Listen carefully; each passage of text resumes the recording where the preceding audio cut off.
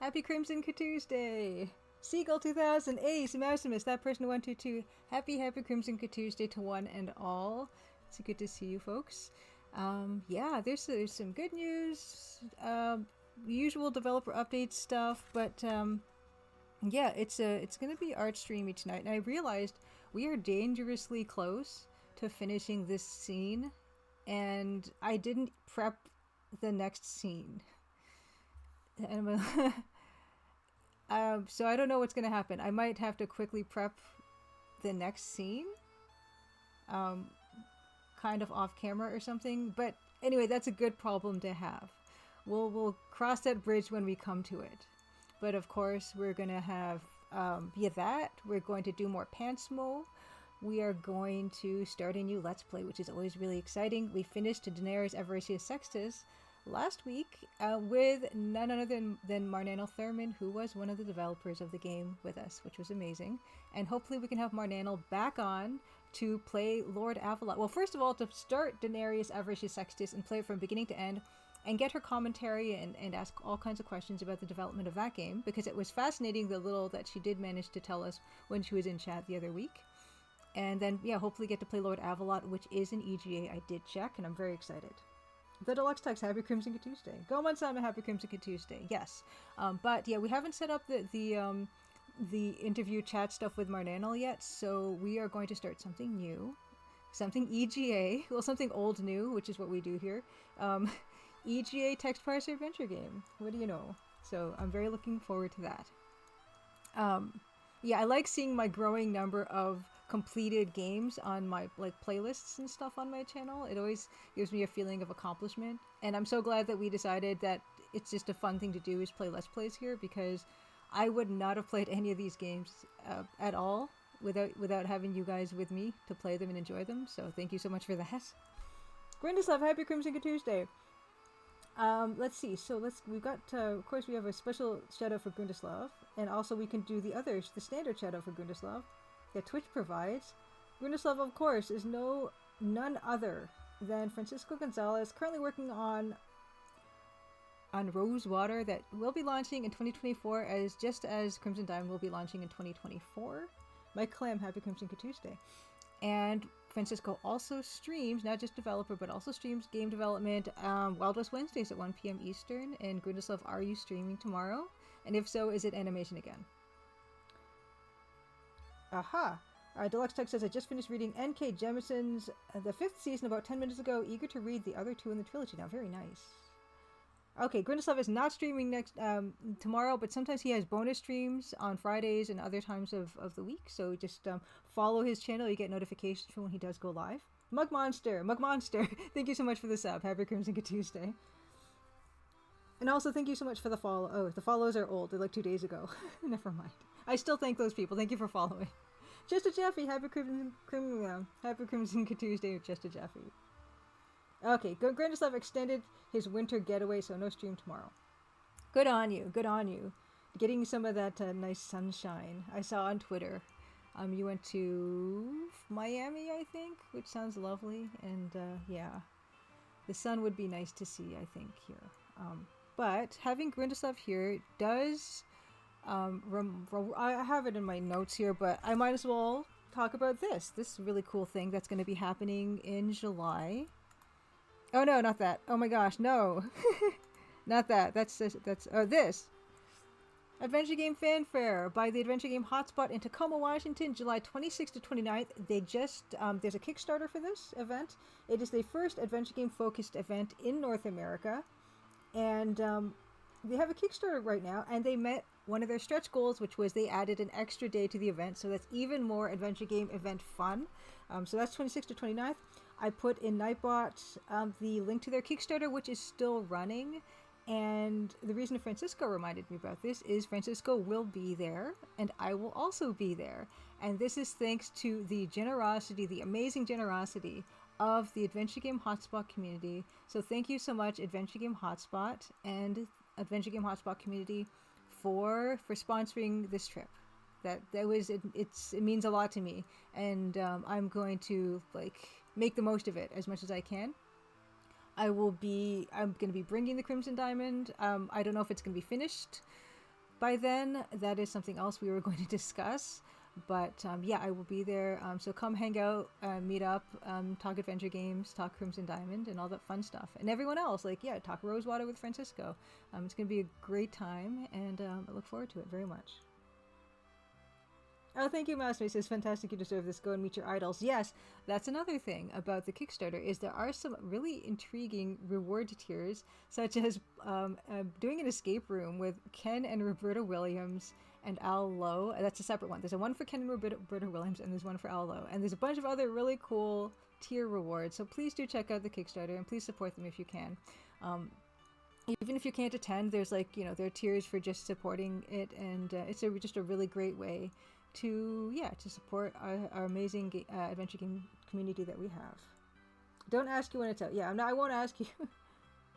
Oh, maybe by then you can make an official announcement. Yes, that would be nice. That'd be, yeah. I haven't made an official announcement for myself yet, and that's not going to happen for quite a little bit now, I think. But yes, so that's gonna be something super fun. That brings us to, well, Edenwaith isn't here, but I guess I can talk a little bit about game developer update. A little bit quiet. Okay, yeah, I can definitely bump that up. I tend to turn my when I record with the level 0 NPCs, I find that there's some room noise that I don't care for, and I turn my mic down to about 70, but I can definitely pump that up because I don't want to give Luke any extra work trying to work on the sound. But yeah, I can pump this up. I'll pump it up to 85 and see if you guys are getting any of my fan running, my computer fan running, or room noise. Let me know. So let me also know if you want me to. I'm at 85. I can take it to 100. Dr. McKiller, happy Crimson Tuesday. Says, sounds amazing. I'm hoping to attend. So glad you'll be going. I contributed to the Kickstarter. Well, thank you so much for contributing to the Kickstarter. Yeah, this I'm really excited to go. I didn't think I was going to be able to go, but yeah, it's going to be great. And which brings me to developer update. Yeah, like when I'm going to be releasing the game. And another thing to address that kind of is related to that is I will be at GDC this year, which is in March, which is in a couple of weeks, which is scary to me, and time is moving incredibly quickly. I can't believe it's March already. And just trying to line up some stuff, organize some stuff for that. I mentioned looking for marketing and PR, and I'm still looking, and meeting with people and asking a bunch of questions. And partly for that reason, with the trying to get marketing and PR lined up, partly because for you fellow game developers out there, you know that those Steam Next Fests are super, super important. And there is one in June, and there's one in September. And the one in June, I think it's cutting it close for me, to be honest with you, especially because I still haven't hired any marketing and PR. I don't have anyone working on that with me yet. And I have to go, I'm going to go to GDC and have a bunch of meetings and stuff, hopefully. It's looking like September, and only looking like September because I want to take full advantage of that Next Fest, because I do have a Next Fest in my back pocket. I mentioned this last week, that if you have shown your game at a Next Fest, but it was a while ago, I showed my game at Next Fest in October 2021, before they had the rule that you only get one Next Fest, and I contacted Steam support, and they said, oh yeah, sure, you get another one, because that was before the rule, and just let us know when you want to do it. And yeah, I might take full advantage of that. I was talking to someone today, and they said you only launch once. I do want to give this the best possible chance of doing well, so I might push it back to September, if only to not rush myself to June, and also get that Next Fest going for launch. Electric Dragon UK, happy Crimson Tuesday. You briefed off, but it's late here. Yes, I know, with the UK time zones.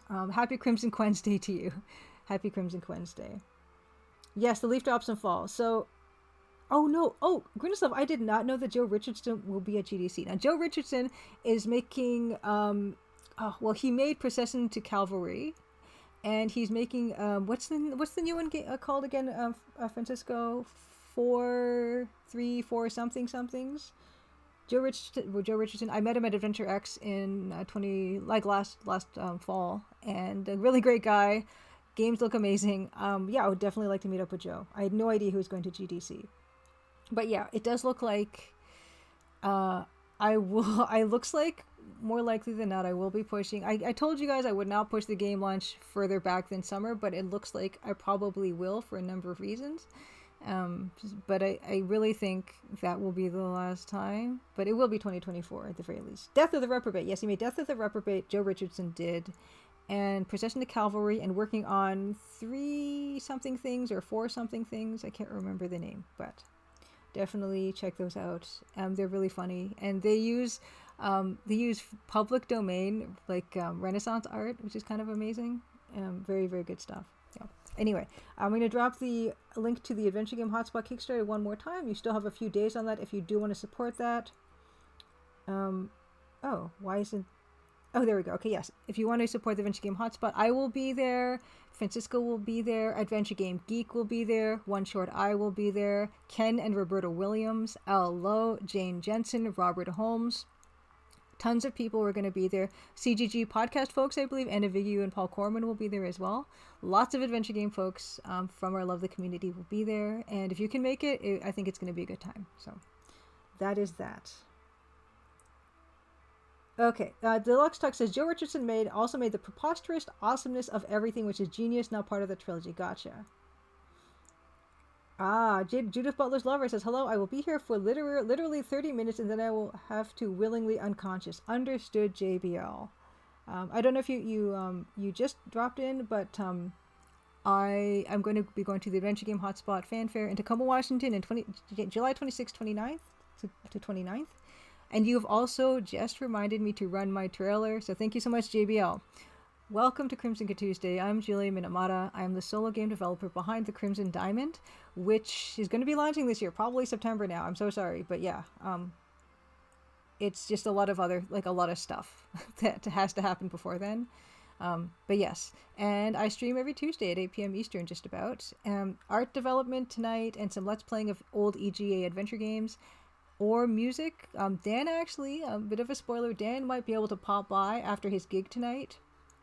And just, because I said you guys miss him. So hopefully he can drop by for a little bit and hang out, tell us what he's been up to. But yeah, sometimes we've been doing music development on stream as well, where Dan will just live compose a track. And that's how we've composed most of the music for the game, which is nice. And yeah, we just generally have a good time here. So please do follow if you want and get notifications for when all that happens.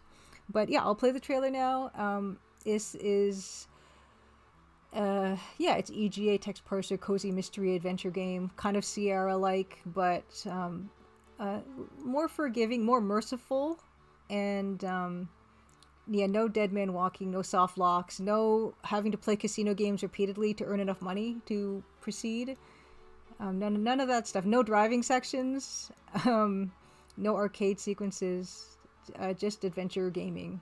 And hopefully that you'll enjoy it. I'm going to run the trailer and then we're going to get down to it. Okay, here we go. Let's turn this music off. Let's hit that trailer. Okay. Crimson, Ontario was once a prosperous, lively mining town. But that was a long time ago. Now it's quiet, nearly deserted, and some folks aim to keep it that way. Nancy Maple is an aspiring mineralogist assigned to follow the trail of a dazzling diamond. An intriguing cast of characters has converged under one roof, each meaning to get their own way. Or else. Will Nancy untangle the mysteries and machinations before it's too late? Will the sleepy town of Crimson shine once more?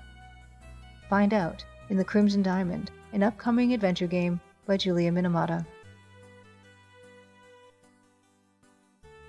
The Crimson Diamond demo is available on Steam and itch.io for Windows PC and Mac OS.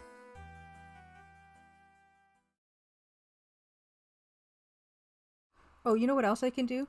Something I forgot to mention. Oh, music back. Music back.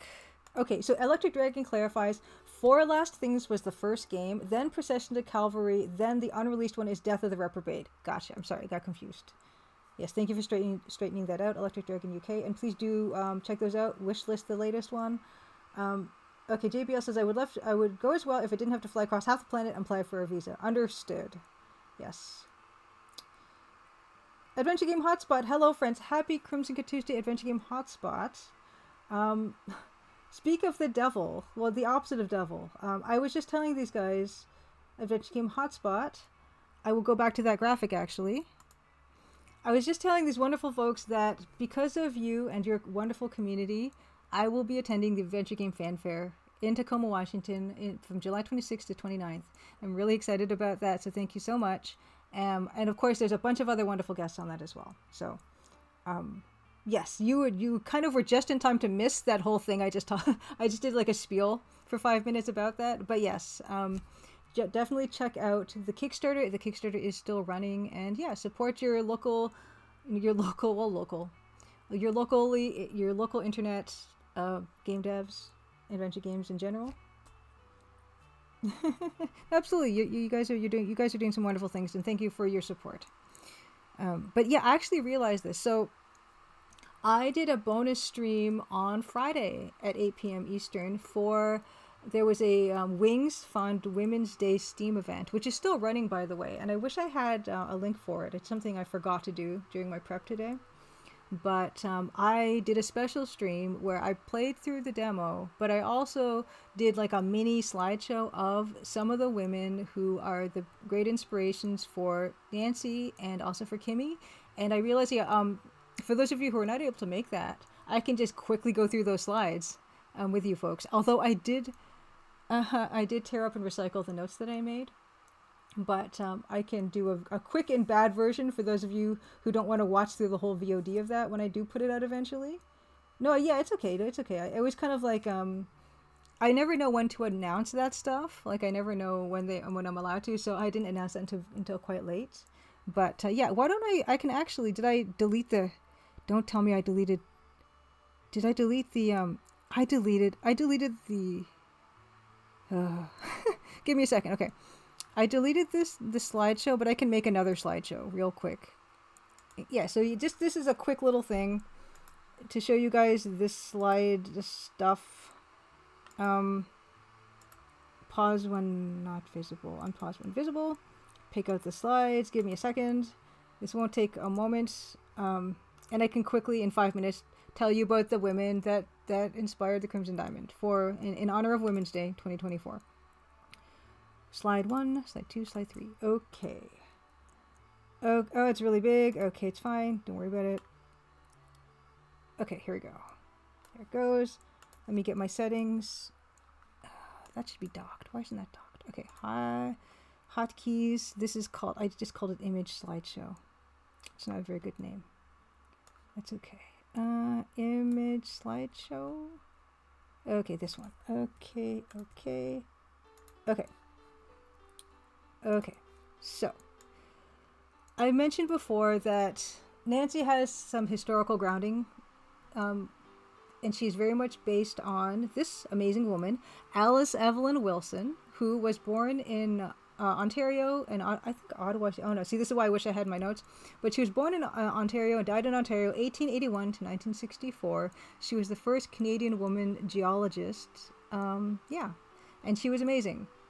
And one of the reasons she was amazing is she really had to persist through a lot of sexist barriers to get where she was, to get her PhD, and even to study. And one of the reasons why she had trouble getting her PhD was, just like with Nancy and the introductory sequence of this game, the Geological Survey of Canada, which is the company that she worked for decades, would not allow women to go into the field with men and do remote field work. And they only rescinded that in 1970. They've been around for, more than 100 years, this particular company, or this organization. And she lobbied for 11 years for permission to study out in the remote parts, to study in general for her PhD, actually. She had to petition for 11 years. It was only with the help of an organization called the Canadian Foundation of University Women, I believe they were called, that she was able to successfully get granted permission to study for her PhD. But even when they did allow her to study for her PhD, they would not allow her to do remote field work, which meant that she was only able to do fieldwork in her immediate area, which was the Ottawa Valley area, and St. Lawrence River, like Ottawa Valley kind of area. So she did all her research in those areas, and she made some really significant research finds in those areas. She walked and she bicycled for a lot of the PhD for her studies, and she asked them for a car because they would give cars to the male members of the Geological Survey of Canada, but they would not get her a car, so she had to buy one herself. So Alice Evelyn Walker, she was named to the Order of Canada. She also was a member of the Geological Survey of America. She accomplished a lot in her life, even in spite of the restrictions that were placed upon her. And yeah, that's the reason why Nancy gets really excited about the prospect of going to Crimson, Ontario, and she's only allowed to go because they figure there's this hotel there, a lodge, so it's not rugged terrain, like you'll be able to stay someplace. Yes, I love the picture of her with a hammer. It's fantastic. But yeah, so yeah, if you do want to hear me talk more about this, yeah, it's going to be in the VOD from my my Friday stream. But you can just Google Alice Evelyn Walker, fantastic, amazing woman. Yes, yeah, Pascal Brosov. He says, by the way, happy Crimson Tuesday, Pascal Brosov says, 11 years since she got breadcrumbs. What a bunch of lizard brain narcissists and enablers promoting such a culture. It's so angering. Yeah, it was not, people talk about the good old days and everything, but not if you're a woman, or not if you're many other things beyond, a very narrow range of things. But yeah, she did get to accomplish many things in her life, and she's an amazing woman. She was an amazing woman. Next. Yeah, Judith Butler's lover said, and there's only events about her treatment that were recorded. I can only imagine what's been left out. Yeah. Moving on. Il Bravo, Hyper Crimson Tuesday. The second amazing trailblazing woman that Nancy is inspired by is this modern Queen of Diamonds, she was dubbed, Ira Thomas. And Ira Thomas is another Canadian woman, and Ira Thomas is credited for discovering the Diavik mine. That's up by Yellowknife in the Northwest Territories, and it was considered one of the most prolific diamond mines in the world. At its peak, around 2007, it was producing 8 million carats of diamonds a year. And so she's also a fascinating woman. Her father was a Welsh coal miner who emigrated to Canada in his early 20s and then started doing copper and rare mineral prospecting.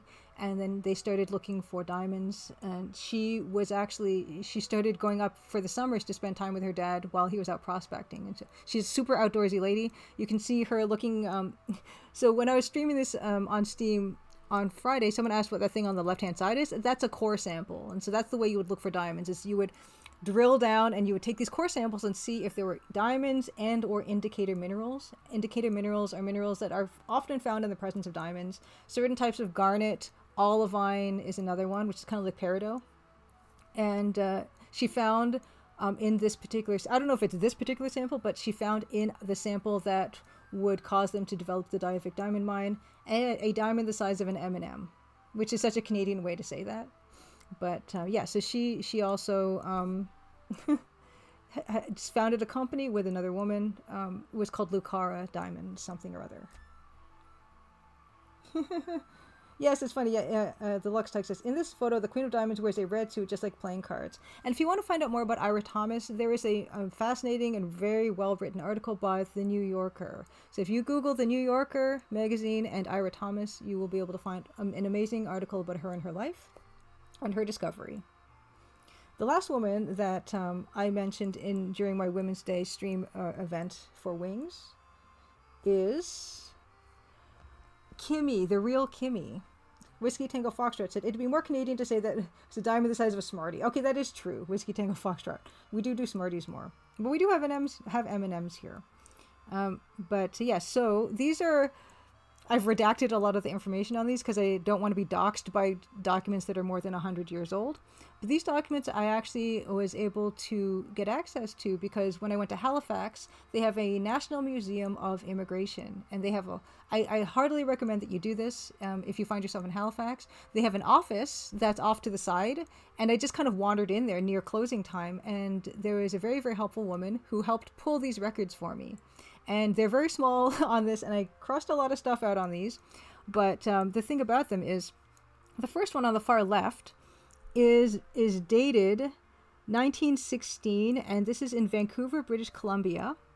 And this is the marriage certificate of my great-grandmother Kimmy to my great-grandfather.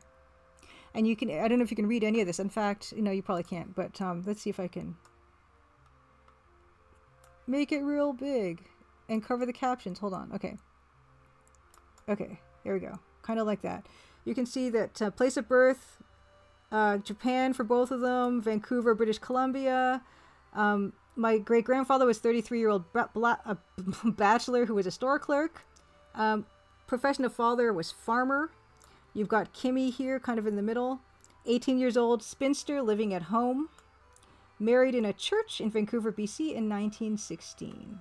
So there is that piece of documentation. Kimmy is the name of my great-grandmother, and that is why we have Kimmy Kishiro in the game. This one is the marriage certificate dated 1935. It's kind of hard to see that at the bottom. But dated 1935, you can see the name there's Minamata, which is, of course, my last name. That is my grandfather, Minamata, age 27, farmer, bachelor, British Columbia, born in Japan. And here's the thing about my grandmother, very interestingly enough, was she, okay, so her occupation is listed as none. Oh no, I wanted to scale up. Her occupation is listed as none. She's also an 18-year-old spinster, but her place of birth is Vancouver, BC. And so if you do the math here, so she was 18 in 1935, so which means a year after my great-grandparents got married, they had my grandmother. And so my grandmother was born in BC, Vancouver, BC in 1917. And so her mother's name's Kimmy. Place of birth for mother is Japan. And also something I really like on this marriage certificate is that can the bridegroom read? Yes. Can the bridegroom write? Yes. Can the bride read? Yes. And write? Yes. I think that's kind of fascinating. And yes, they were married in British Columbia. And the last piece here, which I'm going to actually go back to zooming out on, is a photo of my grandmother in 1944 when she was 26 in an internment camp in British Columbia, because yes, that happened, but she's holding my father in her arms there, and that's my Auntie Heidi, and that's my Uncle Jim. Slash to you, happy Crimson Good Tuesday. Yes, condition spinster or widow, more recordings.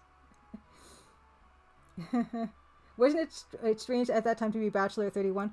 I don't know how strange it was to be a Bachelor at 31. But let's see. Yeah, so great-grandfather was 33 when he got married. Grandfather was 27 when he got married. But the women were still pretty young. Like, my great-grandmother was 18 and my grandmother was 18 when she got married. But this was, 1935, 1916. But yeah, this is why I've got the character Kimmy in my game. It's because people think of early 1900s Canada, and they don't tend to think about Japanese Canadians or any other person, any other types of people, really. But it was a lot more diverse than people realize. And I can say that coming from my own family heritage and my family experience. And that's why Kimmy is in the game as a character. Named after my great-grandmother, but also kind of based on my grandmother as well. Edmund Detour, happy Crimson Tuesday. Yes, Seagull 2000. My father was born in the internment camp. So not the most auspicious start to life, really. They mentions here that he was a farmer. They apparently had a flower farm and a flower shop, and all that stuff got taken away by the government. And after the war, they went back to Japan. And it was not that. Post-war Japan, it was not the best place to be, and they ended up coming back across to Toronto, where they had relatives, and that's how my life began, really. So when people, sometimes people get this confusion between what is legal and what is moral. And if you've had any type of experience like this, where the government, you think about it, like my grandmother was born in Canada. She spoke English, of course. She was very, very much a Canadian, very much the same as me. I was born in Canada. And just to think that the government would be able, perfectly legal, to do what they did to those people, That makes you think twice about what it means to be legal and what the it's not that high a bar, and it's not a moral bar. It's not the same thing. So keep that in mind, and I think it's a really valuable lesson for people to have even if you don't have that direct experience. And I don't have the direct experience, but it has colored my life, of course, very significantly. Yes, Deluxe Talks, do they list like infant girls as spinster too? Feels a bit weird to call someone a spinster at 18. Probably if you're an adult woman who is single, you were probably considered a spinster. Yes, Pascal Broseph, yes. Yeah, it was not, it's obviously a very, it was an awful thing they did. The government did make some reparations in the 80s, like nothing would compare to what was lost, but, you got to move on. Yes, and anyway, so that's those slides. So we're gonna move into doing some art stuff, and I'm afraid, like I said, we might finish this scene today, which is a good problem to have. So let's move on, and actually, I have to move on this way. Let's see, Photoshop. So don't look at that. Don't look at that. I actually have to do my transitions manually because I was having a problem. With when I was streaming on Steam, I was accidentally using keyboard shortcuts, like accidentally changing my scene to like my email and stuff.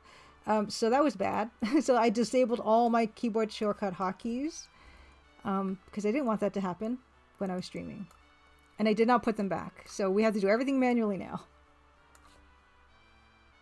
Yes, not only single, unmarried, spinster. Okay. Oh, well, Pascal Borship said, did you mention Dr. Tanya Harrison? She's a geologist who's been working on all things Mars. She's now back in Ottawa. Pretty neat. I did not know about her. That's really cool. I love learning about stuff like that. Let's put up this. Okay, great.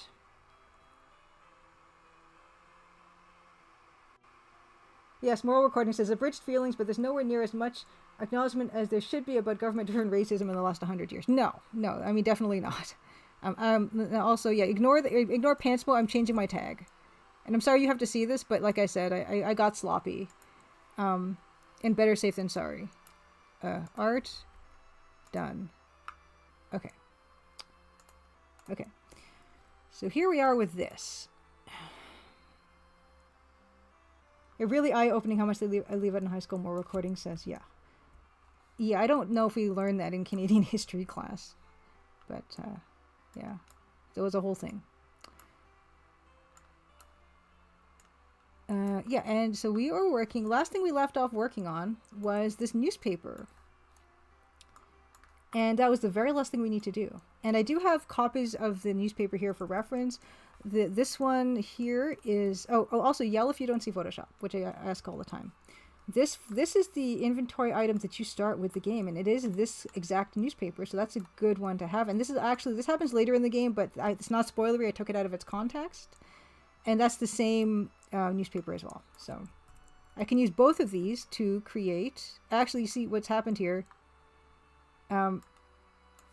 This newspaper does not have those photo squares that I put in this one, so I'm going to have to correct that, which is fine. Better late than never. Let's turn off the professor and get there into the newspaper here, because it should basically resemble this this newspaper. Oh no, I'm afraid I might be crashing. Oh, you still see the game? Oh no, really? Photoshop. It should be just my screen? What's happening? Hold on, give me a second. I'm so sorry. This is my first time ever streaming. Okay, it should not just be Pantsmo. What's going on? So you're... Oh no. Okay, you're telling me you don't see Photoshop? Okay. Okay, Pantsmo is on top of Photoshop? That shouldn't be. Okay, I will minimize. How about now? Are you seeing Photoshop now? Whiskey Tango Foxtrot, the spaceship did have pants, in fact. Okay. Okay, pants are gone. that's the opposite of what we're trying to achieve. No, it's fine. That's perfect. Okay. Thank you, everybody. Okay, now I see the Photoshop. Okay, so this was the newspaper that I created for this scene where it flops onto the desk, and then our professor slithers into view, like so. And I realized, like, looking at the references I have for this this newspaper, I need to fix this. So we'll fix it now. Because these, I looked up reference for what newspapers look like, and they look like this, but the one I put in the game doesn't look like this, so I'm gonna have to change this, which is fine. So this means consistency.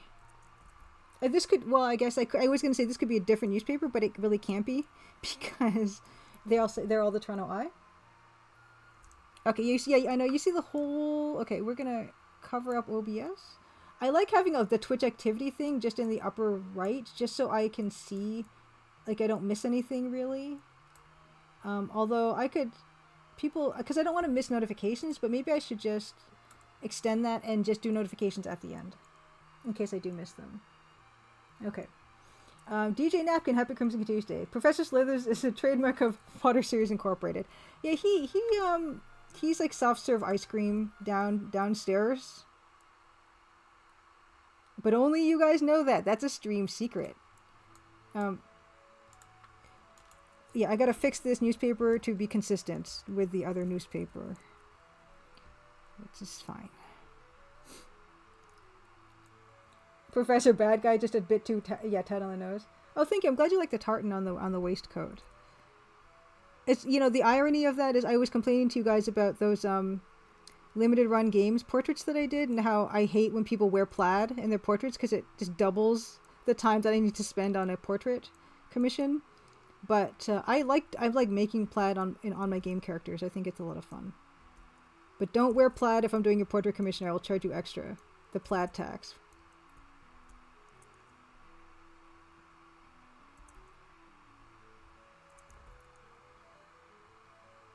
Yes, tons of news. Nothing but news, Pascal Broseph, on this newspaper. He is a djinn. Yes, thank you. It's set in the Quest for Glory universe.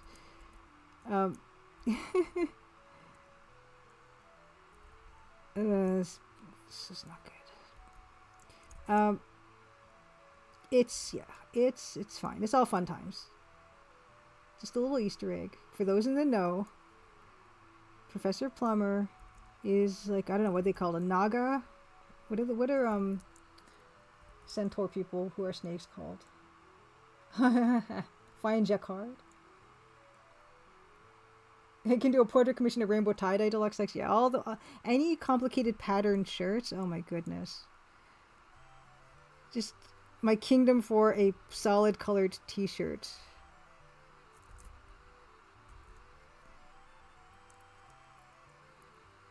Oh yeah, and actually, yeah, okay, so this is what I need to do. It's going to be just the central photo here. Oh yeah, and I guess, yeah, developer update, I did mention, okay, so I did mention that the alpha version 2.0 is out. Lots of bugs are being found, which is another reason why I'm thinking, oh yeah, I probably should hold off on launching this game because there's a lot of bugs in it. And that's no good. And I'm working on the assets, and I'm actually significantly through the assets, more than I was expecting by this time. I'm hoping to finish another asset today. And if I finish that asset today, out of the 12-ish kind of backgrounds I have, I will have done 5. So I'm kind of ahead of schedule, and that's good because there'll be times when I'm not. Okay, so this has some lines underneath, 2 lines underneath, like photo credits and stuff, and then there's 2 columns again. Just put a bucket shirt on them. Oh, thank you, Pesco Borso. If I don't like pattern shirts, that'd be a good commission. Good. Can I have a t-shirt that is Greek column patterned? Can I wear that one? Look, any kind of a pattern that is gonna mess with me, I will charge extra. You smart Alex. Okay, so this has 2 columns on the bottom. Although I'm not really taking commissions right now because I'm trying to finish this game. you guys are very familiar with my struggles with that. Just do a 2-column thing.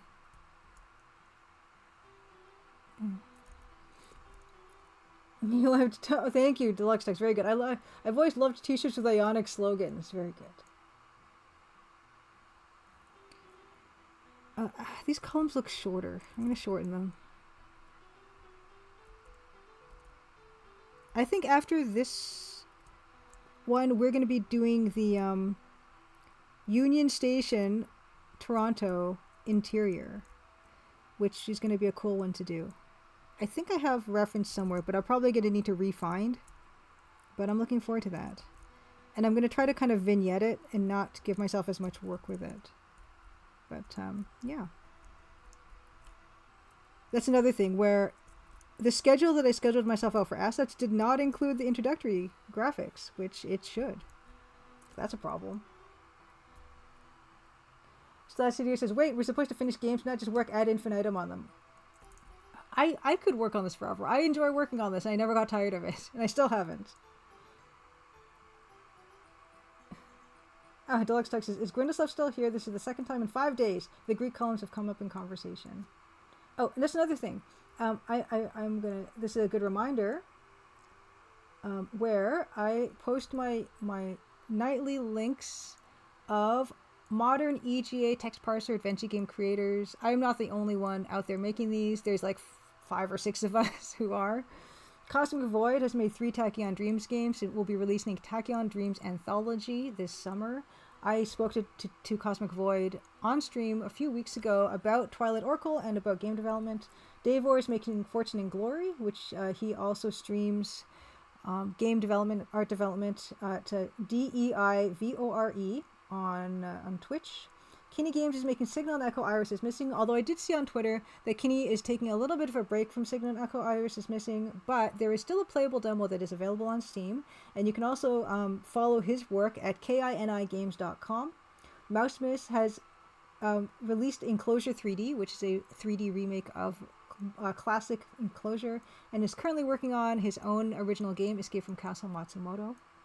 You can find that at MAUSIMUS on itch.io. Phil Fortier has made 4 Snail Trek games. You can find them at snailtrek.com. And Slash Studio is remaking Betrayed Alliance 1, working on Betrayed Alliance 2. You can find those at rjslattery.com/betrayed-alliance. Oh, I didn't know Cosmic Void lived in the Netherlands either.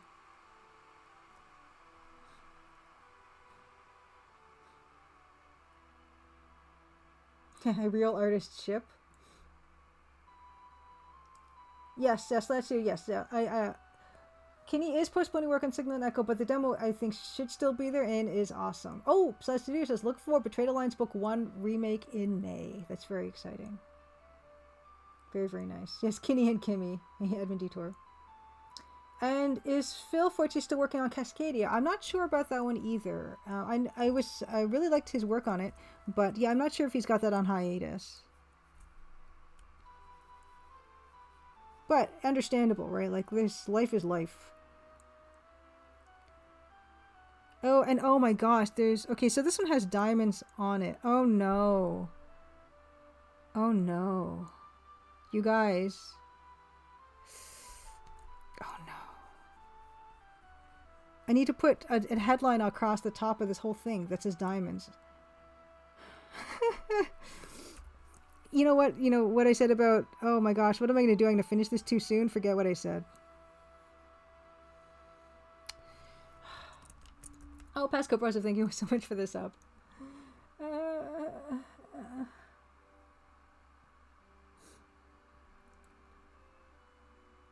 Yes, yeah, it's hard to find the prime option. They really make you root around for it. I gotta make room on the top of this for... Oh, that has to be there. But I should make that closer together. I'm sorry, I'm talking to myself. Yeah, let's move that up 1. It's never gonna be finished, you guys. You know that. You know that this game will never be finished. We're just going to keep streaming this game forever. It is the game that never ends.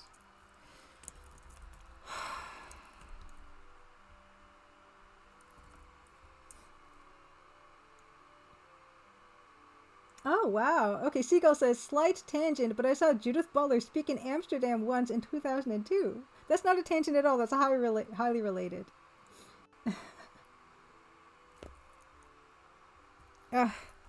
Okay, so I need to have enough room at the top of this. Sorry, I'm just making, like, guttural noises now.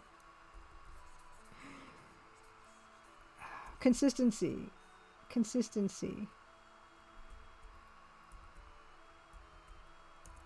It's gonna be fine. Move this down more. We need to put diamonds in big letters.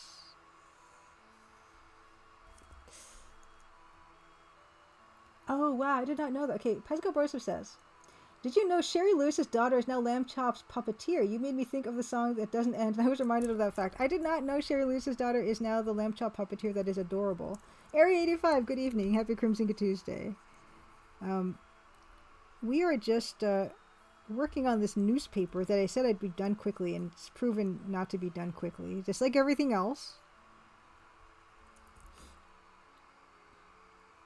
And I also did not know Lamb Chop content was still being made either. I don't think I was really a Lamb Chop watcher, but I know who you're talking about, and that's nice that they're kind of the daughter is carrying on the legacy, Lamb Chop legacy.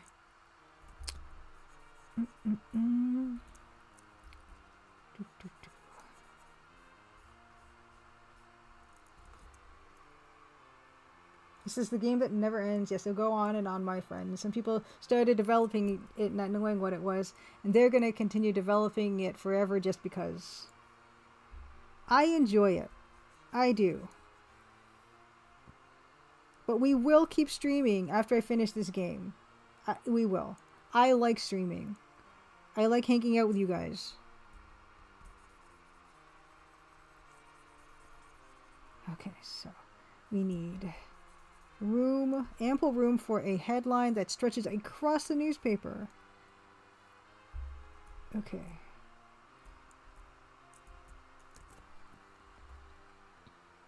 Bill Kuhn, happy Crimson Tuesday. Good to see you.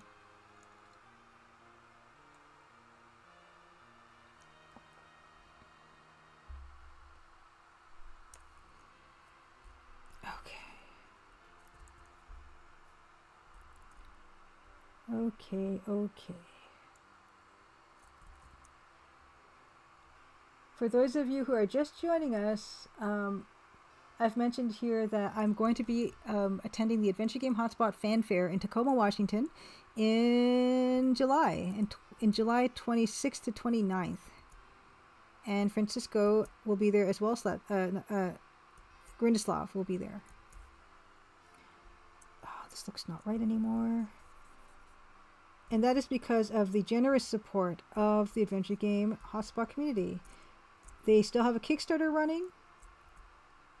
So if you are able to and feel like you want to, you can support that. I think it's going to be a good time.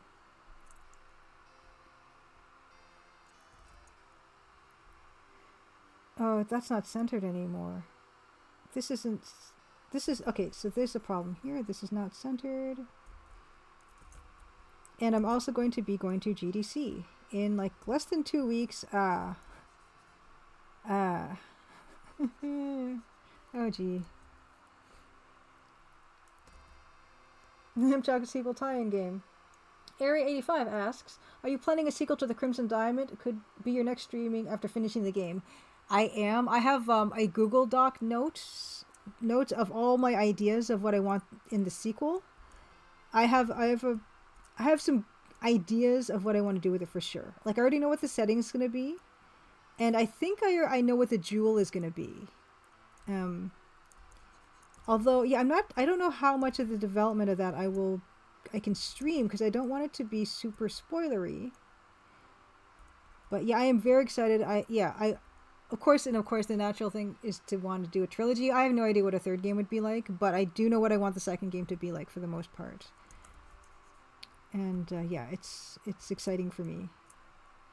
But I try not to think of that too much because I still got this one ahead of me. But there are plans.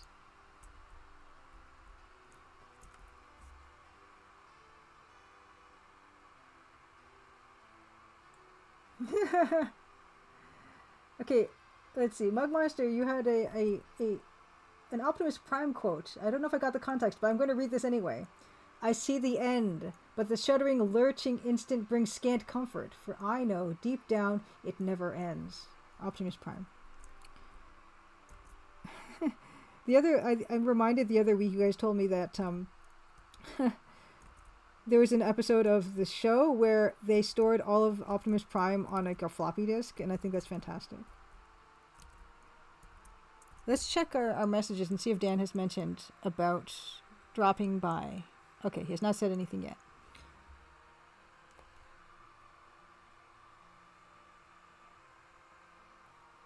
Bilkin says, of the Adventure Game Hotspot fanfare, I don't know anyone in the Retro Adventure Game community yet who will not be going to it. Yes, Jane Jensen, Robert Holmes, Ken and Roberta Williams, Al Lowe, CGG Podcast, Adventure Game Geek, One Short Eye. Tom Hardwidge is going to be there, I think. I think I saw that somewhere today. Who's making Air of the Dog and who made Lucy Dreaming. There is going to be a bunch of people. Joe Richardson's going to GDC. But I don't think he's going to Adventure Game Hotspot. Francisco Gonzalez is going to Adventure Game Hotspot Fanfare. A bunch of people are going to be there. More than that even. And if you guys know of anyone else, please name them in chat.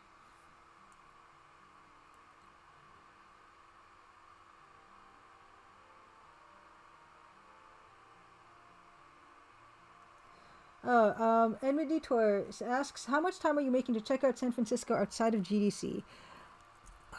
I don't know. I don't know.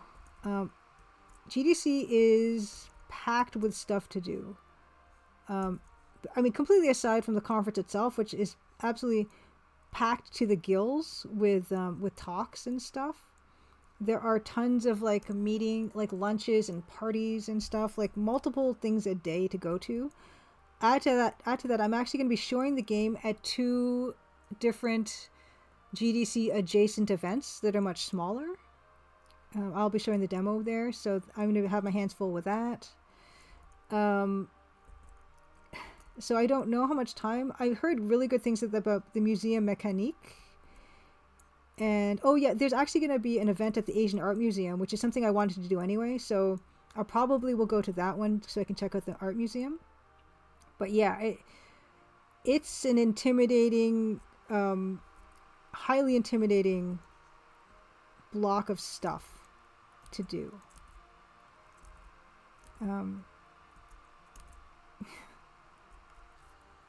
That eye looks really short, and every time I try to fix it, it doesn't help. Yes, Crimson Diamond 2 cataloging quest. Yeah, in Crimson Diamond 2, it's gonna be all about the filing system that you started working on in the introductory sequence of this game. It's gonna be like Papers, Please, but filing museum artifacts. That's what the sequel is. That A is not tilted enough. It's fun to try to do do a very low res type in perspective.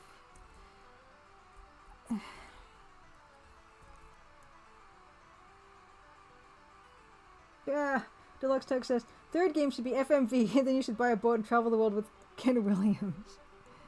Oh, yeah. So the second game, of course, is going to be VGA. We're going to do like those claymation portraits like they had in Quest for Glory 1. And the third game will be FMV. The fifth game will be 3D, like Gabriel Knight 3. Done.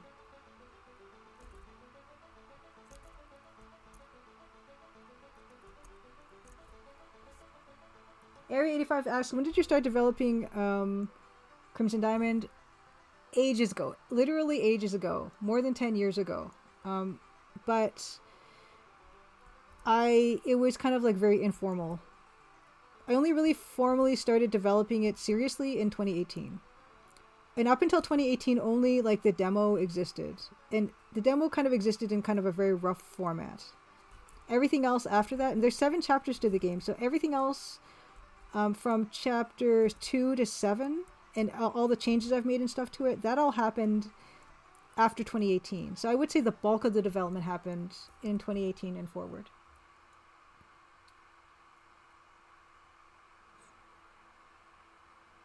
Oh, the comic. Okay, so okay, the comic was the floppy disk, Optimus Prime on floppy disk. Gotcha. Mug Monster. Oh, okay. Moral Recording says, thanks for the heads up about Adventure Game Fanfare. Too far away to visit, but chipped in. Thank you so much for chipping in. I really appreciate it.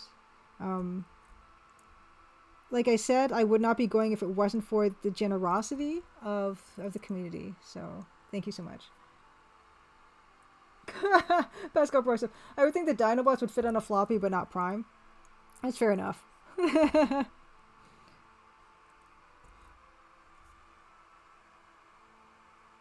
Yeah, so Whiskey Tingle Foxtrot as well. You are also you're a Transformers expert. Yes, it was not Optimus Prime on the show. It was Optimus Prime in the comic. And yes, Jane Jensen is going the Deluxe Tux. And Robin Holmes, I believe. Deluxe Tux says, I learned last year that Jane Jensen lives close enough to me where there's a non-zero chance that I might run into her like to the grocery store or something. That's amazing. Yes, Pesco Broseph says, fun fact, the human brain is not in fact like a computer. It's an analogical system and not linear like your home PC. Yes.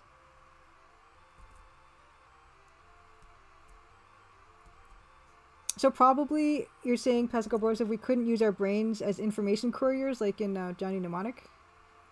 Is that what you're trying to tell us? I'm a little bit disappointed. That was going to be my my plan B if the games don't sell.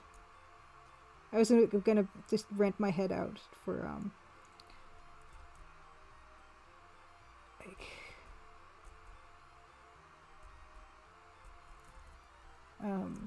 secrets and stuff. Mug Monster says, Simon Furman, a man who's written more Transformers comics material than probably anybody else, is known for repeating certain phrases in his work, one of which is, it never ends, in various contexts. I just figured that was mildly relevant to your ranting about the game dev never ending. Yes, it never ends. This is never going to end. I enjoy it. I enjoy it too much. And even when I do release it, I can still fix it and make it better, because rest assured, when I finally release this game, it's going to be utterly riddled with bugs no matter what. No matter how hard I try to get rid of them all, there will be tons of bugs. And I will be putting out fires. Okay, Edmund Detour says, yes, you must go to the Musée Mécanique. Oh, and Neon Totem Happy Crimson Tuesday says, De Young Museum is great if you have time for it in San Francisco. I will write this down. Yeah, I'm kind of freaked out looking at all the stuff I've signed up for and RSVP to. There's like 4 things a day. And that's not even if I didn't attend GDC at all, there would be like 4 things a day to do. And so there's like, you just can triple book yourself and say, okay, I'm going to go to that for an hour, then go to that for an hour. And I don't even know how far apart these things are logistically. Like, I'm going to be spending a fortune on Ubers and stuff, I'm sure. Yes. Oh, yeah, JBL. Like, development of TCD started in the early years of Old Kingdom Egypt. Yeah, we have, like, in some of the older tombs, in the hieroglyphics, you can find, like, a little Nancy Maple head, a bucket, the start of the bucket before it reached its final form. The bucket wouldn't reach its final form until, like, New Kingdom period, or whatever it was called. But you can find the proto-bucket in some of those earlier hieroglyphs. What happened to my thing? C. Andrews, happy Crimson Tuesday. Says, I'm too busy at the moment, but I love watching this process and can't wait to play the full game. Well, thank you so much. Thank you. I really appreciate that. Happy Crimson Tuesday. And yeah, you know what? I say this all the time, but that this will never end. But I know it will. I know it will eventually. And I am actually looking forward to releasing the game. Although I'm not looking forward to the existential dread that will follow that. I know that this won't last forever. Nothing lasts forever. But it would be cool to see what people think of the game. And if you don't love it, I will be brokenhearted. More recordings, mineralogy arcade sequences. Yeah, it looks very short. I keep trying to fix it, Bill. One short eye, exactly. I will try to fix it again. We'll try to nudge it up by another pixel up at the top.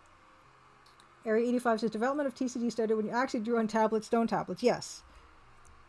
Yeah, here we have something in the Royal Ontario Museum with those clay tablets that are like in linear D or linear B or whatever it's called. You can find like a bug report by a tester.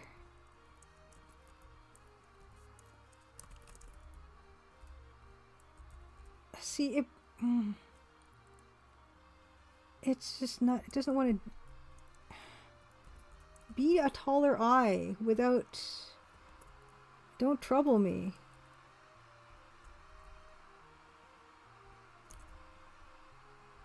It's a little better. The A, I know the A looks very oh, that's better. The A looks weird. Kimabichi, happy Crimson Tuesday. Yes, then the VR remakes, of course, just to Jeffy. We're gonna do some. We're gonna do VR. We're also gonna have one of those ones where it's like a live stage production, but it's still the game. Like I'm gonna hire actors. Yeah, Deluxe Tech says the Crimson Diamond is an EGA because that was the only tech available at the time. Yeah, pretty much. Oh no, there's an exclamation mark. I forgot. I was really excited because I'm like, look at this. My first shot, I'm gonna fit all the letters in. And then I realized, darn. And I also realized that in the inventory item version of this, there's no writing for diamonds. Am I gonna have to change that too? I'm gonna have to change that too. We're gonna do that too.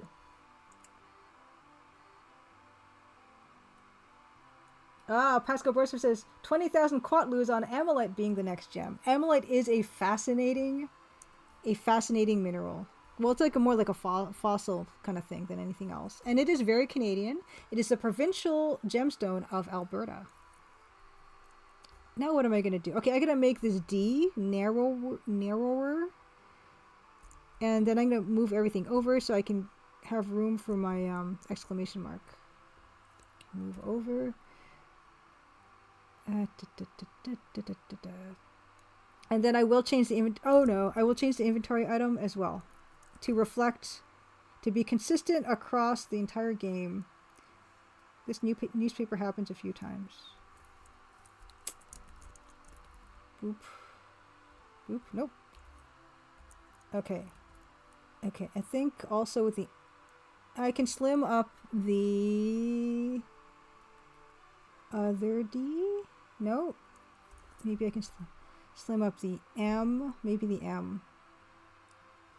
Yeah, the M looks like I could do something here. Oh, nice. Bilkin says, I got to listen twice to your interview on Save Your Game podcast with Pushing Up Roses and Matt Ocamp. Nice.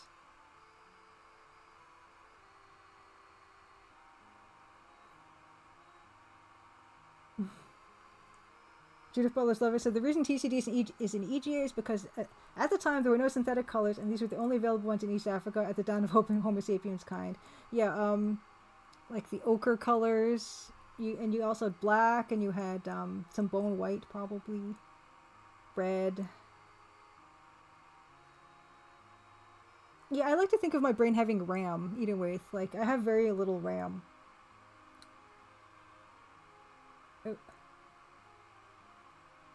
Whiskey Tango Foxtrot says, too bad you couldn't set things up like Star Citizen where the game is never finished, but you make millions of dollars anyway. Ooh. Can we arrange that? I'd like that. I'd like that very much.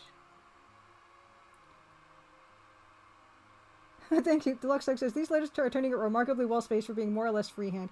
Yeah, you say that now, but the problem is I need to get an S and an exclamation mark in this. Judith Butler's Lover says, I have to go to sleep now. Hundo P. Good night, everyone. Good night, JBL. Thank you for joining us, and get a good night's sleep. VR. EGA VR is like the new hot thing, Slot Studio. Big chunky pixels. They can be like 3D, right? It'll be revolutionary. It's gonna be what everybody wants.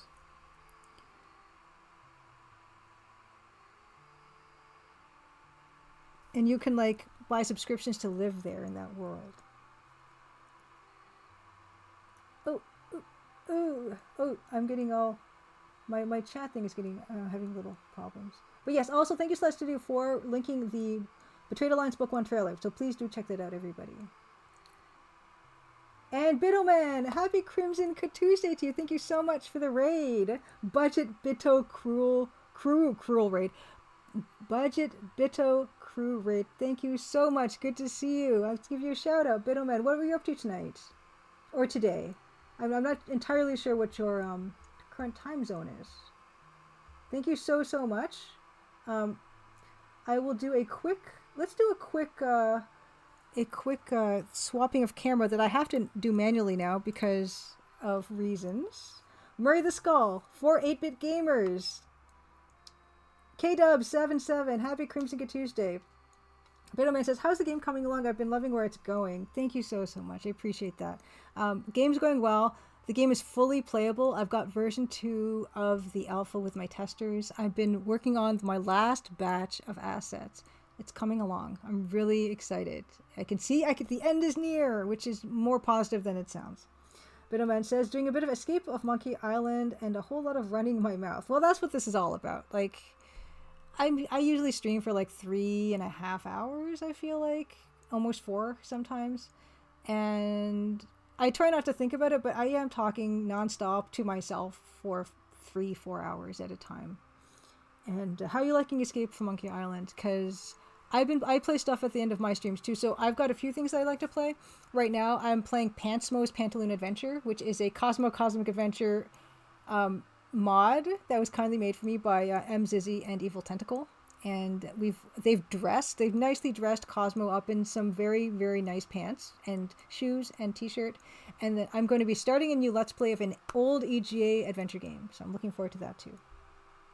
Must have escaped. You did escape Monkey Island. Congratulations, Bittoman. Says, I bet you're relieved. Now I've been aware of it for several years now, and you've had quite a bit done by then. Yes. Someone asked me how long I've been developing this, and everything from the last 6 chapters I developed from like November 2018 to now, basically. So that's been the bulk of the development, although that's still a very long development. It is my first game, so I had to learn everything on the way, which I'd like to think my sequel that I am thinking of doing already, my sequel will be less time than that. I say that now. But you know what I'm going to do? I'm going to run the trailer for the game. So thank you, Raiders, for being here. I stream every Tuesday at 8 p.m. Eastern for Crimson Tuesday. I do art. I do the introductory sequence art. I do that on stream. So no spoilers for the game. Don't worry about spoilers. And then we cap off the night with playing an old adventure game. It's always been EGA so far, and I'm going to stick with that for as long as possible. But the game is available to wishlist on the Crimson Diamond Steam Store page. Oh, KDub77 says, I'm a CGG peep, a Classic Gamers Guild peep, and I've been following your game for a few years now, or something like that, via your website and email updates. Had no idea you were on Twitch, or else I would have followed sooner. Sorry, not on here much. No, don't even apologize. I know there's a lot of stuff all over the place, constantly, so no. Don't worry about it. And I'm glad you're here now. And someone mentioned the Save Your Game podcast, the new adventure game podcast by Pushing Up Roses and Matt Elkamp. I was on episode 3, where we talk about the Colonel's Bequest, of course. We talk about Crimson Diamond. We talk a little bit about Personal Nightmare and how Roses was going to make a video about that and gave up on it ultimately. And I totally get it, because that one was a struggle to finish. So check out all that stuff. Let's run the trailer, and then we'll get back to it. This is the second time I'm playing the trailer, but for the benefit of the Raiders who might not know about the project, here we go! Crimson, Ontario was once a prosperous, lively mining town. But that was a long time ago. Now it's quiet, nearly deserted, and some folks aim to keep it that way. Nancy Maple is an aspiring mineralogist, assigned to follow the trail of of a dazzling diamond. An intriguing cast of characters has converged under one roof, each meaning to get their own way. Or else. Will Nancy untangle the mysteries and machinations before it's too late? Will the sleepy town of Crimson shine once more? Find out in The Crimson Diamond, an upcoming adventure game by Julia Minamata. The Crimson Diamond demo is available on Steam and itch.io for Windows PC and Mac OS. Okie dokie. Another thing that I'm going to be at, I'm going to GDC in a couple weeks, and I'm also going to the Adventure Game Fanfare in a couple weeks. Not a couple weeks, in July.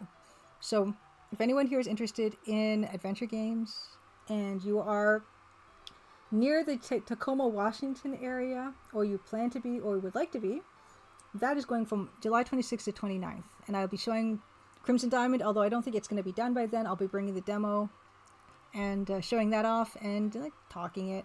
And there's going to be a ton of guests at the Adventure Game Hotspot Fanfare. You got your Ken and Roberta Williams. You got your Al Lowe, Jane Jensen, Robert Holmes, CGG Podcast folks. Speaking of K-Dubs, CGG Podcast hosts Paul Corman and Anna Vigu, among many other guests. One Short Eye is going to be there, who is an amazing YouTube Speedy Adventures documentarian. Adventure Game Geek will be there as well.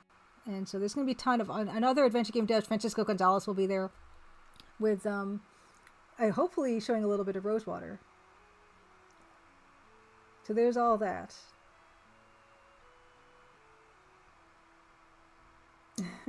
And Pascal Borsom says, took Concert 8 4 years to make their game, so say you're at a good pace. Okay, I'll take it. I'll take any. Let's move over back to Photoshop again. Look how I usually have scene hotkeys, but long story short, I had to disable them for a little bit. KW77 says, I can't believe you've done this on your own. So much work, and since Colonel's Bequest is one of my top 5 favorite games, this is so awesome. Oh, thank you. I appreciate that. I appreciate that very much. Yeah, I mean, I love Colonel's Bequest as well. It's I know it's not like a perfect game or anything like that, but it has a special place in my heart because it is just so beautiful. And right now we're trying to and this is why games never finish getting made. I realized I have to this smaller version of this newspaper is currently in the demo now as an inventory item you start with, and this is where you receive that that inventory item. Oops. You receive it in this scene here. And I have to make these two things consistent. So I'm going to be changing this inventory item that's been in the game, one of the longest things that's been in the game in terms of assets. But what's going to happen when this little scene is this gets tossed onto the table, and then Professor Plummer is going to slide into the scene, and he's chocolate soft serve down below is what I said today. But he's like a Naga. He's going to slide into the scene and tell you have to go up to Crimson, Ontario. And then you do. And then the game begins. So that's what we're up to right now. And there's only 110 layers in this. We've barely scratched the surface. And I am a keen rock enthusiast and geology. Oh, I don't know if I'm a geology educator, but I am like a rock enthusiast. I collect rocks a lot. In fact, I can show you something real quick. And also, this is another reason why this game never gets done, is I like to distract myself with stuff. This is one of my favorite pieces. This is a prize of my collection. This is a garnet. This is a garnet crystal. And I don't know if you can tell, but you can tell that if you might be able to see roughly, there are diamond-shaped faces of this. See, that's one of them here. This is a crystal. Look at this thing. I bought this last summer at the Bancroft Jamboree here in Ontario, in Northern Ontario.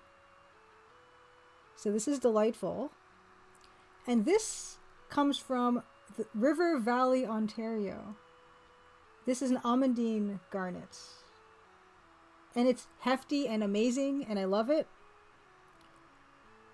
And there are indeed garnets in Ontario. And that's one of the reasons why Crimson Ontario was a garnet mining town. It's got 12 sides. Look at this. So yes, one of my favorite, absolute favorite pieces. Yeah. Okay, back to work. Back to work.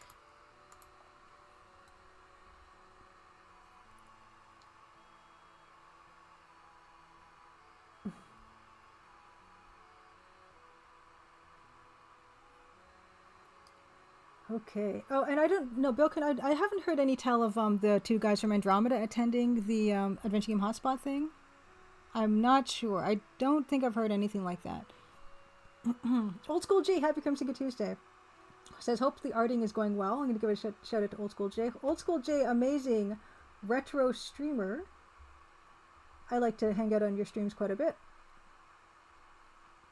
Old School J is speaking of sciences to nerd out on, Old School J is a bit of an astronomy buff. And there will be an eclipse coming through the Toronto and Ontario area in April. So that's going to be exciting. Oh, yeah, Area 85. No, okay. This is just a joke. This is just a silly joke that we did because he doesn't really need a lower half. Because no one's going to see that part of him, that lower half. He's going to slide into to the scene. There's no need. This was just fun times. But you'll know when you play this game what's happening just underneath. And the arting is going well, Old School J. Yeah, we are trying to do lettering on this, and it's going okay. But with such a low resolution, there's a constant. I don't want it touching. Well, it's fine touching there, kind of, I guess. I don't want it touching too much though, and I have to. It's kind of at an angle, so it's a little bit of a problem, and I need to put a D and I need to put an S and an exclamation point in there, and I don't think I have room yet. Oh, that.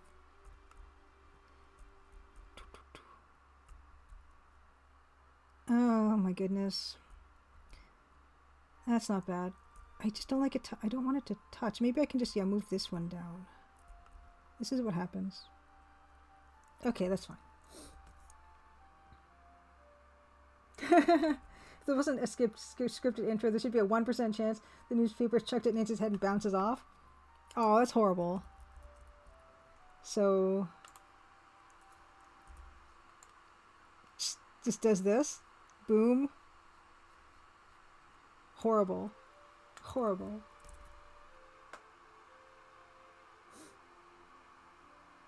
Yes, Pascal Burst, they do spell the Jamboree in Bancroft. And it's been going for like more than 50 years. And I have an old button from when my parents took me and my sister when we were little kids. And that was the first time I'd been back to the Jamboree in decades. It was great. It's great. Okay, yeah, Gold School J is getting ready to travel to see the eclipse here in Toronto. Or not Ontario area. Yes, the two guys from Andromeda have been abducted by Scumsoft again. Yes, fancy fonts and pixel art at oblique angles. It's been a bit of a challenge. Adrian Bauer, Diamond, happy Crimson Tuesday.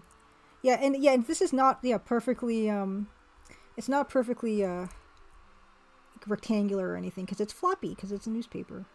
But we're gonna make the best of it. And honestly, it's okay if this takes a while because I don't have anything else planned today, and I didn't prep anything else, really. Good to see you, Adrian Bauer. Adrian Bauer, another wonderful game dev. I still haven't played Owlboy. I'm so sorry. But I did buy it when it was on sale.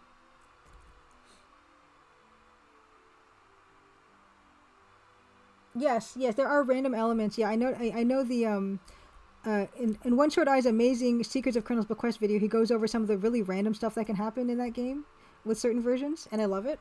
The Benjamin Rivers, happy Crimson Tuesday. Another game dev, and a Toronto game dev, no less. Also going to GDC. Good to see you. Benjamin Rivers is currently making a game that I don't think he's announced yet, but has made 3 games already. Made Home, made Alone with You and Worse Than Death.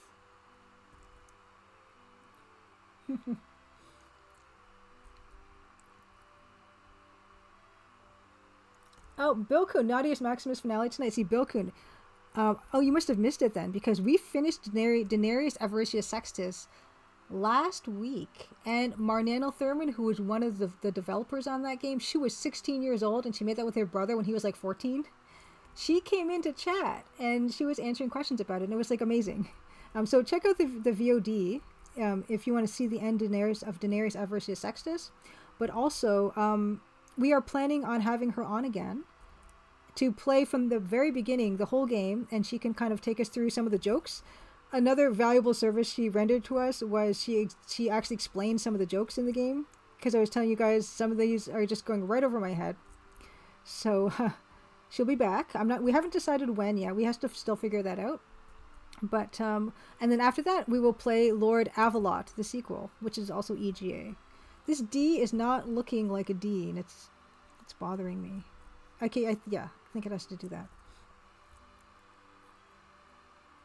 Yes, printing on the little local paper back then might not have been the highest position. Old School J, this is Toronto's paper, even back in the 1914 times. It's all set too. It's all like typeset, so they would have it wouldn't have been all over the place. And yes, Old School J, Marnano Thurman. And yes, I love seeing devs who are still interested in their old work. Yeah, she found me on Facebook. It was really exciting. And then we connected on email. And she sent me some details about the background of like her development career and everything. And it's just a fascinating story. She's a fascinating person, super precocious. She wrote and developed over 2 years with her brother. So she started that game when she was 14 and finished it when she was 16. And it's based on like these stock Roman comedy characters or Greek comedy characters. I don't even know. Totally amazing. There we go. That S isn't looking too bad. Oh, you fell asleep during it last week. Okay, gotcha. Yes, I know. 14 and 16 years old, Pascal Broseph. Howdy, y'all. Mr. Gel. Happy Crimson Tuesday. And Old School J, another fun one is The Dark Convergence. Another game I played on stream. I played Dark Convergence 1 and 2. Jeffrey Kintz, the developer for that one, found my playthrough on YouTube and then connected with me on email and told me a bit of background about that game as well. So that was really cool. I was very excited.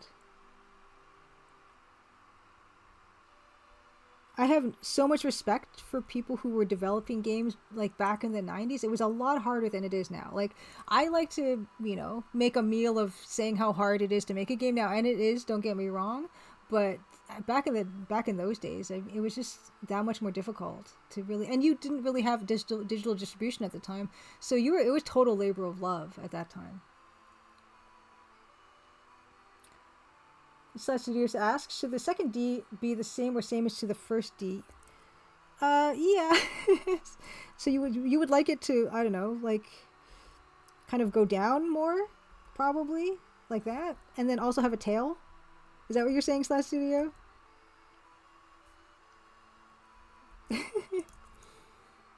And the paper, is not flat, so we're gonna be a bit sloppy with it. Oh no, this is not the Crimson Local Rag. This is the Toronto. This made the Toronto paper. That's how significant this possible find is. But yeah, this is kind of going okay. I'm kind of good with it. And now I'm just trying to. I think that should be the easiest. It's pretty good. It's really going from side to side here, but that's okay. I'm kind of okay with it. It's alright.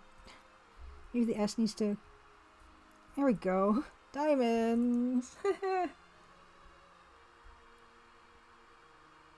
Yeah, I think it would be all caps, the same one. It's all like letter set. Old School J says, that's neat. I've had the dev of an indie game I was playing Swing by Chat, but I've been hyping up the game for a couple weeks already. I love that.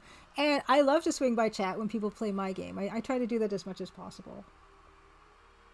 Yes, this is all caps. Yeah. And it is a fresh copy. Totally fresh. This is first thing in the morning. Oh, but dial into BBSs and play Legend of the Red Dragon. I was not so much into the BBSs at the time. This is a close-up, so I feel like it's okay if we see the separators. Although that lump there is a little funny, I would say. Get rid of that lump here. And then this also isn't looking quite right anymore, so we'll fix that. Oh, okay, no, okay. And a new game he just released not 30 years later. That is, I love hearing that when developers from back in the day are still developing. Like we have that with a lot of the LucasArts folks. Like Ron Gilbert's still making stuff, you know? Tim Schafer's still making stuff. Wisco Tango Foxtrot asked, so is the diamond just called the Crimson Diamond because it's from a town called Crimson, or is it also red? It is from a town called Crimson, so this is speculation that there are diamonds in this area. That is called Crimson because it used to be a garnet mining town, and most garnets are red. So that's where the name comes from. And it's just a fun, like, mysterious, like, very pulpy, golden age mystery book, novel name. And yeah, it's got a trick to it, right? It's got a trick to it. And now I am now stuck for the sequel. I have to have a consistent naming scheme like that. So it's going to be the something color, like some descriptive color, and then some jewel or gem. From now on, that's how we're going to do things here. Ah, NC Almera. Hello, Mapley's. I like Mapley's. Mapley's nice. Happy Crimson Tuesday to you. Good to see you. KW77 says, must be wicked hard to be a perfectionist and create a game. Bahaha. I'd be a mess and never finish, I'm sure of it. Well, that's kind of the good thing about making stuff is, yeah, you do have to learn to, like, let go of being a total perfectionist. I'm not going to say that I'm not perfectionisty, but yeah, you definitely have to, yeah, like, be a bit more relaxed about stuff, or yeah, it won't get done. And that's a good lesson to have. And I also find another good way to do that, for those of you, like, this is unsolicited tips on how to learn how to let go of things more easily, is when I go to the Lake Ontario Lakeshore and I look for rocks and I find all these really cool and fascinating rocks, I don't just take them all home with me. I say, well, okay, I let stuff go, like, oh, that one's okay, but I've got something at home that's kind of like that. And that's a conversation I have with myself a lot. Oh, well, yeah, I have a rock that's kind of like this one, but the one I have is better because I remember them. And then you just have to, you let the rock go, and then it's fine. And that's a good, very low stakes way of practicing that.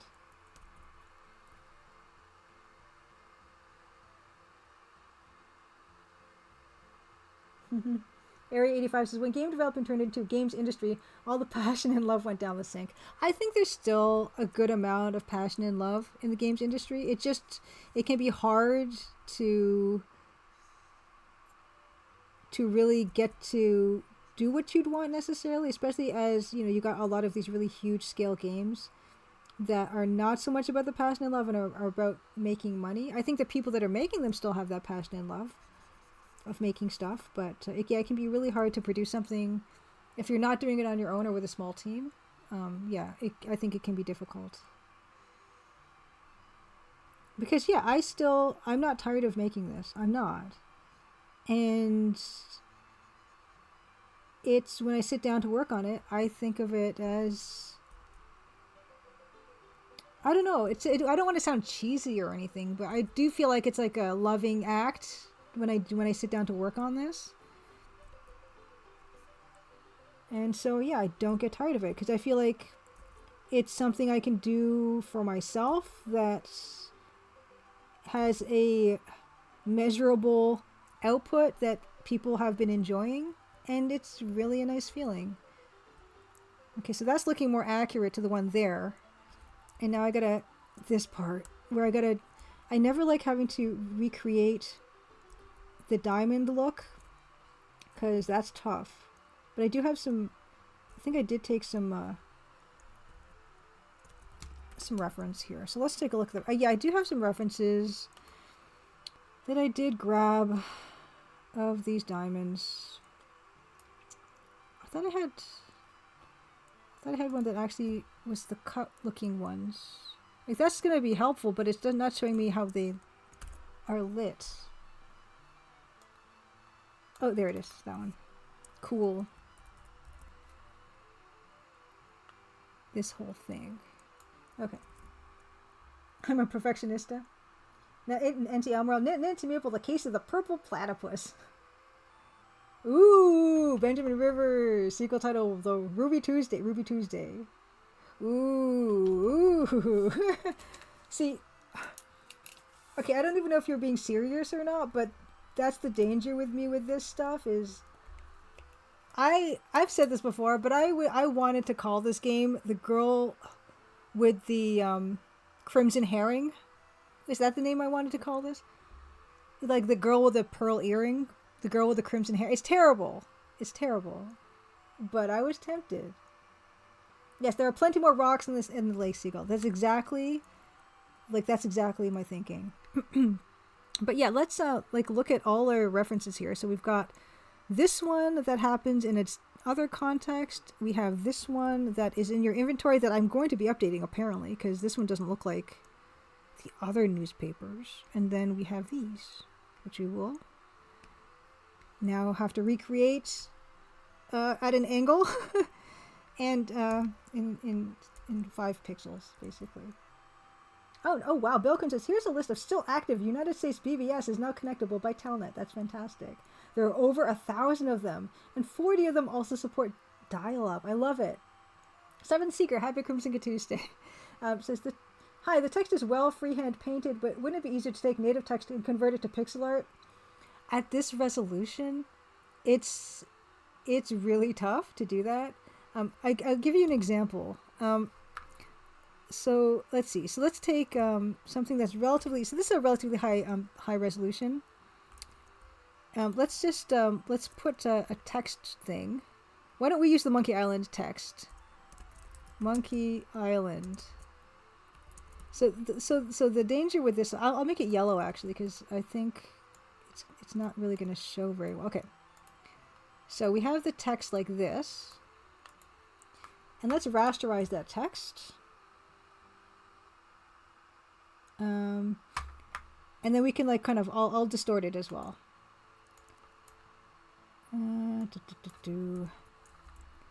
So we have the text here. What the problem is that at this low resolution, everything completely breaks down. So let's do this. Let's rasterize the text. If I can rasterize type. And then why don't we distort it with skew.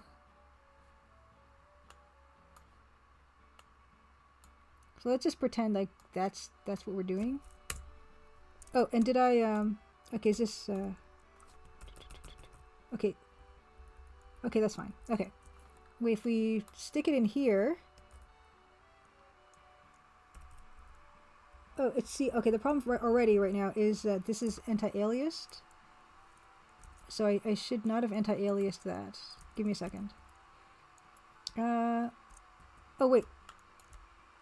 Oh no. Oh, okay, it anti-aliased, sorry. It anti-aliased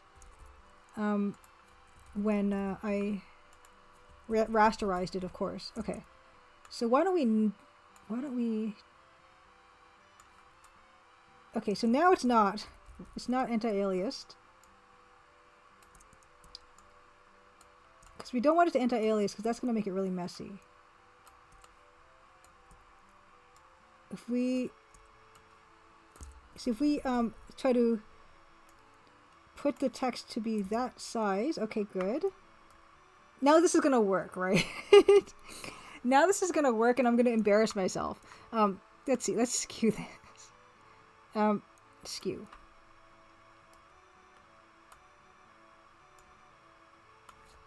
Yeah, it works. It's too late. How about that? It's too late. Oh, my game category is on site. Gary Anclus, does it not say art? Hold on. Don't you love it when you're trying to explain to somebody why you can't do something and then you do it and then it works? Never mind. Forget you saw that.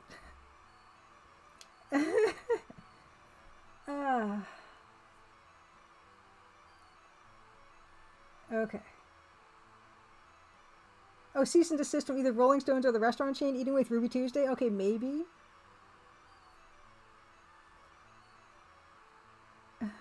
Oh, wow. Okay, so Old School J has a local friend of mine runs Centronian BBS, hosted on a heavily upgraded Commodore 64 in his living room. It's pretty cool. That is pretty cool. Yes, Delirious, Happy Crimson Tuesday. Hundo P. That's how it goes. It's, yeah, we're gonna just pretend that didn't happen. Yeah, maybe it could have worked, but yeah, did we have as much fun? I don't know. That's debatable. But you know what? I'm glad for the suggestion, and I'm always open to stuff, but it's already done. It's too late. It's too late. Okay. We are now going to draw this. I don't want to do this. I don't like having to do the diamond. Slash Studio, happy Crimson Tuesday. Good to see you. And have a wonderful evening, and good luck with your development stuff. Okay, so we're gonna do like so. Can I just take, how about this one? Okay, why don't we, yeah, how about I can think too. I've got ideas. Can I just copy this one? Oh, that might work.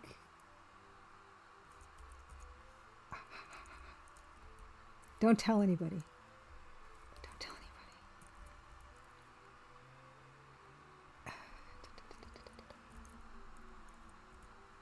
anybody. Eh? What is going on? No anti-alias.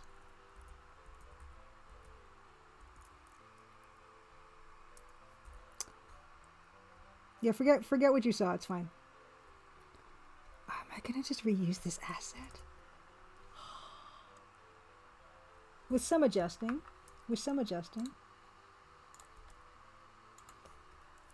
Haha.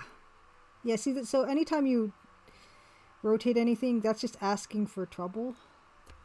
But I can fix. Oh no. No, we don't want that. We want nearest neighbor. Okay. I probably need to also. You know what? Okay, so we start with that. Okay, it's fine. I think that was too long when I stretched that, so we're going to start with that. Oh, I love it. I love reusing stuff. We're going to reuse this. I just need to see the bottom of that. Great. Yes. Haha! Another secret you guys know. Don't tell anybody.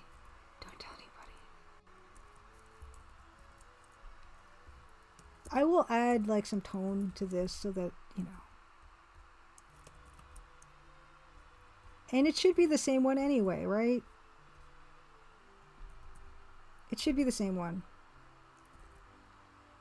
Yeah, anti-alias mode is horrible. Don't tell the secrets. You guys have a responsibility. And I still have to fix it a little bit. It's going to be on the screen for 3 seconds. That's another mantra. One of my favorites. No one will notice. Only if you tell them.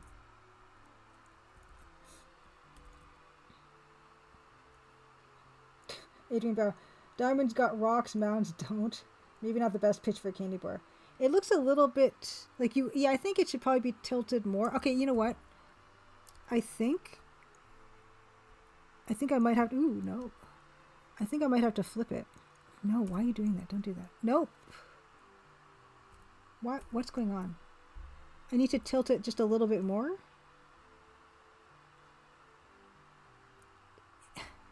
It's getting to the point where you can't. It's okay. It's okay. It's getting. I was gonna say it's getting to the point where I'm gonna have to do so much fixing, but it's still better to start with something than to start having to start something fresh. I think that is gonna do it. I think that's gonna do it.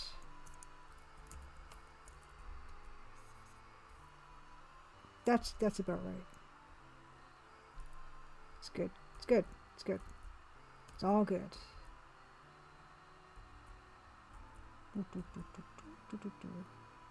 I know it's a mess, but that's what we have these diagrams for.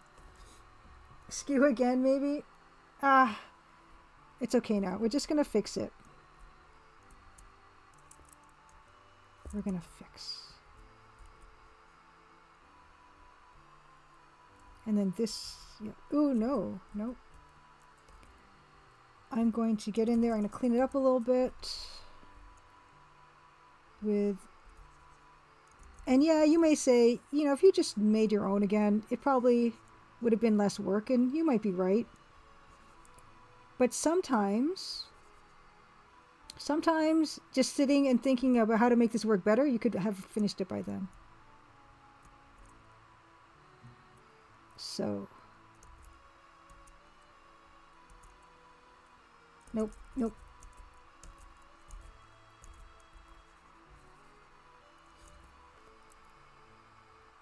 Yes, it's skewed up a bit. Nick Patton says, I have a question for users of Adventure Game Studio. If you could have a new template added in a future update, which one would it be? By the way, happy Crimson Tuesday, Nicholas Patton.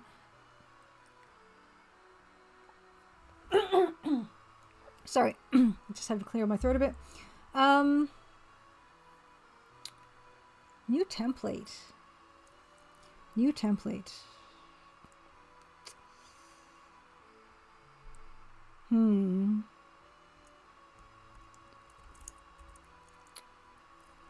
I quite like, I'm thinking about the games we played on stream, and there's some really good interfaces. I might have to say,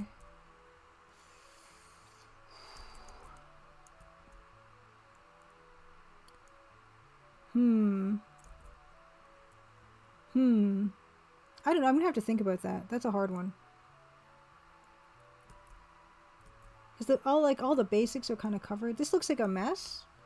I wonder if I should use light gray in some of this.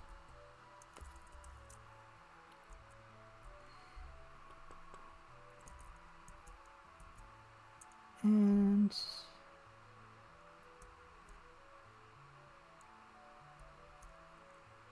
this is why this is kind of an annoyance. It has a finished game template. Flextux.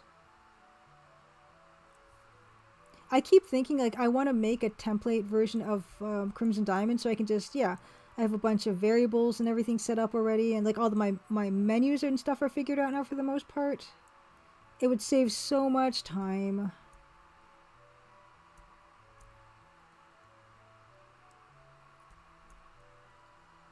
And some of these should still have.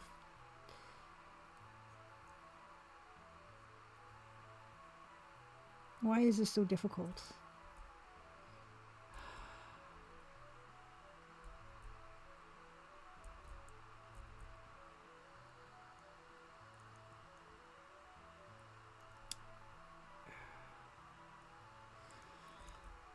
For Magpie, is this Tuesday? Am I in the right class? Yes, you're a little bit late for Magpie, but that's okay.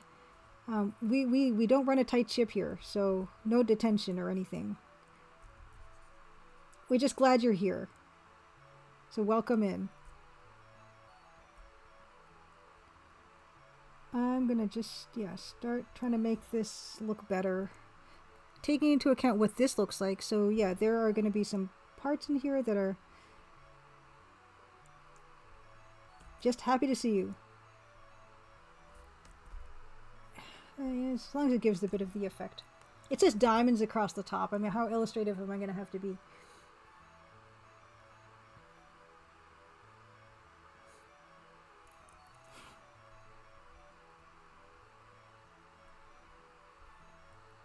Yeah, it's going to be fine. Yeah, the top is a bit messy, so we'll figure that one out.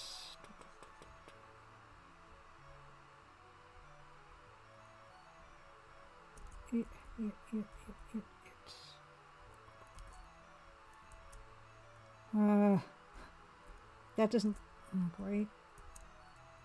And this should be more this way. This should be... Okay, let's do the top.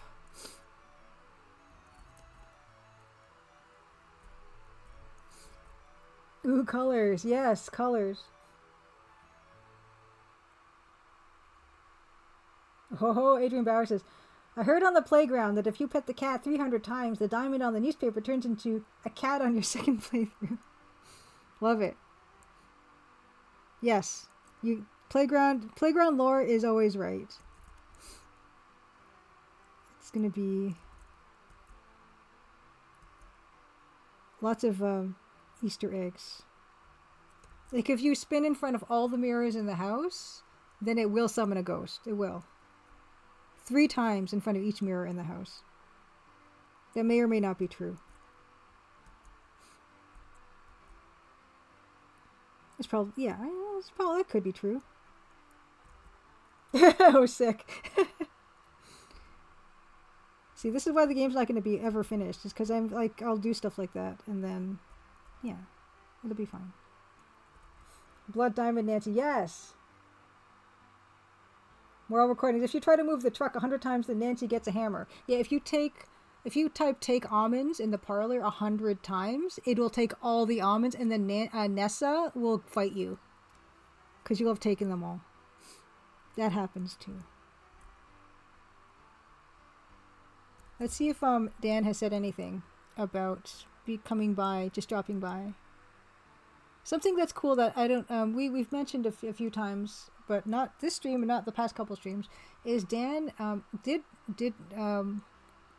compose the music for the game on a Roland MT32, which means he can output MIDI files, and we are going to be making a 3.5-inch floppy album of the game. All the music, there's like 42 minutes of music, and it's all going to fit on a 3.5-inch floppy. It's kind of magic, so we're going to be doing that. I've been, one of the streams I did was designing a label for it. We were trying to pick like different variations, but yeah, that's going to be fun.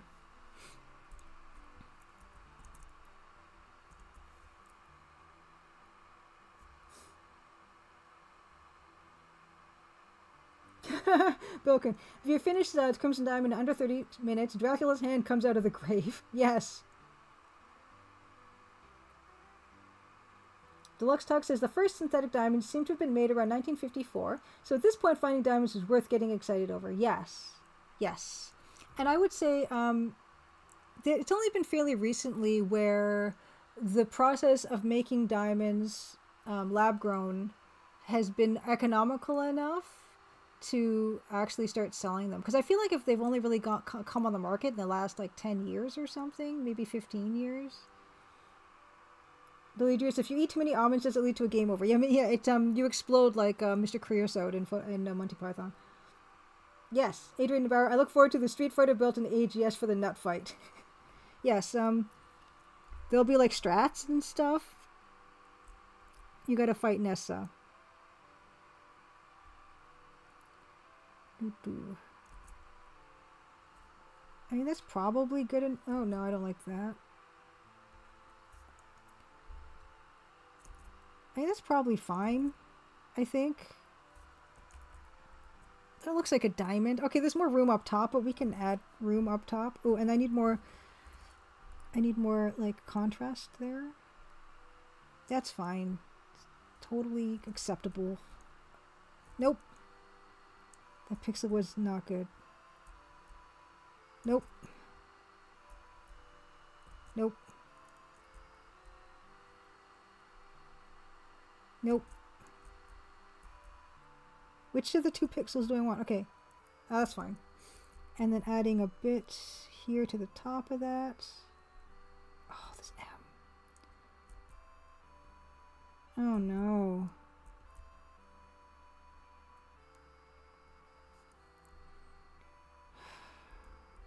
Nope. Nope. Okay, that has to just be there. Okay, that's fine. I made peace with it. And the M has no feet, though. So can we give it a foot? Eh? Eh? Eh? Oh, it's wrestling. Nope. Can't. Nope. Okay, let's move the A more over here.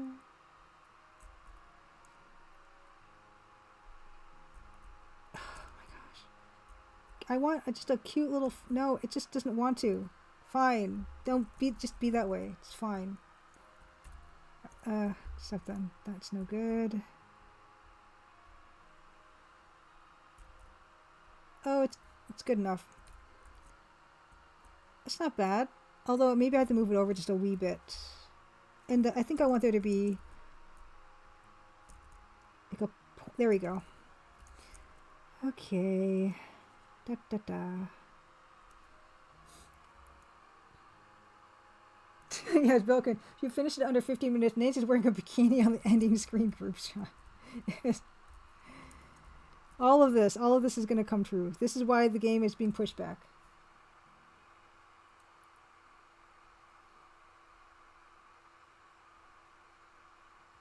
Yes, Eden Waith, yes. Nancy will need to use her silk stockings as a slingshot for the ammo of the Jordan almonds. Pascal Bros, if you save your game 553 times, Doctor Who shows up tells you to stop messing with space time. Yeah, out in the orchard, a telephone booth is there, an English phone box. Well, that's the thing, Deluxe Text. So Deluxe Text is, if I found a big diamond mine in my backyard tomorrow, I would think it was cool, but I'm not sure it would be worth the hassle of having workers dig the whole thing out. Okay, yeah. That doesn't work either. Okay, I shouldn't have moved it. No. That's the thing. Ultimately about that, if you look up what a diamond pit mine looks like, it's pretty extreme. Diamonds tend not to be like, well, no, that's not true. I was going to say they tend not to be like right on the surface, but they do come to the surface, of course. But a diamond pit mine looks like a geological feature. The scale of it is kind of crazy. So you probably wouldn't want that in your backyard. Unless, of course, you'd be totally willing to move. Oh, yeah, I don't know if there's going to be a paper sleeve format. Probably not, unfortunately. Oh, good. Old School J, you have... Okay, good. So you could play the actual disc. That's fantastic. Oh, wow. Oh, Moral Recording says, ooh, if it's MIDI, that means it should be playable one of those Roland floppy boom boxes. Oh, my gosh. I didn't know that existed, and now I kind of want one. Deleters, yeah, you don't care for, I don't know what that particular Monty Python skit is called, the one with Mr. Creosote and the wafer thin mints. I don't remember. I'm not super fond of it. And if you read about behind the scenes of that, apparently just everyone was gagging because it did smell terrible. Yeah, it's not good. It's not good. Okay. Gotta just check in on that. Yeah, I'm happy. It doesn't look exact. Maybe the walls of it need to not bulge out so much. Let's work on that a little bit. Okay, that's better. I like that better. Maybe I only need to touch one side. See, the thing is, it doesn't look like it's tilting right. It's not bad.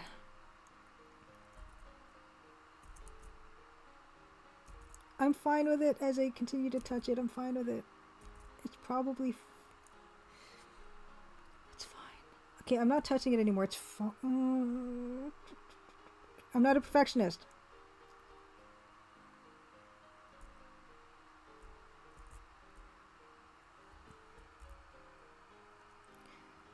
That one line just doesn't work as a one line.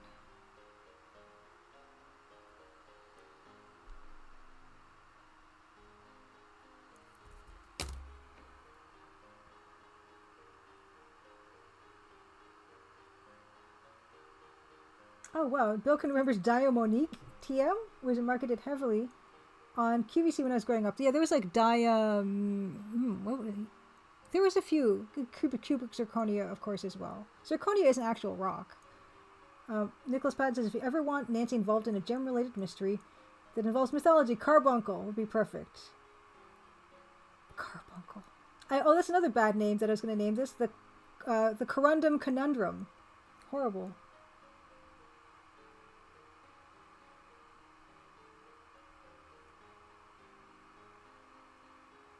Today is on the Nope Tuesday. Oh, you guys do referring to the Monty Python Mr. Creosote sketch? Deluxe Tux, I'm surprised I didn't make diamonds between my old graphite pencils and Ms. Cohen's AP Calculus exams. Now that was pressure. That's actually, I saw something somewhere on the internet today about how that's kind of a misconception that like stuff like diamonds came from coal and graphite and stuff like that. Excuse me, because people, you know, carbon and graphite are all made of carbon. Diamonds and graphite and coal are all made of carbon. So people think that, yeah, like with that Superman movie where he squeezed the coal and made diamonds, like that's not how diamonds are formed, apparently. But yeah, I mean, it's easy to imagine that's what it is. Okay, so more recordings is linked. I'm assuming this is a Roland boombox that you've... Oh my god. Oh my god. Oh my god. Is that real? Holy cow. Okay, I love it. I want one. Oh, it's so good. Okay, that is amazing. That doesn't even look real though, because it, like, you would think that the disk drive thing would go in a different way, like not like right in like that. Like you'd think it'd go tuck into a side or something. Oh my god. Dave, we're happy come Singa Tuesday. Thank you so much for the raid. And how was your... I'm assuming you were doing some animation or some game dev tonight?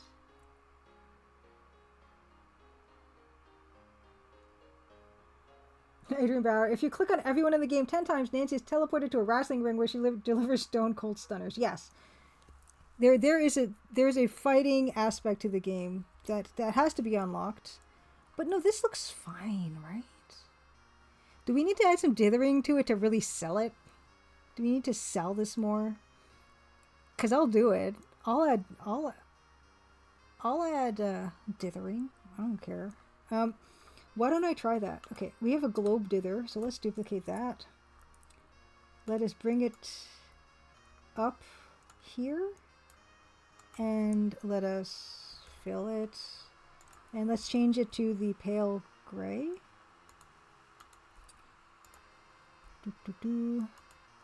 And then let us color that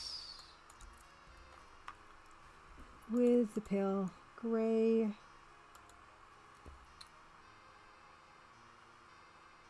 Yes, Pascal Brosov. Oh wow, it looks like an extinction level event is what a diamond pit mine looks like. Yes, it looks yeah, not good for the environment, to say the least. It's a pretty significant hole in the ground. It looks like, yeah, it looks like a crater from some horrible impact.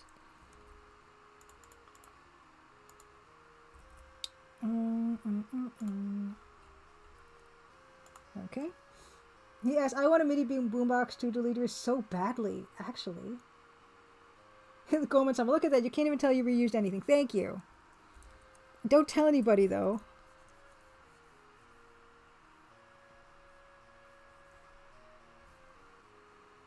Maybe not that. Maybe not the side.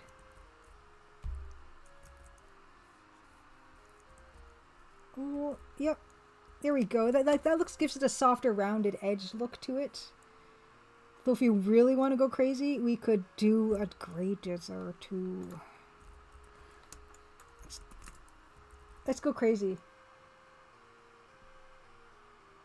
Oh yeah, oh sorry, yeah, I was saying a lot of nopes. Cause yeah, it's just a matter of one little pixel is the difference between good enough to completely unacceptable. Yes. Oh, Wafer Thin is from the film, not the sketch. Okay. Meaning of Life, I think, is the film. Oh, Bilkun, I've seen a grand piano that had a factory-fitted 3.5 floppy drive.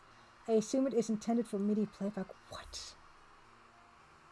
Oh, well, Seagull, I saw a MIDI piano at an art gallery once. Oh my god. I love all of this. I love all of it. Okay. A vast day of war. Oh, okay, so Old School J says, for the grand pianos with the MIDI, with the disc, you could also record the MIDI and play back your performances on those too. They didn't typically play PC-oriented MIDI files, though lacking the GM or MT instrument specification and the ability to play multiple tracks at once. That's what I can't believe Dan doesn't already own that. He may already, but that's amazing. Okay. Nicholas Patton says, in some fantasy settings, the carbuncle is a creature that has a gemstone in its forehead. Okay. Gotcha. Carbuncle. It's a fun word. It's real. They use it for music tuition normally. I love it. Yeah, Mr. Gel, living online means anytime you see a cool retro device, you have to go real or nanoraptor. I don't know nanoraptor. That's great. I don't know. I don't know if there's any particular piece of retro tech that I really badly want. I don't know. I asked Dan that question before, and he had a whole like really well thought out response, and I don't remember a single word of it.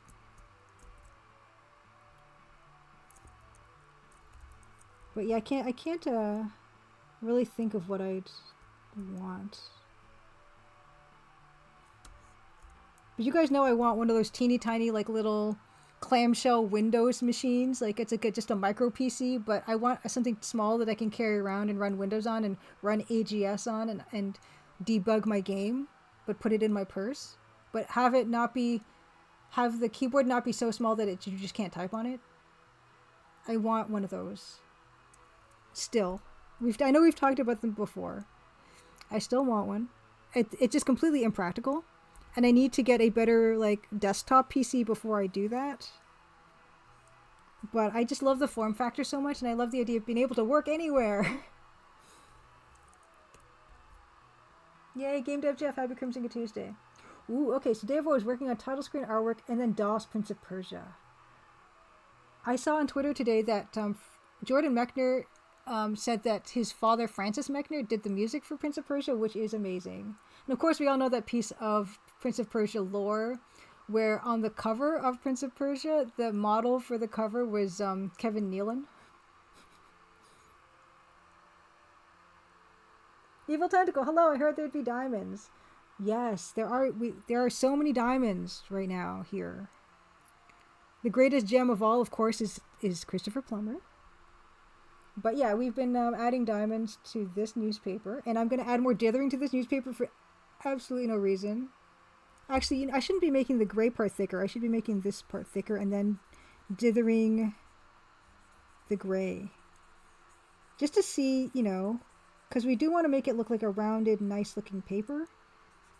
And there's no better way to do that than dithering. And if you have a better solution to that, I'd like to hear it. Yes, Beta Human, you're not the first person to say that tonight. The newspaper should make an entrance by slapping Nancy in the face and flopping onto the table. And she makes that face, like the face that we have for her. She makes this face. I gotta catch up on chat. Happy Crimson Tuesday, by the way, Beta Human. Yeah, for MacBoy, who needs an environment when you have diamonds? Yes, and actually, that's something that they do talk about in the game, about how finding a diamond mine or developing a diamond mine in Crimson Ontario would be devastating for the local ecology, including our cormorants.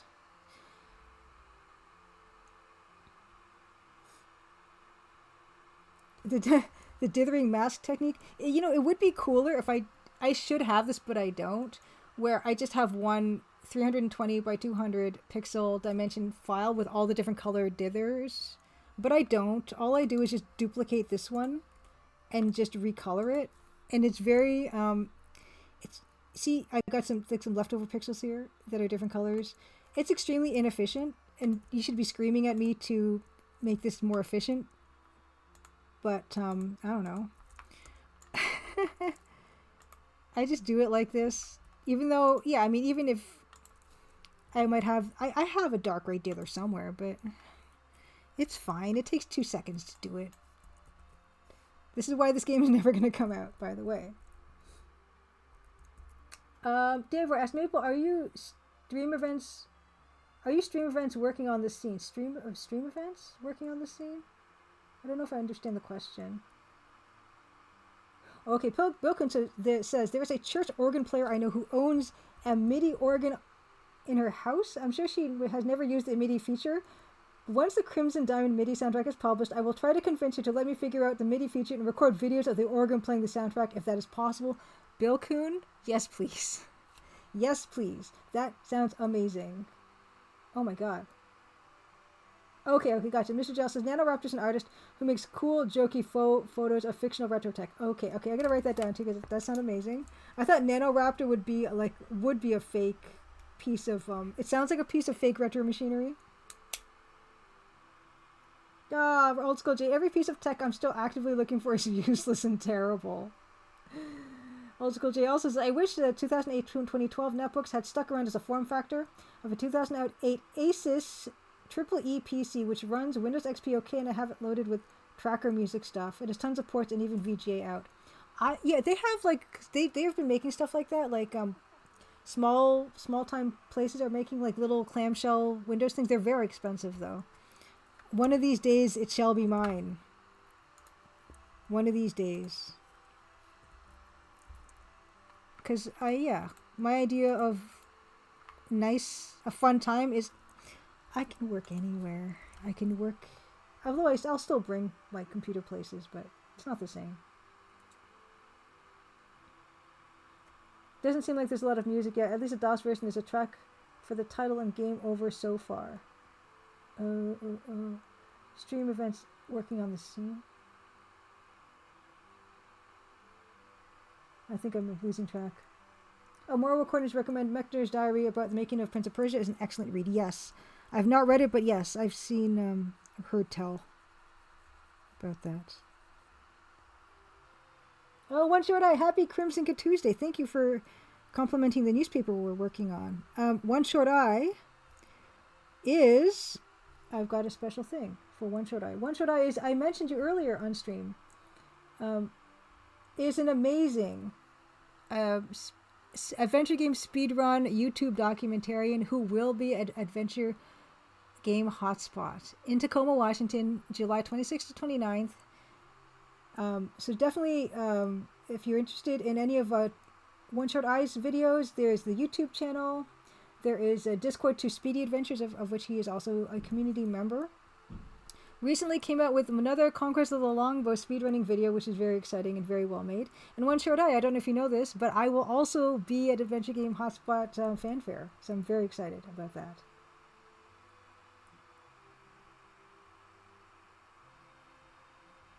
Cormorants and diamonds are both delicious, NC Almerel. I will take your word for it.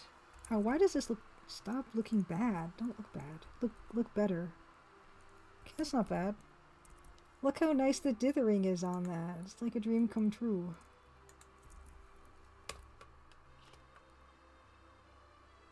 Oh no, there was no raid pop-up. Oh, on my stream there's no raid notification?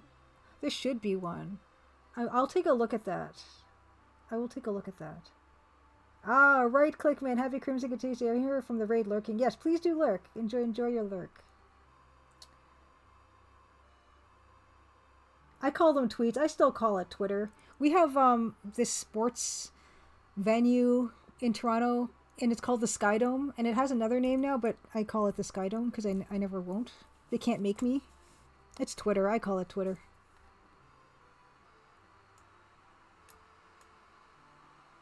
No.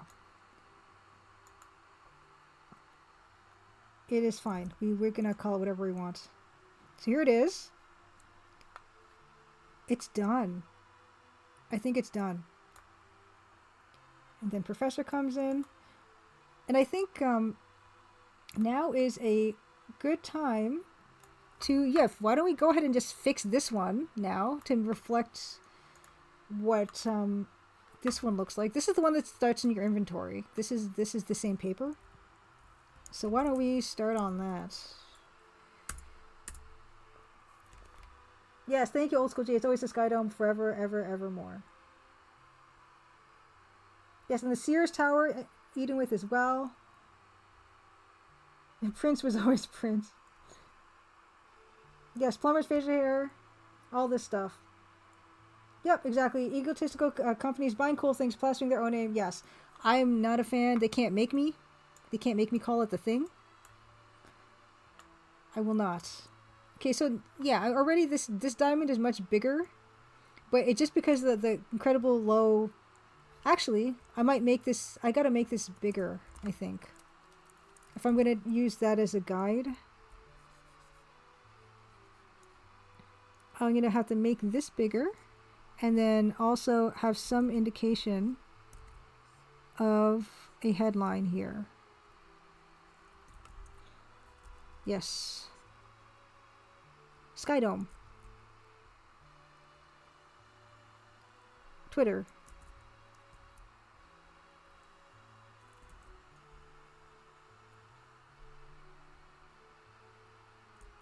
Oops.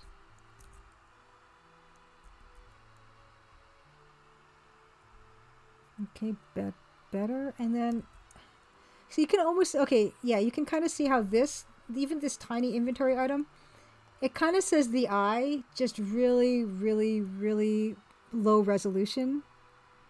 But let's change that to being the eye.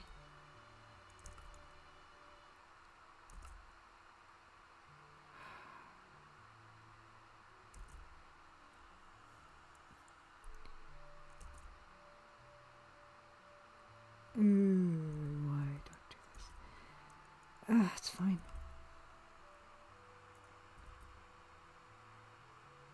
Yes, the leader says the weird tendency to name a stadium after an unrelated product or non-sports company is always a jarring juxtaposition.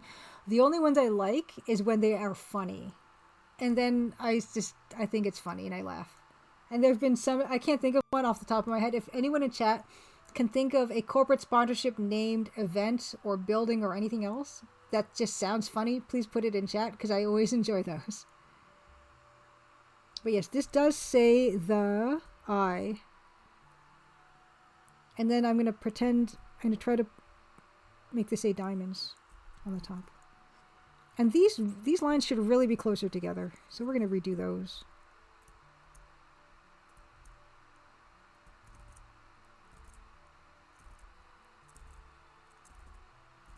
You know, like something like the Dunkin' Donuts Power Dome or something. I don't know. Names like that.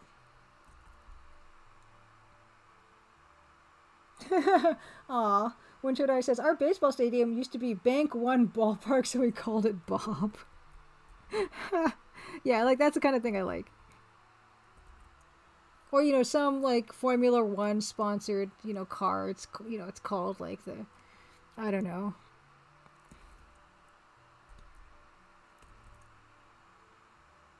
The Bank of Bob and Freddie Fark is lovely. Chase Field is, yeah, not fun. Not fun. Bob is much more fun. Yeah, the whole thing about Michelin stars for eateries just being the tire company. Yeah, I read the article about that, like, way back when. About how they were trying to encourage people to go driving into places, and so that's why the whole Michelin star thing started up. But it's great. I love when stuff like that happens, too. Bill Kuhn. After Tiger Stadium was decommissioned for the Detroit Tigers baseball team, the new stadium was sponsored by Comerica Bank, so it's called Comerica Park. People tried shortening it to Copa, like the Copacabana. There's a Petco Park, too. That's funny, because I imagine it's just a big dog park.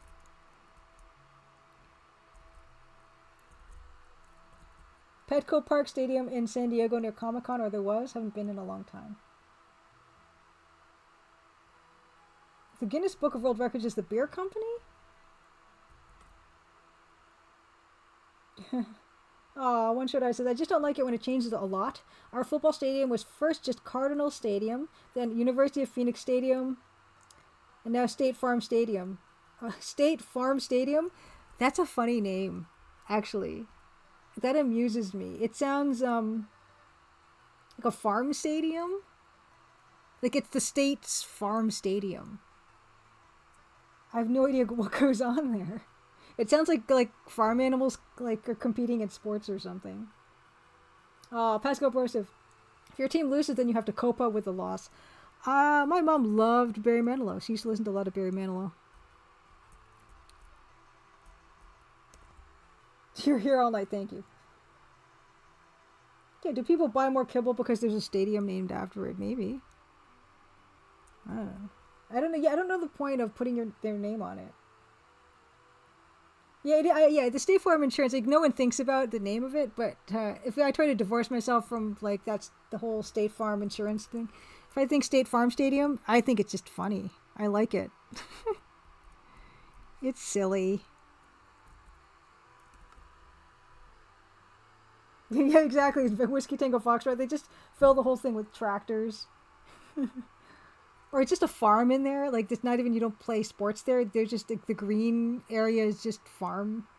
Like a cornfield. Oh, okay. Oh, Mug Monster. I get it. Guinness Beer Company started the Guinness Book of World Records. The Guinness World Records is also kind of a sham. Yeah, it is. It is. Oh, okay. You know what? You just buy more kibble when you pass by the Ralston Purina plant when the cats need food. Yeah, I think it's funny.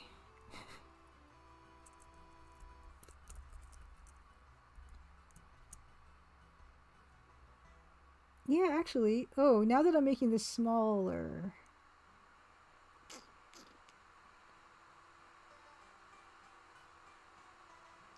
Maybe I think I'm going overboard. Oh, what time is it? 10:17. Okay, so let's see. We're going to start our Let's Play at about 11, I think. Maybe 11. And then we're going to play Pantsmo for at least half an hour. So that takes us to 10:30. Okay, so 10:30 we're going to get to Pantsmo's Pantaloon Adventure. And then we are going to get into our new Let's Play.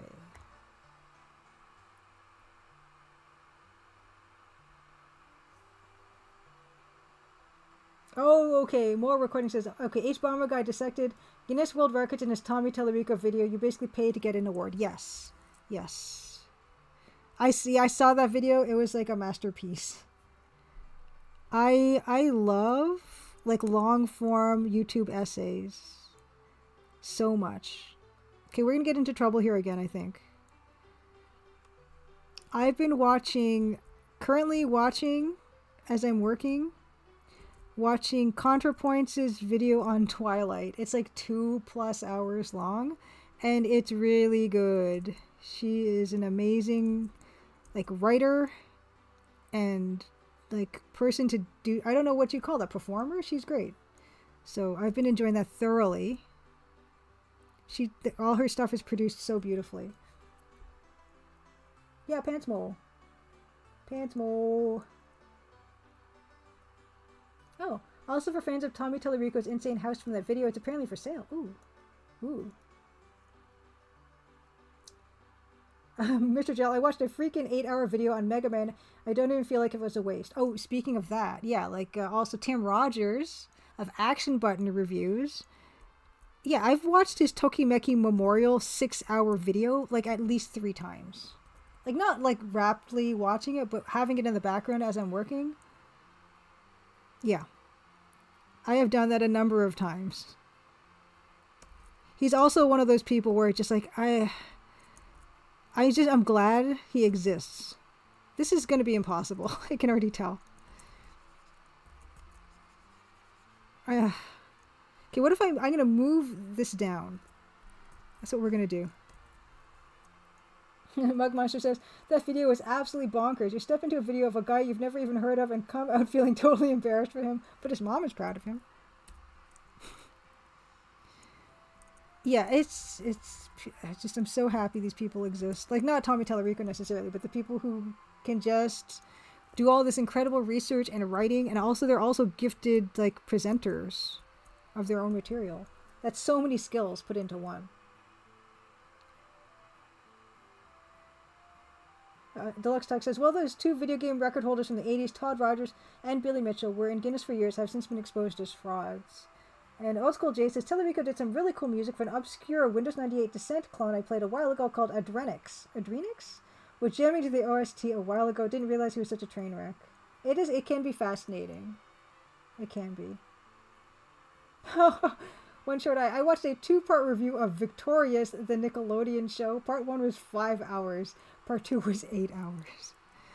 I love it. I love it.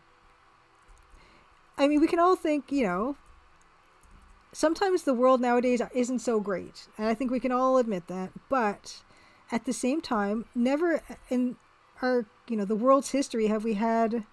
This couldn't exist any other time, right? Like, who... No one's putting this on NBC. But we have all this amazing content by some amazing people, and it's really exciting.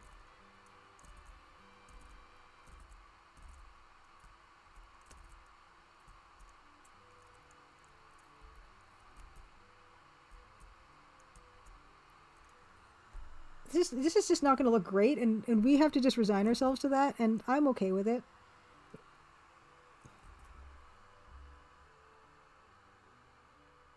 Okay, Old School Jay said, okay, of Tommy Tallarico, he had a ton of musical talent, assuming it actually is his music, and he didn't just stamp his name on one of his employees' work.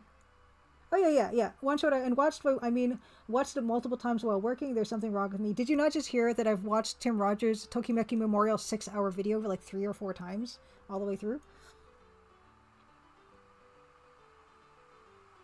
More Recording says, it's always mystifying to me how little crossover these YouTube essayists have into conventional TV. The bar for TV writing feels quite low sometimes. Well, the thing is I think the benefit of YouTube is, you can cultivate a very specific audience that, really is interested in all these very odd things. And it's not necessarily going to play well toward, general audiences.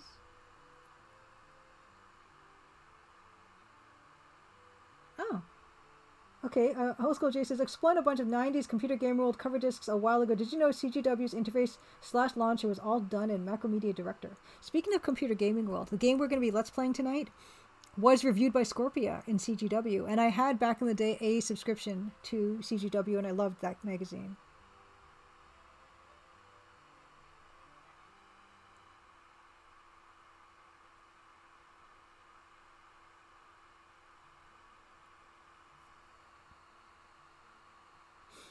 Pascal Brosov says, ContraPoints is awesome, but I took issue with that Twilight video, as the relationship in the piece is a narcissistic one. One of the dangers with art is not recognizing its power, because it can substitute an actual experience by using empathy, and parasocial experiences to inform our collective intelligence. Twilight basically told trauma survivors to go ahead and get into these kinds of relationships, which leads to anxiety, depression, and chronic conditions. I have not finished the Twilight video yet, but yeah, there is always a danger with any type of media where the people are going to just take the wrong things from it, and the person who is writing them might have all kinds of intentions or a point of view that is not the healthiest. That is always going to be a danger for sure. Oh, Goldman Summon says, now Tommy Tallarico selling his tacky house, asking $3 million for it. I can't remember what his house looked like.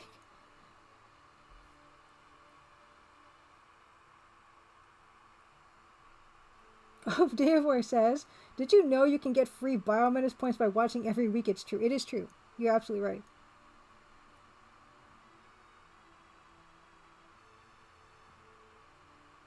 Yes. Okay, yes. So you also sub to CGW, Old School J? Yes. I loved it.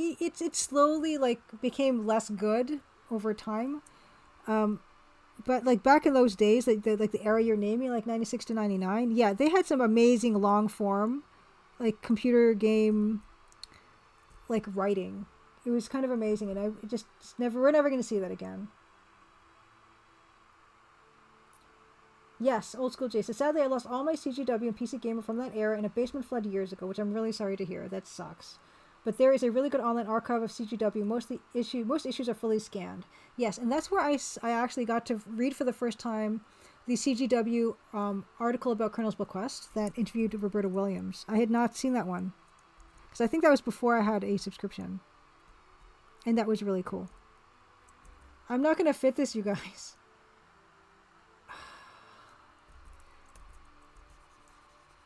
Let's try to make that M smaller. This is not going to be legible, and that's okay.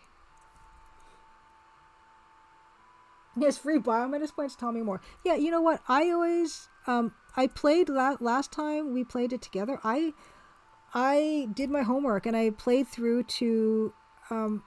a good section of the game where I was not super oh no, that's not gonna work. Where I was not in super a bad position. No, it's not gonna work.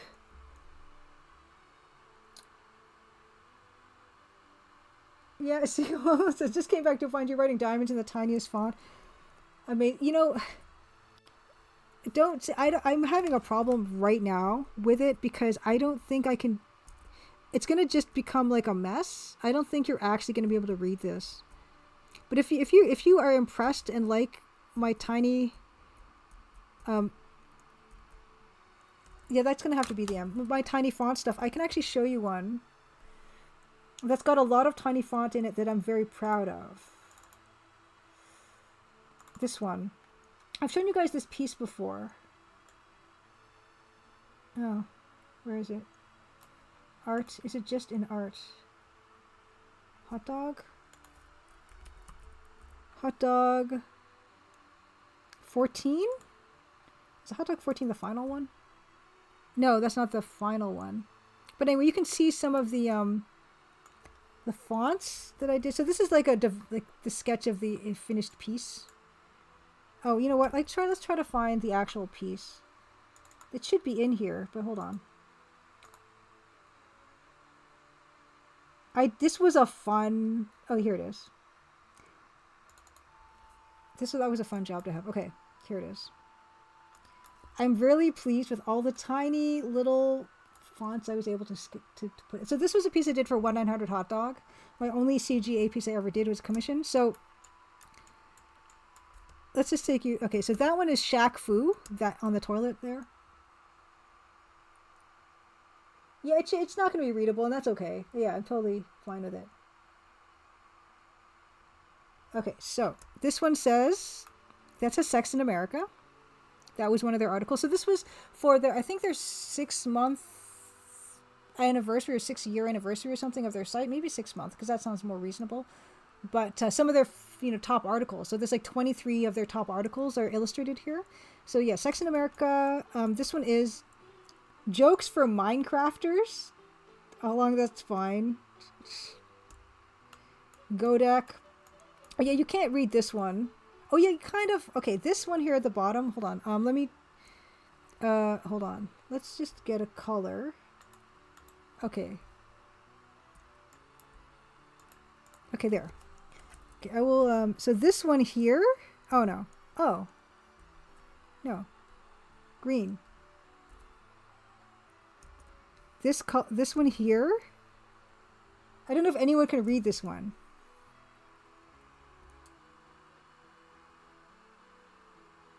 Oh, Fisto is in this piece, by the way.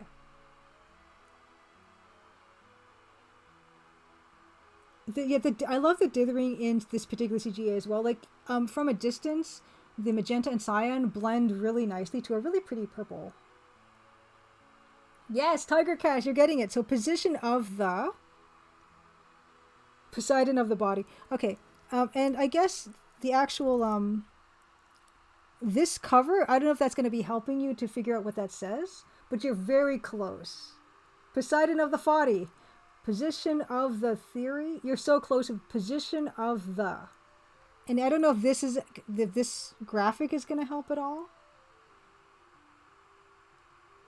Position of the day is what this says. And it's one of those awful, I don't know if anyone remembers these back in the day, not even like that long ago, but it was just like a bunch of like line drawings of like people in different positions. And so yes, position of the day. So that is, I'm very proud of that. Like, it's almost legible, right? At an angle. But yeah, so these books would be like, it'd be red backgrounds with like white line drawings of people. Okay, moving on. That says Shoot Fighter. That says Bolo Jung on the top. Bolo Jung. So this one here, that's Bolo Jung. And along the spine is Shoot Fighter. Old school S's are the bane of tiny pixel art. Yes. It's almost legible from a certain position, Mr. Gel, indeed. So, well, if I'm thinking of books of people in different positions, only one certain book that comes to mind. It's just, yeah, it's one of those. I love, yeah, this, I'm so proud of these. So, yeah, so this is Bolo Jung's Shoot Fighter. Then we also have this. This is like, yeah, this one says The Minis, and this is like a Dennis Rodman. So that says Dennis Rodman, but not really. Dennis Rodman, it's a Dennis Rodman basketball movie. It's very bad. And then this is The Nightman? The Nightmare? I don't know. But moving up, we have Welcome. We have this one. I don't know. This spine should be pretty easy. It's legible from a certain point of view. Obi-Wan, probably fighter of the day, man. But can we read this, the text on the spine of that one? I think that's pretty good. Oh, Evil Tentacle did some tiny pixel art. Yes! Rock and Wrestling! Seagull 2000, fantastic! This is Rock and Wrestling. Hulk Hogan's, yes, thank you. Rock and Wrestling, thank you. Then we have this one, which is, this one here. It's kind of, yeah, it's all hard. Everything's on an angle, of course. It could say Mulk Hogan. Yes, it could. I don't know if I don't know if this one's legible at all. These are all real books. And these are hilarious articles. I'm a huge fan of 1-900 Hot Dog. In fact, Martial Dance. Thank you. Martial Dance. Yes, Marital Dance. Marital Dance. I will shout these guys out at any time. They were wonderful to work with, by the way. 1-900 Hot Dog. So a lot of these are people, they were writers from the Cracked days before Cracked imploded, like a lot of these corporate acquired like media sites. And they started their own independent thing. And this is all Patreon funded. And they do the most amazing like humorous writing. And they have their own podcast as well. Robert Brockway, Sean Baby, and sometimes like the most recent one has Jason Pargin on as a guest. And he's on quite frequently as well. And they're just wonderful and really funny guys. You almost broke your neck, Area 85. Yes. Okay. And so, yes. So I'm really like, I don't want to say I'm proud of them because that sounds like I had anything to do with it, but I'm so proud of them for being an independent media site that is like reader funded. But yes, Taibo is another thing, of course. This one's hard to read because it's cropped, but it says My Life in Fight, I believe. This one is Guardians of the Hood. We also have, there's the Fisto. Right? That's a Rumble in the Bronx poster, of course. Double Dragon. I don't know why I said it like that. Double Dragon. Double Dragon. And then this one, this book here. Oh, yes, the Rubik's Cube. Yes, so the Rubik's Cube is melting. Yes, I think that was one of the easier things to get. But, yeah, this one, this book, don't know if that's legible. I love doing this. Hey there, Sparky Pilot 86, Happy Crimson Tuesday. Saying like, I did say it like Northern Ontario. I don't know why that slips. I'm not a Northern Ontario gal. But yeah, Double Dragon. How to Goodbye, yes. How to Goodbye. And then on the spine. Yes, Ace says, very cool podcast too. Sean Baby is a funny writer. I used to read his articles. Yes, Ace, he still writes articles. Like they have free articles, I think, once a week. And you can go through their free articles archive, and they're really good. Dragon. How to Goodbye. I guess is that just too easy to read? The spine of this?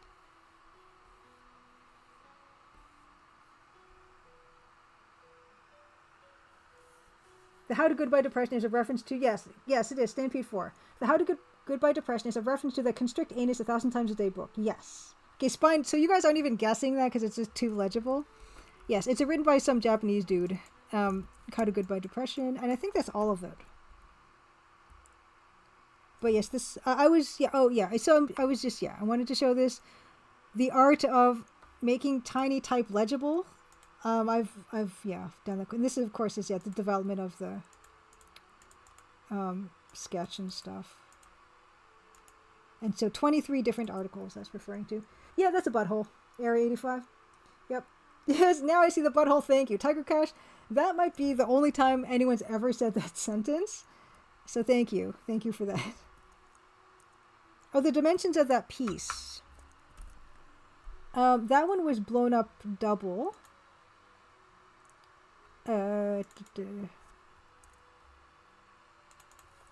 This one, okay, so this was blown up double. So this was 400 by 300. Was it 200 by 150?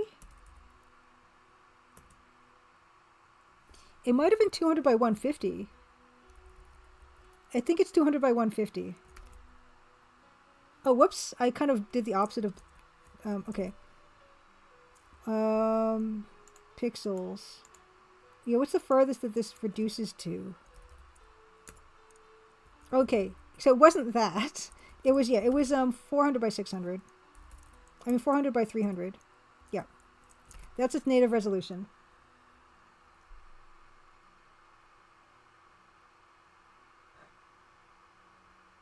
Sparky Pilot 86. This is so cool. I thought that was a butthole. Yes. Yes. Yes, that is a butthole. Yeah, Bill Holton says the fun thing with tiny letters is that some angles end up giving you some great possible shapes. Yeah, compared to straight horizontal. And sometimes it gets in the way. Yes, there's a lot packed into this one. 23 separate of their articles. And I got to read them all. And I actually read more than 23 because there was like a list of 50 that I could pick from the articles. And yeah, I read them all with great pleasure. That's also, yeah, that's a Pokemon there. You don't even want to know. I barely remember myself. Okay, so we went a little bit over showing the Birdman. Yeah, I can't remember what the Harvey Birdman was there for at all. But yeah, I want to just finish this if I could. Why is is tab? Okay, there it was. Caps lock was on. Let's try to finish this. I don't know if I can. I probably can't. That's the O. Maybe this whole thing has to be shifted over one. Okay, I'm going a little bit late, but that's okay. I want to... Oh, that... Nope. Oh, no, come on. Nope. Nope, more nope. Yes, it's Bellsprout. Yeah, it's Bellsprout. JudgeCon, happy Crimson Tuesday. Deluxe Tux, have a wonderful night. Have a good sleep. Happy Crimson Tuesday. I cannot... You know what? What was the Bellsprout? Okay, why don't... Okay. The Bellsprout one. What was that? So here's all the reference. Yeah. Yeah. Okay, yeah, it was these. Are these even safe? I don't know if I can show these. I don't think I can. Like, looking at the Pokemon ones, I don't think I can show those. Nope. No, I can't. No, I can't.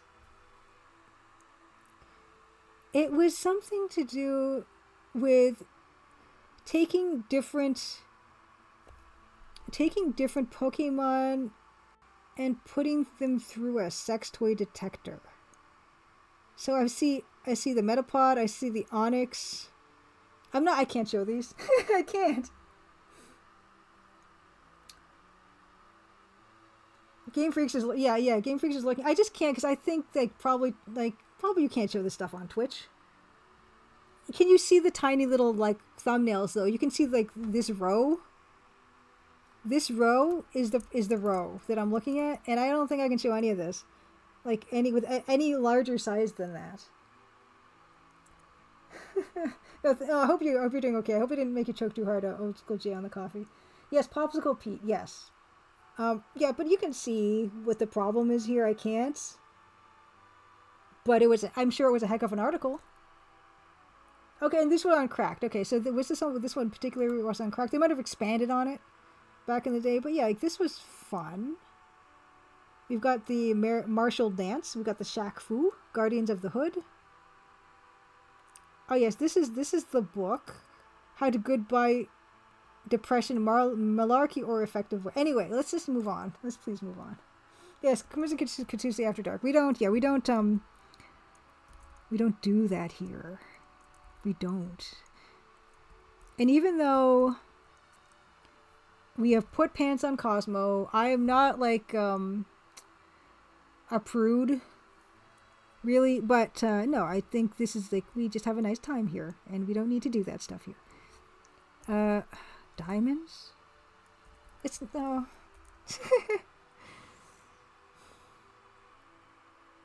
Yes, yeah, exactly. More recordings. Nintendo's legal team, well known for enjoying a joke. Okay, yeah, you can't make out the thumbnails anyway. Good. There used to be Radar was one, I think. Cracked, Mad, and one called Crazy. Yeah, there was a bunch of... I think... Okay, I'm going to have to move this over. It's not going to be legible. We knew that from the outset that this weren't going to be legible. Oh, that's horrible though. I've got some pride. We could make this wider. We can make the newspaper wider.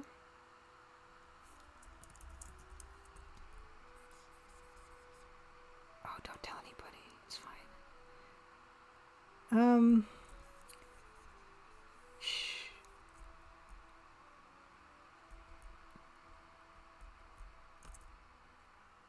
Okay, now I can move this whole little thing over.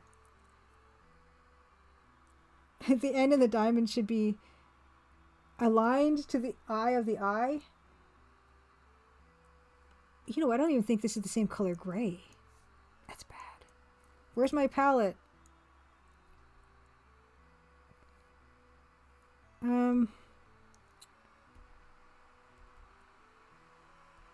It's not the right gray. Yeah. Okay. We're going to move all this over 1 pixel.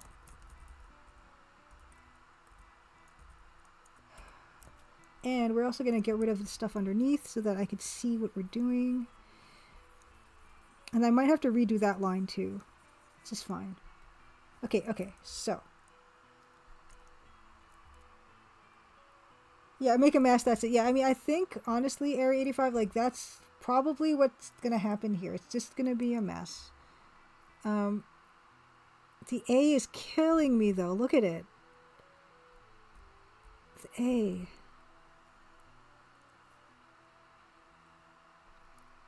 The S, see, yeah, we're talking about the S. We're just talking about that S. It's just... Oh, that's actually not bad. I want to finish this before we move on. No, it's too big.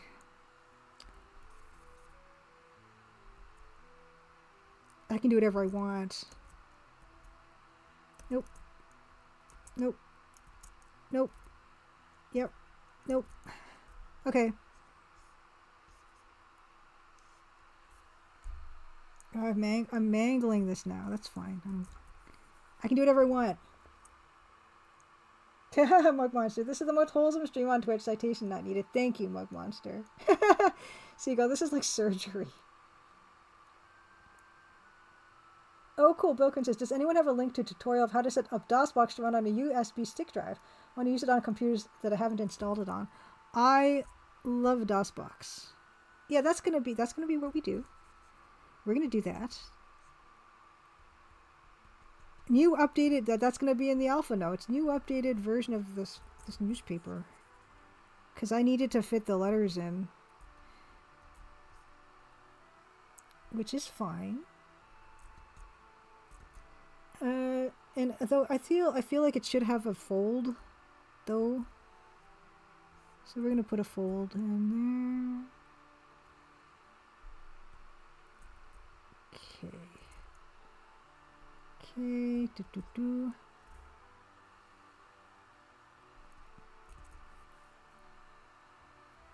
It's mostly fine. I love DOSBox. I love, you know, people who are doing this tech stuff and they do it for free and they're just doing it as a service to the community for preservation and letting us play these games that really we couldn't. The eye. Okay, so now we're going to move the eye over.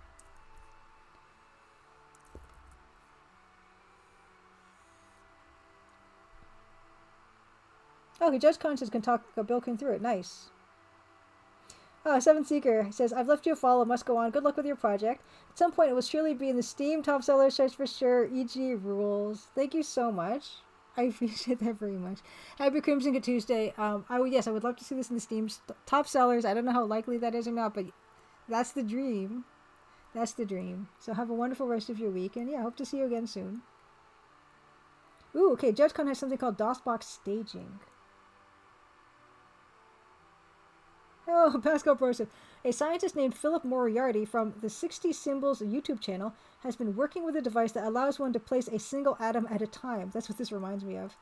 I'm living on the edge of the Planck scale. Thank you. Yes. I will take that as a compliment. Oh, see, we're going to get rid of the stuff that's underneath again.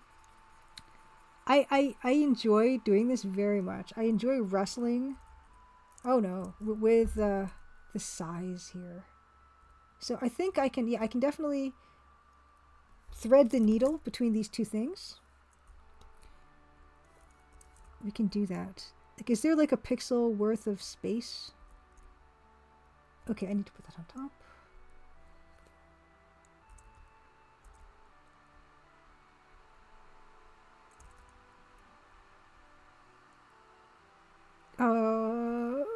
No, don't connect those. Don't connect those.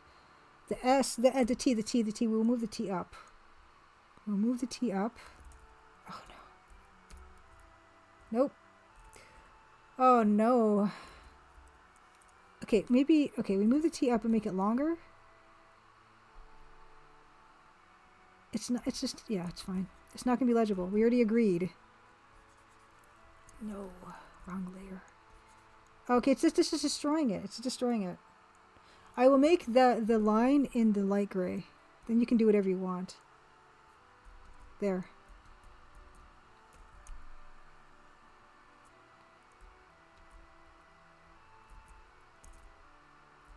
That's better. Thank you. Thank you.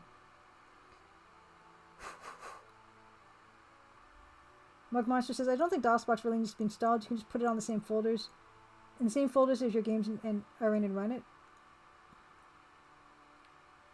Okay, Bilkin says, I installed DOSBox on my computer, copied files to the USB stick drive, but the config file is on my computer HD hard drive, and I don't know how I can make the USB DOSBox point to anything other than the config file on that directory on my hard drive.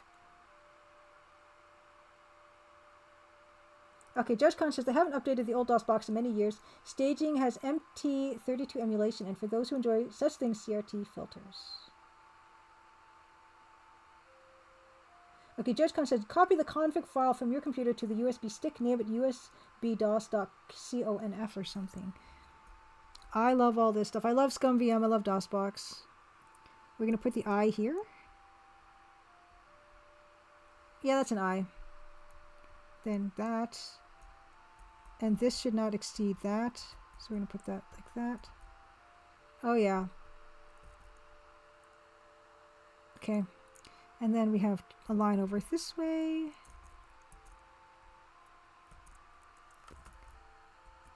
It's not bad. It's not bad. Okay, I think I'm good with this now.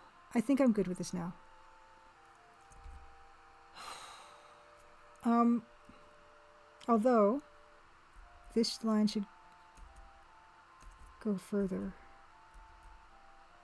Yeah, I think the exclamation point is just going to get squished, and that's fine.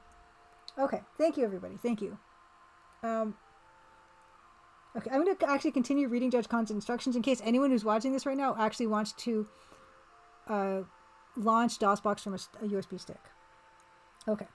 Open the text file and type dosbox.exe space minus -conf space USB dos.conf and save it as a .bat file. Run that batch file. It'll load the config file you want, as long as the batch is in the folder with dosbox.exe. I am Fastful of Happy Crimson Tuesday. Wonderful to see you. Says, I'm so keen for the full release of Maple Mystery. Thank you so much. And also thank you for streaming my game. I am the demo. I appreciate that very much. Okay, Ari says, looks okay. Maybe we should lower the DS a bit. We can try. Actually, you know what? Okay, so that already feels better. The S, the D. You know what? Instead of, I think lowering them will be like a catastrophe. But we can try. Oops. And then I think I can try something else too. But let's just do that. Okay. It's there. Okay, that's not bad. I don't hate that. That's not bad. Like, it's more smooshed, but that's not bad. It's just, I feel like we'd have to smush the D in the I, which is also not a bad thing either. This could work. This could work. Moral Recording says, I think the thing I used for running DOSBox off a USB stick was Defend, which is what I use, actually. I like Defend quite a bit. Okay, and I'm Fastball says, I will be actually doing another stream of it soon, as I'm going to do a bunch of parser EGA games. I'm Fastwolf. Let me know when you do, and if I can make it, I will try to make it. Although I have been busier lately trying to like finish the game, but if I can make it, I will try to make it. I think you are onto something here, Ari 85. I think if I change the angle of the eye, and I can move the D over, maybe. Oh my gosh, why is this so hard? Okay, yep. So this could work, and then we will be done.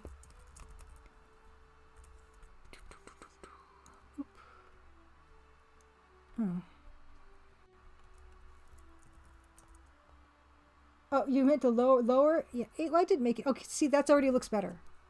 Look at that. That looks better. Replace diamonds with pants? Pants in crimson? I hope so. Okay, I'm Fastball says awesome will do. I started a new job, so I totally understand being super busy.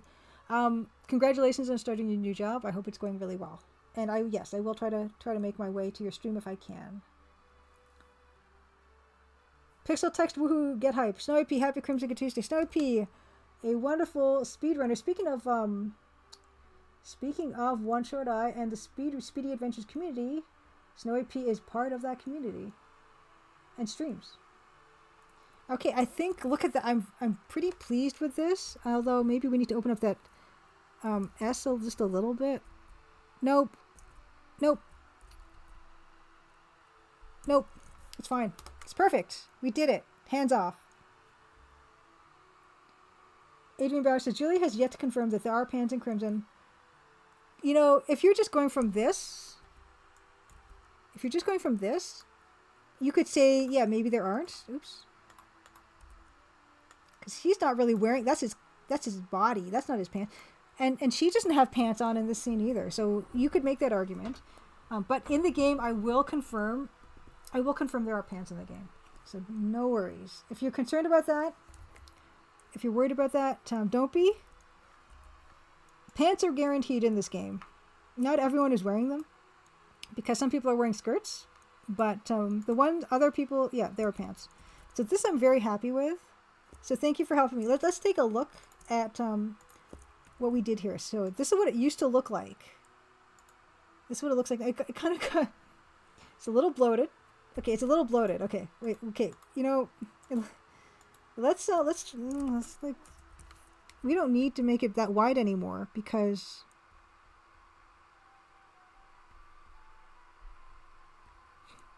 I got excited trying to fit all these letters in, but I don't even think, now that we've moved the letters in, I feel like, yeah, we don't need to make it there.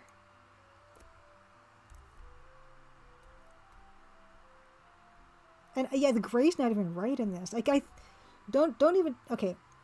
This is also like a dirty secret, and don't tell anybody I told you guys this, but the EGA in this game is not perfect. Like, it's not, like, sometimes the wrong color gets in, because my files are done in RGB color space, and I don't,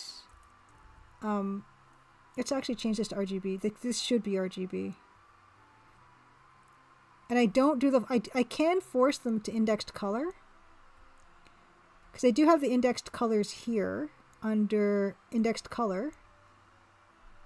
If I was to do this, so this is what it looks like with indexed color. You see? Ooh, these colors are wrong.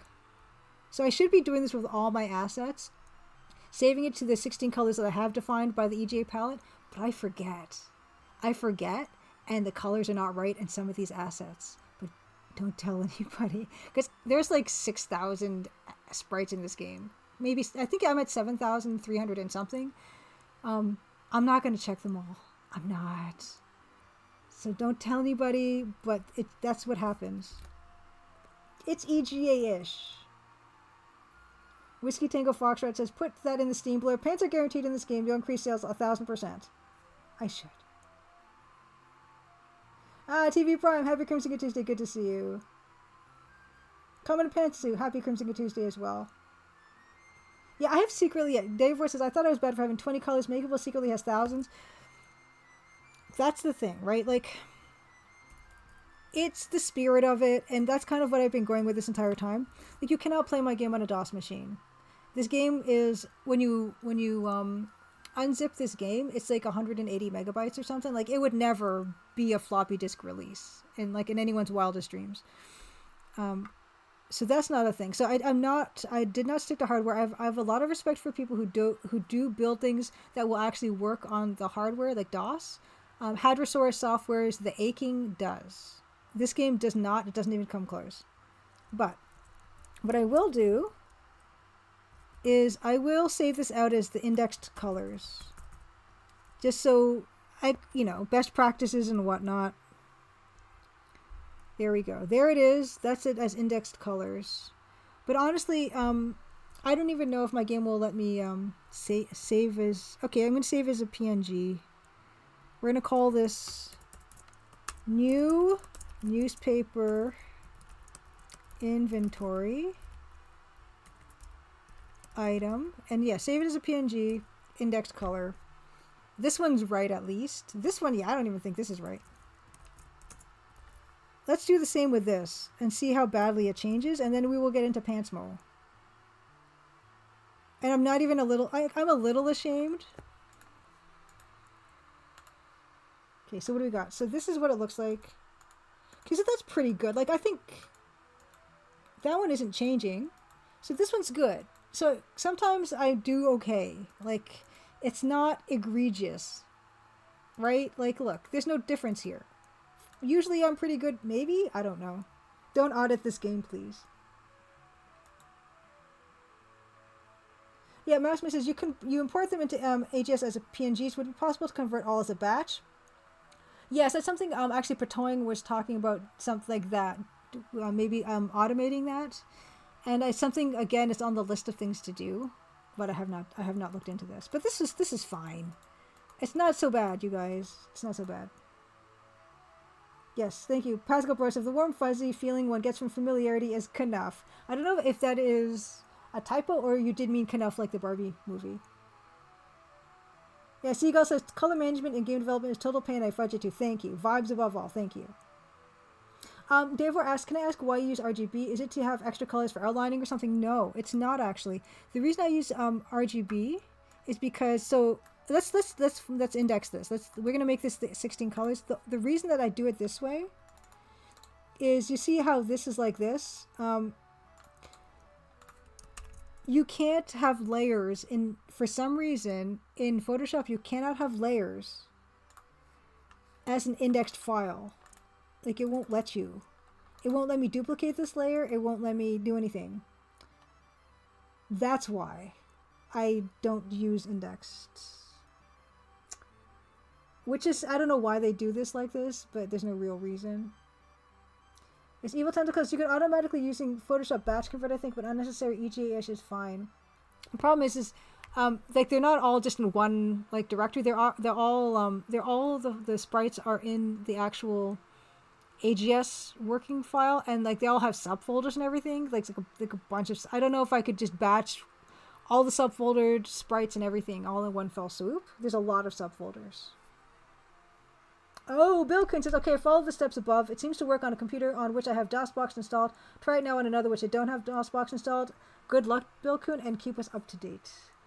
Yes, Crimson Knuff. It's Knuff. Nicholas Patton says, by the way, when making the Crimson Diamond, has coding ever been involved? I ask because I wonder if Visual Studio Code was involved in the coding part of it. Yes, there's a lot of coding involved, and I had to learn it all, so it's very sloppy, but it does exist. Nicholas Patton. Okay, so we're gonna close this all up. We're not gonna save that, but yeah, we'll save. This is great. I finished this scene. Thank you everybody for being along with me on this journey. Next week, if it's an art stream, we will be We'll be starting something new. Well, starting a new scene at long last, and I cannot wait to incorporate this scene into my current working files. and update the inventory item with this one. So that's very good. I'm very, very pleased with that. I'm actually going to just do this. We are a little bit late, but that's okay. I don't mind going a little bit late. It's always a nice time. I'm going to swap my camera over to this and close this all out. Closing Photoshop up. Okay, Matt Smith says batch conversion could be done, but I think it's not worth it. Is fine. The only one that was really obvious, and I did fix it in Alpha 2.0, was my gray text boxes had like edges, like borders, and the edges were not the same color as the text box. That was a problem, but I did fix that. And it's weird because I don't know why, but the color conversion was weird between Photoshop and Adventure Game Studio. Like I used the same RGB values in both, but for some reason the dark gray in the AGS file was different than the dark gray in Photoshop with exact same RGB files. I have no idea what happened, so I had to do it by eye, which was not fun. Okay. Yes, it's going to be the new and improved. Okay. Black Holton says, yeah, AGS changes the colors. Okay, thank you for confirming that. I thought I was going nuts. I thought I was losing my mind because I'm like, how can I make such an easy mistake? And apparently, good. It's not just me. Dave Boy, thank you so much for being here. Happy Crimson Good Tuesday. We're moving on. We're moving on to something very special. This is something I don't even remember. Oh no, what is the what is my Pantsmo? It's not P, is it? I'm gonna embarrass myself again. Okay, it's not that one. What is my is it PA? We're gonna do this again. Is it PA? Yes, okay. Pantsmo's Pantaloon Adventure is what we're playing next. So we're gonna move the slideshow. Adventure Game Fanfare, I'm going to remind everybody that's here now, I guess even for the benefit of the Raiders. Adventure Game Hotspot is an adventure game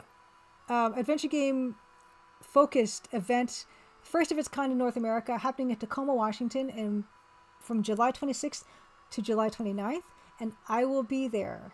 I wasn't planning on being there, but the community has been so generous. The Adventure Game Hotspot community has been generous enough to support my trip there. Francisco Gonzalez is going to be there. One Short Eye is going to be there. Adventure Game Geek is going to be there. Al Lowe, Ken and Roberta Williams, Robert Holmes and Jane Jensen. Tons of Adventure Game people, Adventure Game devs are going to be there. And it's going to be a real fun time. So I'll hopefully see you in July if you can make it. And if not, I think there's going to be some, like they're going to be streaming the talks and things like that. So you'll definitely still be able to check it out. And they have a Kickstarter on that. The link in the Nightbot is the Kickstarter for that. So you can support your adventure game community if you wish, even if you can't attend. So that's something I do want to mention before we move on. Sparky Pollard, you live in Tacoma. Oh my gosh. Okay, you. I'm not going to say you have to come, but it's in Tacoma. It's at the university. Okay, Blahosen says of the colors in AGS, they round some of the values. Oh no, that's not good. Oh, you had a pants emote for a while. I guess that's sub expired. Okay, yeah, we need a pants emote. I need to make a pants emote of my own. But yes, moving on to. Oh, I have my own Pantsmo scene. What am I even doing? Pantsmo's Pantaloon Adventure. The story behind this is there is a something called Komodo, which you can use to modify DOS games. And Evil Tentacle, who I don't know if still is in chat, but Evil Tentacle and M. Zizzy were kind enough to modify a version of Cosmos Cosmic Adventure for me, which I'm so touched by. And I was so touched and inspired by this that you would see these pantsed sprites around this border. I'm starting to contribute sprites to it. I'm pantsifying sprites as well and contributing to this project. At the moment, I'm on a bit of a break with it because of game and pushing back game and GDC and all these things, but I will be continually slowly contributing pantified sprites to this project. I feel very strongly about this. I think Cosmo as a naked child alien is not my favorite thing on Earth. I much prefer him like this. We're going to change our tag to Cosmo. There's no Pantsmo. Okay, let me check. I don't think there's a Pantsmo. Okay, there's Pantsmo Mikiri. I don't think that's the same. I don't think Pants Quest is that either. No, I don't think any of those are. They're probably quite the opposite of what I'm looking for. But Cosmos, Cosmic Adventure, is the tag we're going to be playing with. Hopefully people who are a fan of Cosmo can be converted to Pantsmo fans. Yes, the tulip, that's my proudest achievement so far with these sprites is the tulip thingy, like the way that the pants stretch and then kind of, you know, as it kind of spits the thing up, you got all that excess space in the waist. I'm really proud of that one. And yes, Old School J says, I love that this project exists. It's such a ridiculous thing. This is the fun of it. I love silly things like this. And of course, I love EGA. So I'm going to do EGA at every possible opportunity. Yes. Pants stickers with swag at conferences. Pants on everything. Pants on everything. Okay. So we're going to turn off this music because this game has its own beautiful music by Bobby Prince, I believe. So let's get the Pantsmo up. And let me unmute the Pantsmo. Hold on. I need to Alt-Tab. Give me a second. Sometimes my mouse cursor disappears in OBS, and I don't know what the problem is, and Where'd the mouse go? Okay, I'm not going to use the mouse. Forget it. I've got a stylus. Give me 1 second. Okay, I need to right-click that. Okay, sound settings. So volume mixer. Okay, here we go. Okay, and there is the... Nope, that's not it. I've got a bunch of DOS boxes running. Nope. Here we go. Yes, Pantsmo is the best. Can we hear the awesome Pantsmo tunes? We're going to play this for at least half an hour. I will go late today. That's okay. I'm cool with going late. We hear it. Do you need it louder? Because it can go louder. Let me know. I'm going to just eat a piece of banana bread. A little quiet. Okay, I can...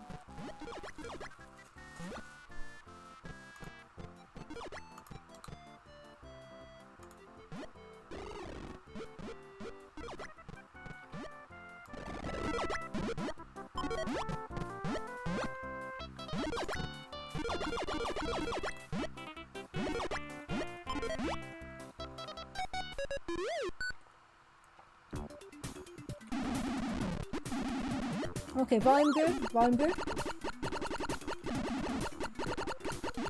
Okay, cool. Let's do this.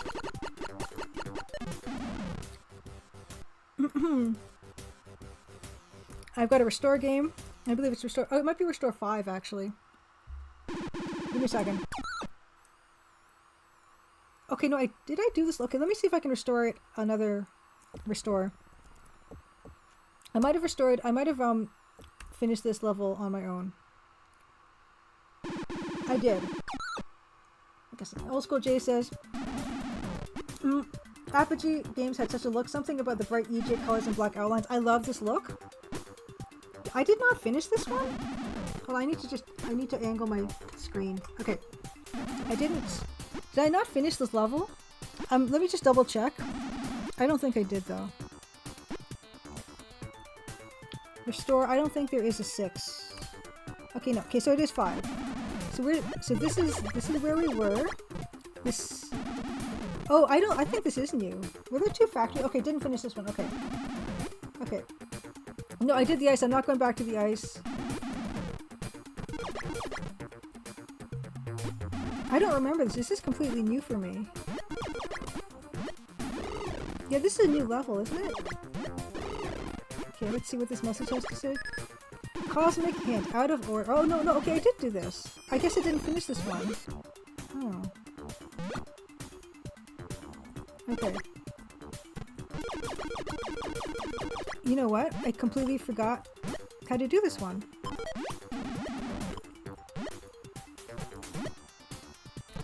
Oh, ouch. I see that was a complete lost cause there. Okay, ouch. Yeah, I forgot everything. I forgot everything. Oh shoot, I forgot everything.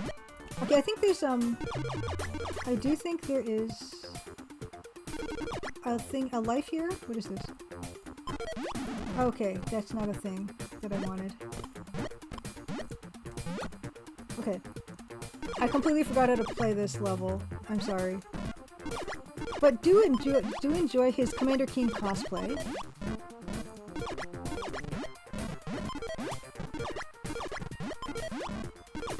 And there's that creepy shadow monster in here. Oh gosh. And here's some more tiny lettering, right? 2 tons. Oh, come on. Come on, come on, come on, come on, come on, come on, come on.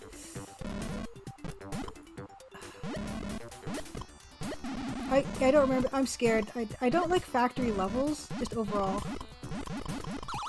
Okay, I shouldn't have rushed that. Okay, there's stars. I want the stars. I want the bonus level. Yeah, I don't like, oh my gosh, really? Yes, I am this bad at this. Yes, I am. Oh yeah, this thing, right? Because I gotta bomb,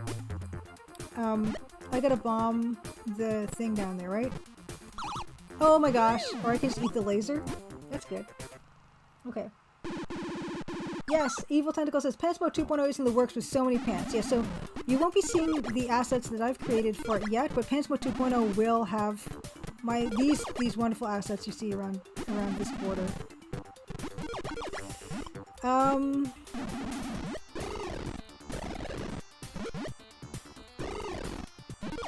Okay, so I do remember. Okay, I'm remembering now. Okay. Right. And we are going to change his face so he doesn't have that smirk on his face when he's sucking the wall. Because I'm not a fan. Others aren't fans of it either. I don't care for his look on his face. But otherwise, no, he's very manageable now to look at. Although I did see on Twitter, George Broussard found an actual painted illustration of Apogee characters, and wouldn't you know, I don't know if this is canon or what, but Cosmo had fur and a mohawk. I don't know if that's I don't know if that's true. Oh, this guy, right? Yeah. Least favorite character is the shadow guy. Oh, gee.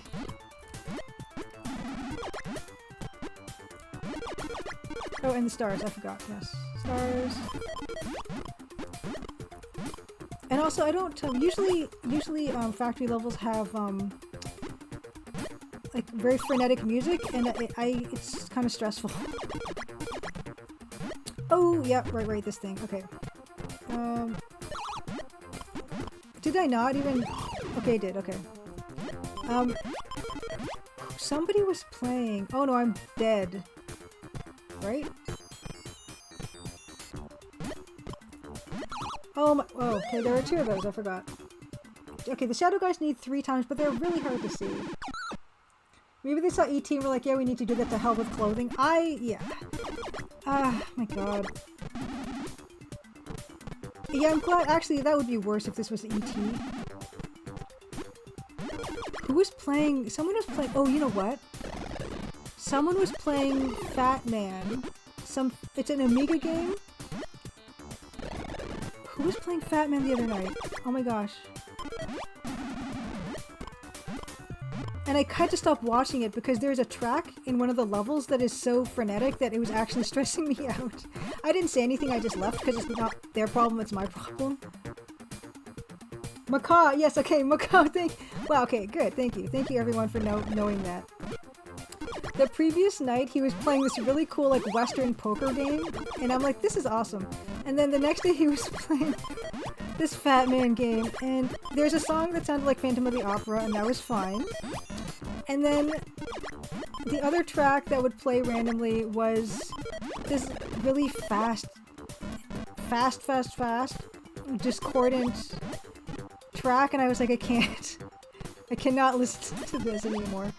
And that's minorly how I... There he is! No, I hate that guy. Thank you for... Yeah, I was watching Macaw. Telescope Wars, the alternate ending to E.T. should have been aliens showing up in clothing asking E.T. where his are. Yes, yeah, Macaw. Okay, Evil Tentacle says Macaw is a legend in the retro category. Yes. Yeah, it really was, that poker game he was playing was really cool.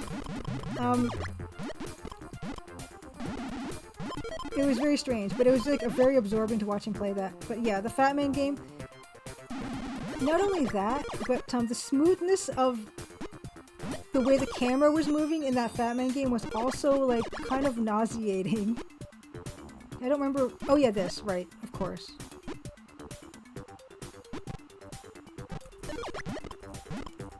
Come on! Oh my gosh, I couldn't get up the whole thing. No! Oh no! It's over. Why am I so bad at this? It's just discouraging.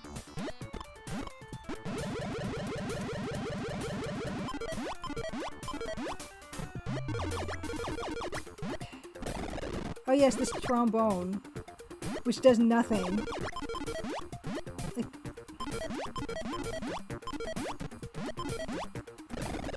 I don't know what these pieces of turf are for. Or with these headphones. I don't trust the rocket. The rocket always is a bad idea. Did it just take life off of me? I wanted nothing to do with it. Ugh. I wonder what Cosmo will be wearing today, second account. If you guessed pants, you are right.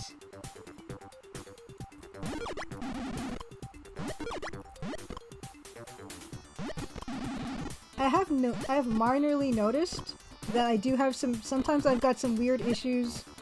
I mean, they're not major issues, they're just like slightly weird issues with sound and music. When Galara Dragon was playing Escape from Monkey Island, there's this one little section, like this one location where there's like someone at a kiosk or something, and there is some weird high-pitched discordant bell sound that plays, and it was driving me crazy. I actually said something to her about it. I don't even know why. It's like not like, again, it's not her problem, it's my problem. I also feel that way about some Philip Glass music. It just is stressful. And it's this piece is not that bad.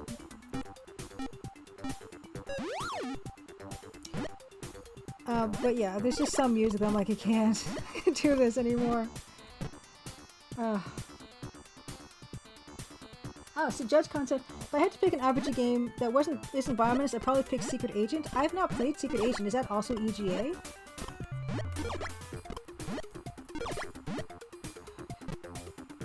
Okay, yes. Snowy P, you remember, yeah, the music that played at the puppet stand. The music that played at the puppet stand in Escape from Monkey Island, like, there is some sound.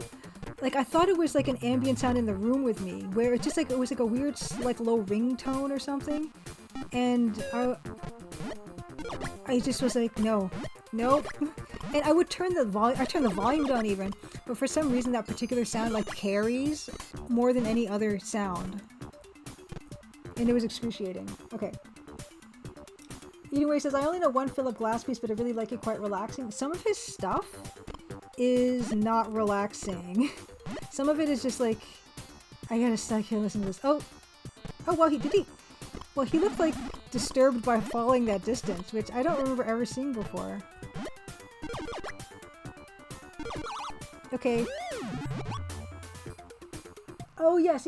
I've played Crystal Caves, Evil Tentacle. I love Crystal Caves. Okay, more recordings. Okay, Secret Agent, very nice looking EGA. I'm all for it. Let me write this down. Secret Agent Apogee. Okay, Whiskey Tango Foxtrot said, yes, EGA, but they released an HD edition recently that basically bumps it to VGA. Boo. Oh, well, see, look what I just did there. You told me about VGA and I just lost my head. Oh, so bad.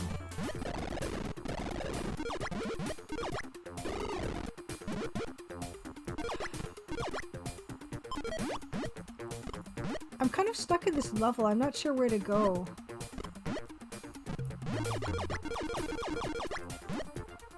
Oh, nope. Oh my gosh, that didn't help at all.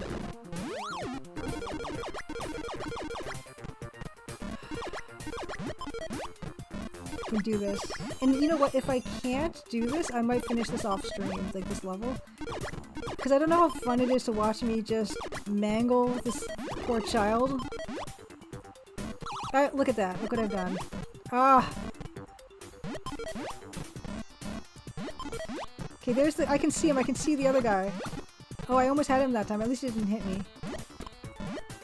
Oh, no. Oh. I'm so sorry. You guys. I'm so sorry. I'm so bad at this. Oh.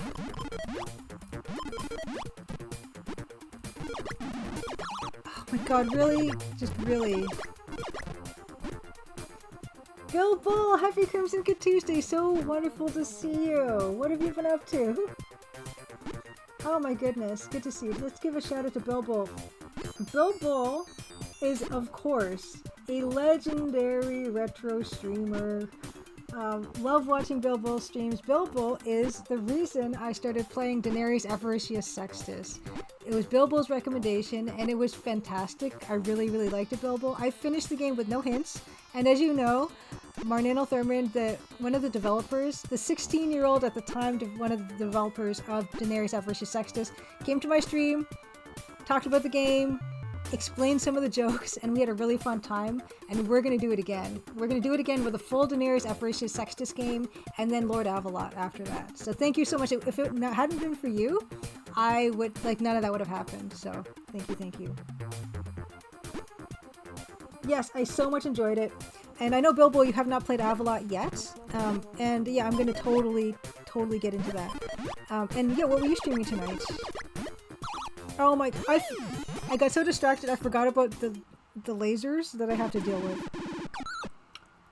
Yes, it was a tremendous amount of fun. And I cannot wait to play Lord Avalot.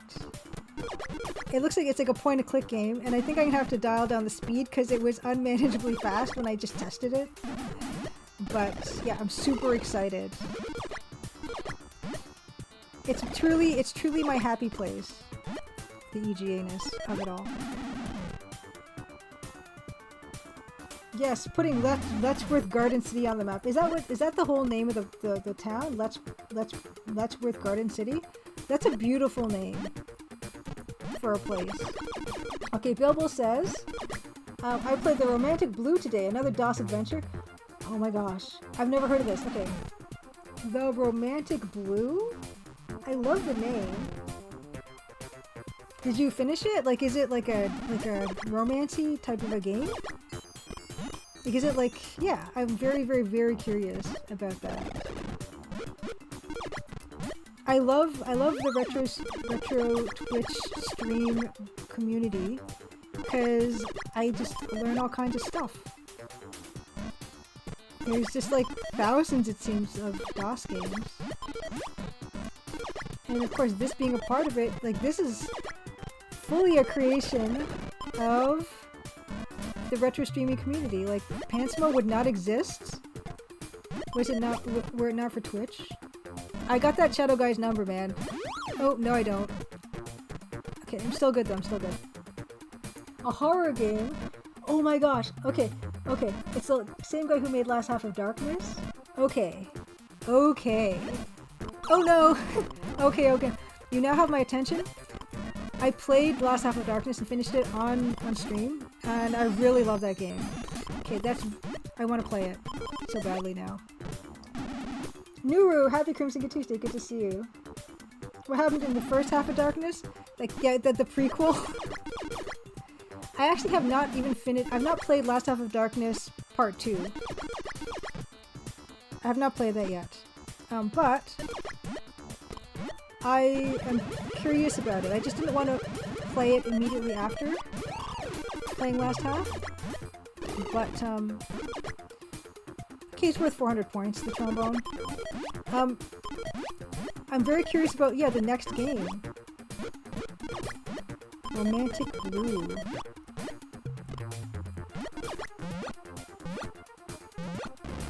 Excellent. I'm stuck. Nope. Okay, this is not bad. This is not bad at all. Oh, sorry, saxophone. I said trombone. Saxophone. Yes. It's a 400 point saxophone. This is the part, Evil Tentacle, where I don't know where to go next. Like, I know there's some fruit, and then there's the switch thingy over there. But overall... Oh, and if anyone is wondering about what is with the pants sprites here, yeah, we're playing a modded Cosmo. And all of these pants sprites were done by Evil Tentacle. And the ones that you see on the sides there are ones that will be added later in Pantsmo version 2.0. And it's just a ridiculous thing that we've done together, and I love every second of it. Okay, so yeah, from here... Don't go... Okay, oh, whoops. Don't go up to the switch thing. Yeah, Whiskey Tango Foxtrot, the last half of darkness, the third quarter of darkness, yes. Okay, so I've already made a mistake. Okay, you just need... Okay, I don't need him, just go left. Oh. Okay, wait, so how do I go left? This, from here, go left? Oh, there's a platform. Okay. Okay, going left. Oh, right. Oh yeah, do I have to jump into... Oh no! I gotta jump into, Oh gosh! Okay. You don't need... Okay, just go left. Okay, go left. Okay, go left. Nope. Yep. Just gonna take it. We're just gonna take it. No. I can't do it. I can't thread the needle. Oh boy. Yeah, nope. Do it. Thank you, Pascal Brosen. Why did E.T. learn jazz so he could saxophone home? I'm confident I can finish this level tonight on stream. Although I think yeah, I'm not going to make any promises because I'll just break them. But I feel pretty good about my chances here. And I guess what I want to know is... Oh. What I guess I want to know is the next level a factory level?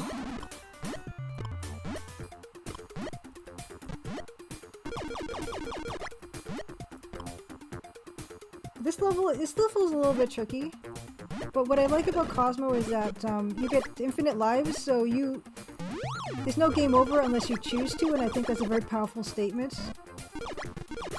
And I think the same holds true for a lot of things, like starting a new game project or something. Like, don't let anyone tell you no, because no one will tell you no. And don't stop if you want to keep working on something.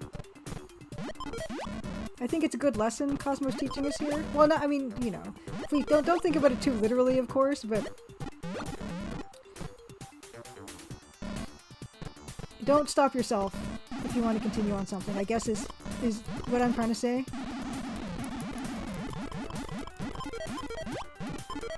Okay. Oh, like, I'm so ashamed. Okay. Okay, oh wait, I forgot about that. And I really, oh no! Oh no! Yep, I did. I really did.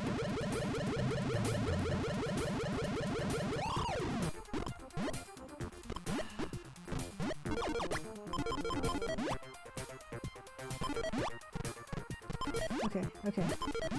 It's fine. I do think I can finish this. Yeah, I can't wait till this barrel has my little plump panted, belted pant thing on it. But yeah, it's just a fun thing we're doing, so yeah, no pressure for any of us developing Pantsmo. It's a labor of love. Okay, here we go. Oh, Pascal Brosser says, I noticed you have been going further and further without asking for hints, so that's progress. Thank you, Pascal Brosser. Yeah, it's a, you'll make a platformer of me yet.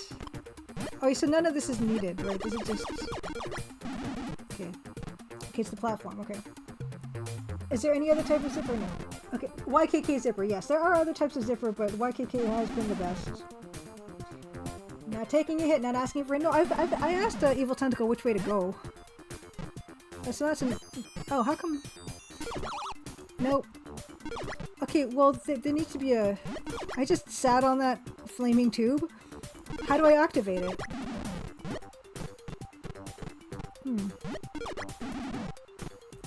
See, how much more devastating would that have been if he didn't have pants? Oh my goodness, who is it? Oh my gosh, still going. It's really hard to stop yourself when it's Pantsmo, Dan. Now, Dan's back from his gig. Dan, you want to come on? We want to do a raid to you or something? Or we want to do that? Or you just want to sit and chat for a bit and tell people what you've been up to? How come this... yeah, I do need to do a switch, right? I feel like. Just the left-hand switch is the red herring. Oh, you're chatting. Nice. Okay, so Dan, tell everyone in stream what you were up to tonight. You had a music video recording?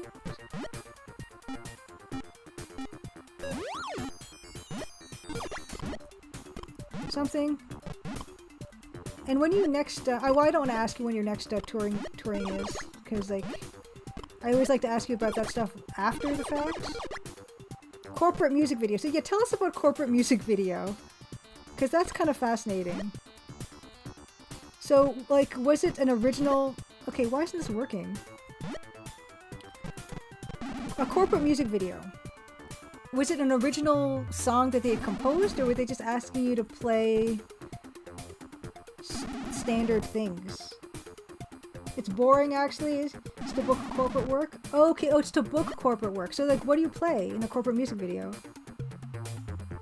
I have to hit the other switch? Okay, okay. We're gonna try that B&B nerd. Yeah, so, is it just to show your skills? Did you play something really complicated?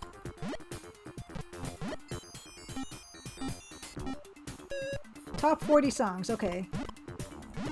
So I don't know what top 40 is now. Is that like Taylor Swift now? Is that what top 40 is? Or is top 40 like still a genre of a certain style?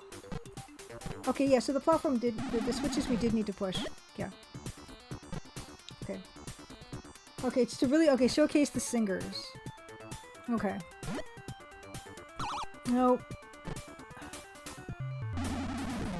Oh no. Yes, okay, good, here we go. I'm still gonna eat these spikes. Okay, Taylor Swift is all the top 40. Okay, see, okay. So Dan explains, top 40 like Sinatra to current, yeah, okay. So, okay. What's an example of a corporate gig then? Would it be like, ooh, that's kind of neat.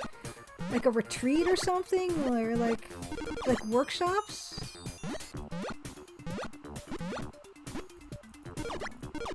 Ooh. All kind of stuff. Okay, left and down. Okay, left and down. What is this?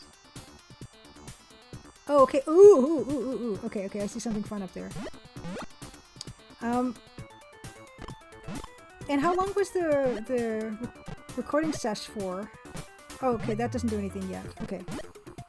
I see.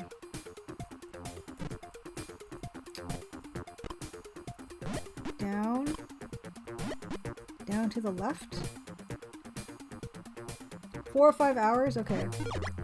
And so, how many people are in the corporate video? So, how many singers? Like, do they all sing together, or do you just do a bunch of different takes with different singers?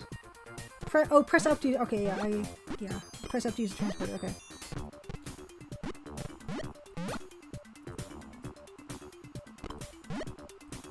Right. Okay. Oh, yes.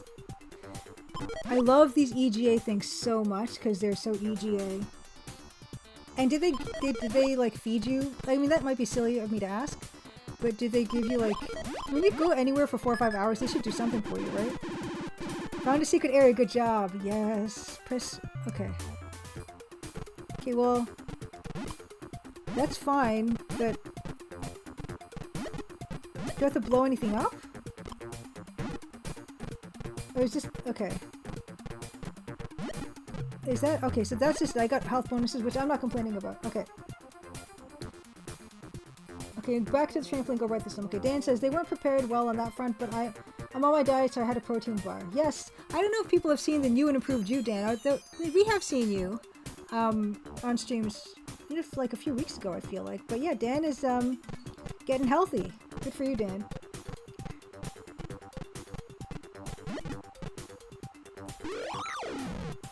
Although, okay, you don't need to tell us the tour dates, but what kind of tours are you going to be going on with Jean-Paul in the near future? Okay, go right. Ooh, okay, I feel like... Okay, yes, another one of these. And how, it's the status on, our MIDI albums there, Dan? Do you want me to give you the, Oh, okay, I don't even need to do anything. Do you want me to design the, gray label for you? Like the transparent label for the holographic sticker? Yes, Gem. Thank you so much for the follow. Okay, do I want to go up and... Oh, no. Oh, and oh, that was lucky. I didn't even see him. No.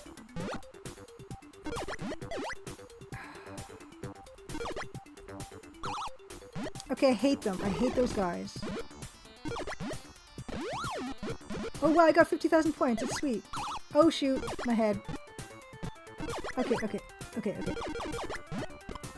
Okay, here we go. I feel like this level is... Oh my god, no. Oh no, I hate... No, come on, I can't see you. No, what? Oh, it's one of those. Sorry. It's this thing. I have to bomb it, right? Okay, here we go. Yeah, here we go.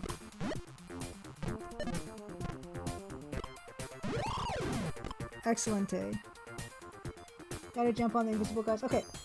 For Sean Paul, Dan says, there's a US tour in May and June, and then Europe starts mid-June. Nice. US tour. Are you guys coming to Canada again? In July? I guess is my question. I guess I shouldn't have asked that, but I want to know because I want to hang out. Saganakawa, somehow I only just noticed all the pants on the other things. Yeah, these are going to be in 2.0.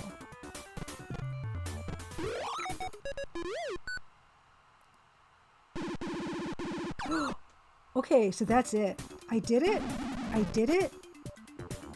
Okay, save. No, I don't want to quit. No, don't quit. Don't do that. Save game. We did it. 6. Okay, game save, game 6.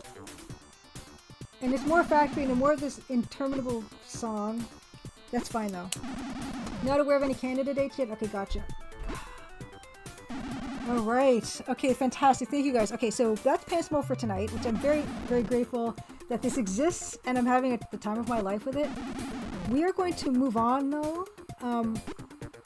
We are going to move on to our new Let's Play. I get a scooter?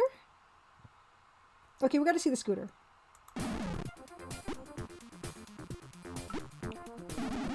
Okay, we're gonna see the scooter. This thing? Okay, hold on, I need life. I feel like this is a dangerous... I love that. Oh no. Oh yes, this is amazing. I love it. Okay, that is good. Oh, yeah. Oh, little slugs. Little air slugs. This is great. Ah. This is great.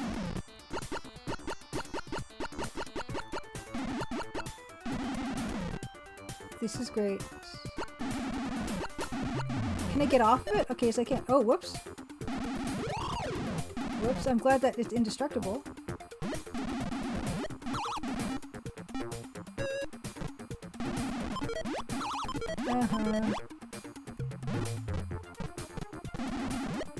Oh boy.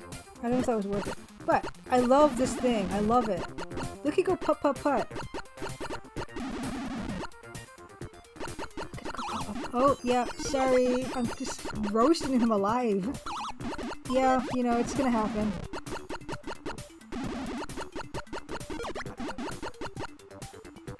Yep. This is gonna be a hard one. Ooh, a book. Oh. Oh, what's that? Gourd? Huh.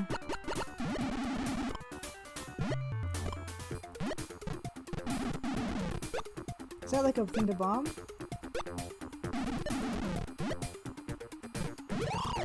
Okay, no, it doesn't. It's not doing the thing, so I guess not. It's so fun. This is great. I love how they just mix it up every level.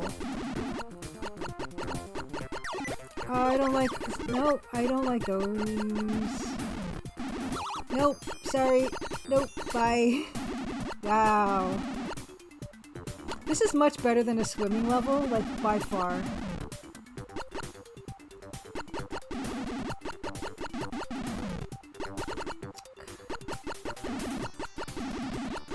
Okay. I'm glad that we're experiencing this. I cannot wait to play more of this level.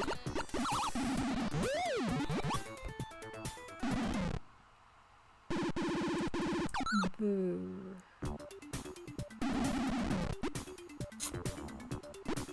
Nicholas Patton, this is Pantsmo's Pantaloon Adventure. It's this. Unofficial Pants DLC of episode 1 of Pantsmo's Pantaloon Adventure. Also known as Cosmo's Cosmic Adventure to Perverts. No, I'm joking. I'm not. No, this is just a fun little thing we do here. It was a big peanut. I kind of thought of it as a gourd. Like, there's a Japanese kind of gourd that they used to put, like, booze in, and I thought that's what that was. Can I go down from here? Oh. Nope.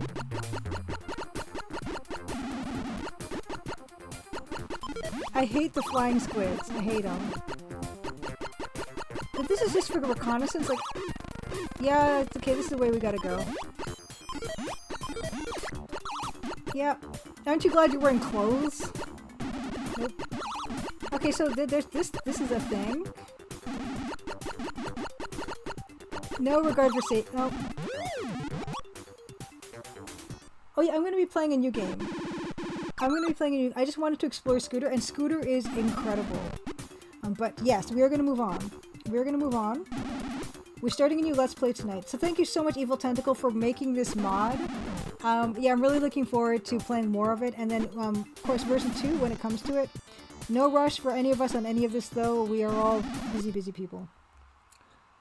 Our next game is going to be another EGA adventure game, as it happens. Who would have thought? Who would have thought?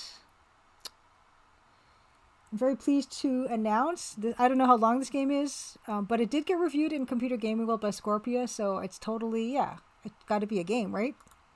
Earthrise, a guild investigation.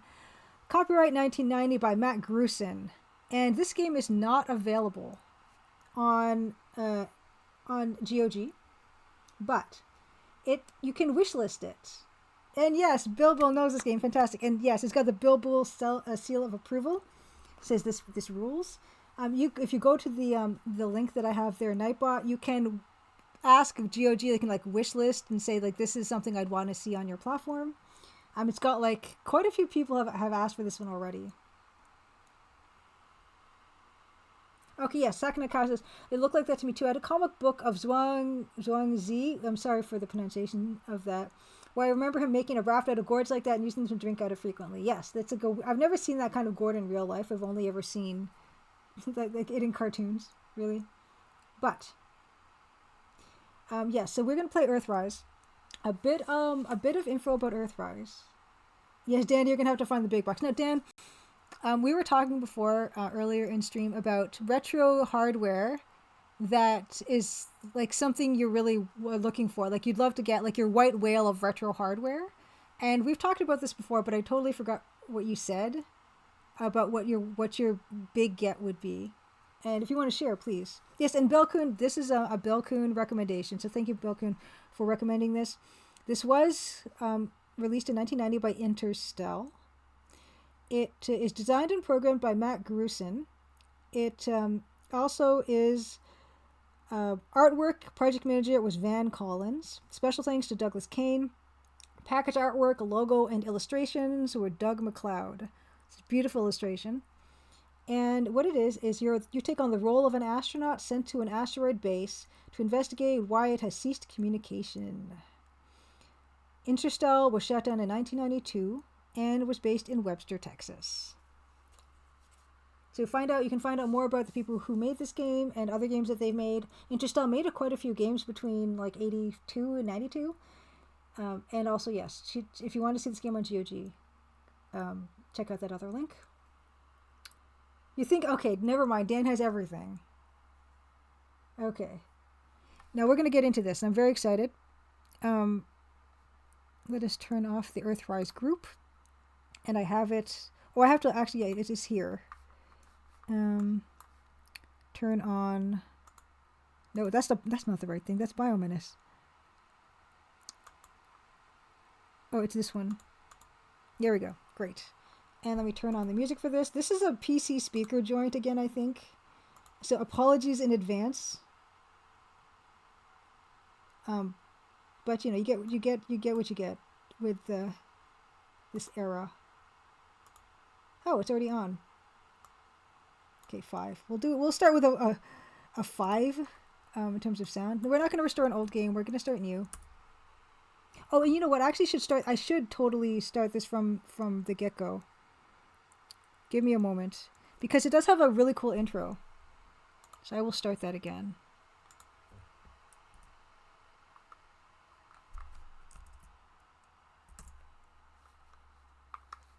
We want the full experience. Oh no, hold on.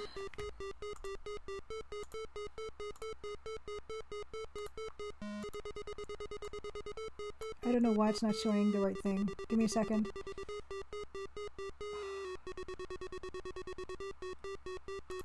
Oh, you can't see all these amazing graphics. I think it's just one image, but anyway. I'm going to start that again. I will start that again. I don't want anyone to miss this. The amazingness. Earthrise. And actually, I need to change my tag anyway. So let's change tag. Oh, wait. First, one thing at a time. I'm getting ahead of myself. Earthrise. Okay. Okay.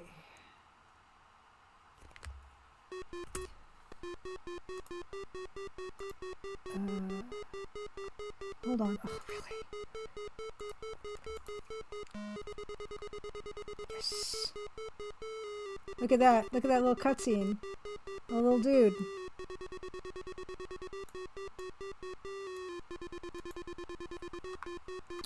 Now I can change my tag. Earthrise. Here we go. It's in Twitch.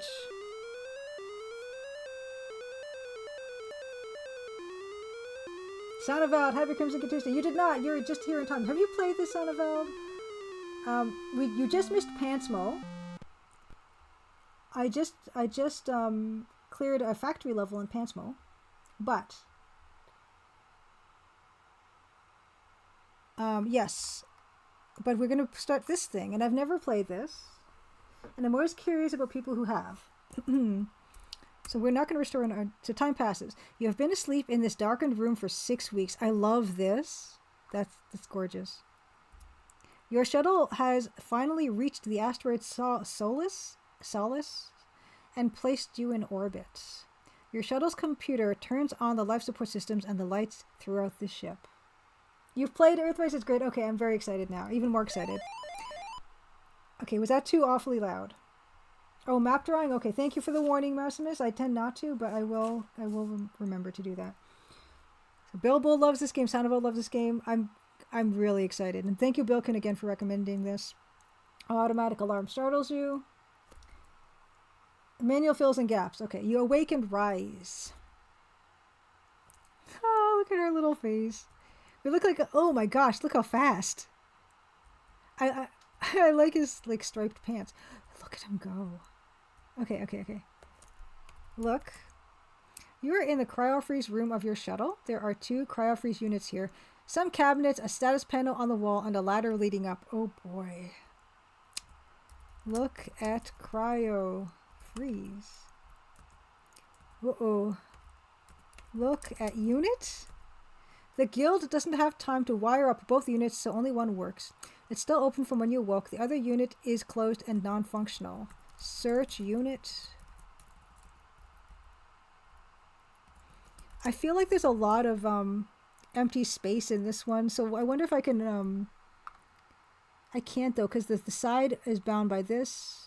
Maybe the top? Do we not see very much on the top? Can I save? Okay, start. Oh no! No? Wait. Start? Oh wait, save? Okay, why does that... Okay, I must figure out how to save. If I just type one letter, it clears that. Is that a problem? Yeah, okay. Oh, okay, that. Okay. and just, okay, start. I don't know what those other save game slots are, and we're not going to look at them because we don't want to spoil. Okay. Any game that starts you off in a space terrarium is good. I agree, moral recordings. And yes, Noru, I also agree that this is what I love this. Okay, let's just look again, a reminder. Okay, some cabinets, open I love how it's a space station thing, and you get cabinets. I know I love a cabinet. Sure enough, nothing here. The guild must expect you to find food on Solace and sleep soulless, and sleep in flight. We're very jaunty. You have to first check if the character had 4 legs. This is... Oh, it's another Transformers reference. Status panel. Look at panel. Ay. Whoop. He looks like a minifig. This is the status panel for your cryo-freeze units. One of the cryo-freeze units is in working order. Good. Okay. Can I look at wall and stuff? Nope. Look at floor. Loot. No. And do I have an inventory? Yes, I do. I'm carrying a pressure suit with a fancy watch. Okay. Look at watch. Oh no. Whenever I see numbers, I get scared. Because I feel like my life is in danger. Okay, no tank percent on oxygen. Chrono is 72.48. Pressure is 14.7 psi. I don't know if that's good. Correct pronunciation is soulless. Okay, that's a timer. You've just made me even more nervous. Look at suit. Oh. It's a model A47 Pierre Cardin. Okay, Pierre Cardin was a fashion designer. Pierre Cardin pressure suit. A badge signifying your mining guild membership is embroidered on the chest plate. That looks like a Roger Wilco. You know how he's got like a badge on, like a janitorial badge? There is a very fancy watch built into the left wrist with several displays. Yes, we're attempting a no tank percent speed run here. I feel like that's the goal. Because getting that oxygen is just a big waste of time if you can manage without it. Seeing oxygen on a tank gives me bad memories from Police Quest 2. Okay. Mug Monster says, not really. There's a Transformers series called Earthrise. It was made in 2020. This might just predate that. Something doing Happy Crimson Tuesday, by the way, says, the unfilled suit image makes it seem like he removed his suit to look at it. It did startle me to see it like that. Okay, hold breath the whole time. Wouldn't that be great? Hold breath. You don't need the word breath. Okay, so that's the first time we haven't had our input recognized. Okay, I was very shocked. Look at that. It's just like the Starship Enterprise. I should have put that kind of door in the Crimson Lodge. This would have saved a lot of hassle. Okay, look. You are in your shuttle's computer center. There is a large computer against one wall and an airlock door at the other end. Ooh. The computer runs your entire ship. It is currently in working order and is running. The computer emits little beeps and blips as it works. Love it. Turn off computer. Unadvisable, and in fact don't. What are all these drawers in the computer? Open drawer. Better think of something else. Okay. Look again. Loo. Computer. Okay. Well, I guess I can't do anything on the computer. Look at screen. Maybe I can use the computer? Use computer. No. Let's just go at the airlock. I'm sure that'll be fine. Pump those arms. Oh, nice. Oh, what's the blue thing? Look. You are in the fuel storage area of your shuttle. There are several large tanks here. 3 tanks closest to the door contain oxygen and the other 4 contain fuel. There is a ladder leading up through the ceiling. More ladders. What are you doing, Dave? I still have not seen 2001. Something Doing says, from looking at it, I thought this was a throwback game, but it's from 1990. Never heard of it. It got a review in Computer Gaming World. And it is, it's 1990 is still a decent era. Like, it's still when they had EGA. Like, 1991 and 2, maybe they're getting away from it. But yeah, 1990. Light up refreshing space cigarette. There's like a valve here. Look at tank. Just look at one tank. Yeah, I don't like the idea of storing the fuel and the oxygen in the same place. I'm not a spaceman, though. One of the oxygen tanks has a small filler valve on it. Ooh, okay, so I can fill my suit. This is great. Okay, I got it. Got it. Eden Way says, if this game came out 2 to 3 years earlier, almost looks like it could have been a Sierra game. And something doing, I also get super excited when I play stuff I've never heard of, which is kind of what I've been, like, stuff I've been playing on my channel is all stuff I didn't really play back in the day. Or that's not true. Like, I played Loom back in the day, but it was like ages ago. But most of the time, I like to just play stuff I've never seen before. Fill suit. Open valve. The valve will not open unless there is some kind of receptacle connected to it. Connect watch to valve. Look at watch again. Let's see if those numbers have changed.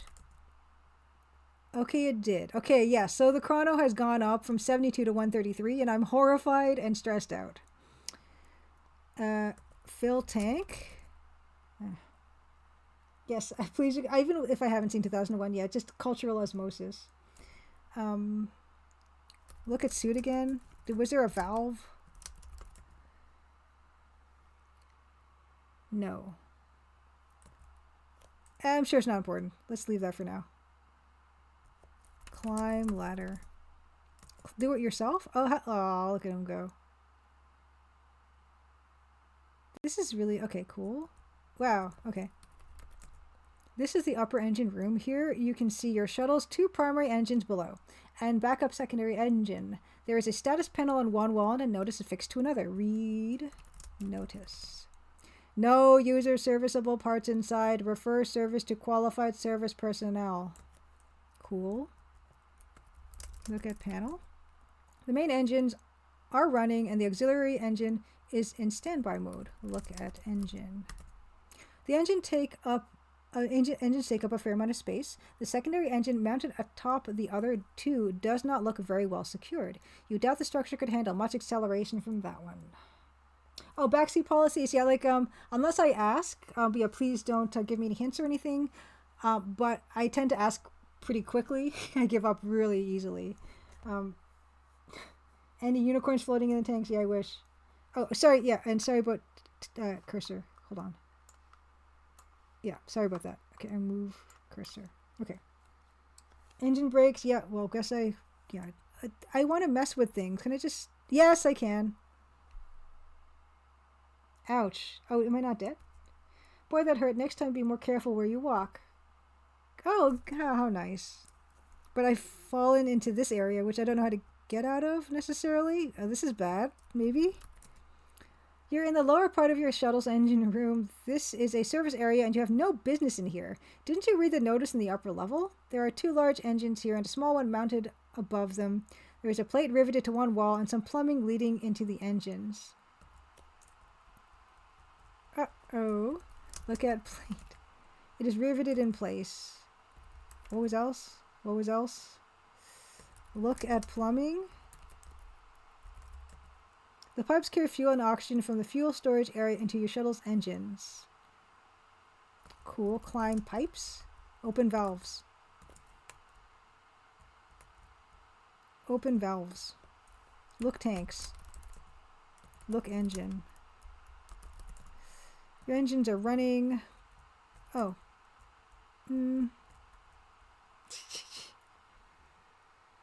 My Sonnenfeld says, I missed the mouse cursor. Could you please move the cursor back on the screen? Drink fuel.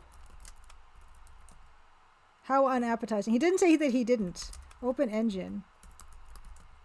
That won't get you anywhere. Nicholas Patton, you wonder what Legend of Zelda would look like in EGA? Probably pretty good. Something Doing says this game is endearingly ugly. I don't even think this is ugly. I love this. Look again. Okay. A small one. There's a plate riveted. Okay, so can we just touch plate, climb plate, do it yourself. What is this plate?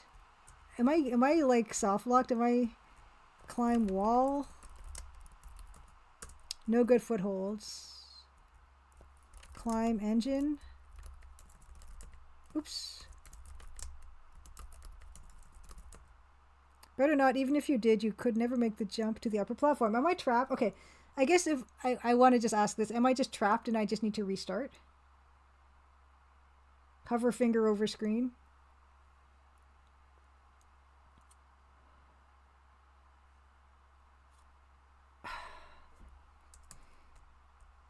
Is this... Oh, I'm trapped. Thank you, Belkin. Okay. Oh, it's going to be one of those. Are you sure you want to restart? This is a very nice UI, I have to say. Okay, we haven't really done anything of note. But I'm gonna revisit that area. I feel like I probably could get oxygen if I could figure that out. But we won't figure that out yet. But there's still so much to... He's kind of short compared to these doorways, don't you think? Are these doorways meant for taller people?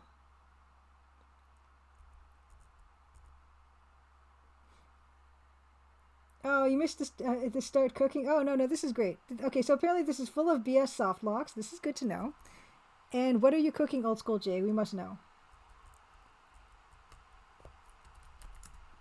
Okay, so don't fall into the lower engine room. Okay. Okay, so we know that... Okay, so this is fine. We're still just starting out. We're just going to explore. I like the fact that you can just walk down ladders like this. Oh, yeah, you're right. Of course, son of a... The tall doorways are here so we can fit these big, huge tanks through. Yeah. Contemplate life. Contemplate life, Nicholas Patton. Nope, we cannot contemplate. We have a job to do. Not okay. So this as a reminder to myself, we were sent to this base to investigate why it has ceased communication. This is cute. No contemplating, just do. Or do not. Couple low-effort mini pizzas from pita breads and leftover spaghetti sauce with a side Caesar salad. That sounds amazing. I love Caesar salad. Oh, look this! Oh, look at this adorable map. Look. You are on the bridge of your shuttle. There is a control panel mounted above a gravity couch. Gravity couch, and a ladder leading down through the floor. Against the wall, you see a communications panel, a chart, and a rack. In front of the couch is a large view screen. Okay. Look panel. Communications. Panel allows you to report back to the guild on Earth. Great. Look panel. Control. You can neither see nor use the control panel unless you are in the gravity couch.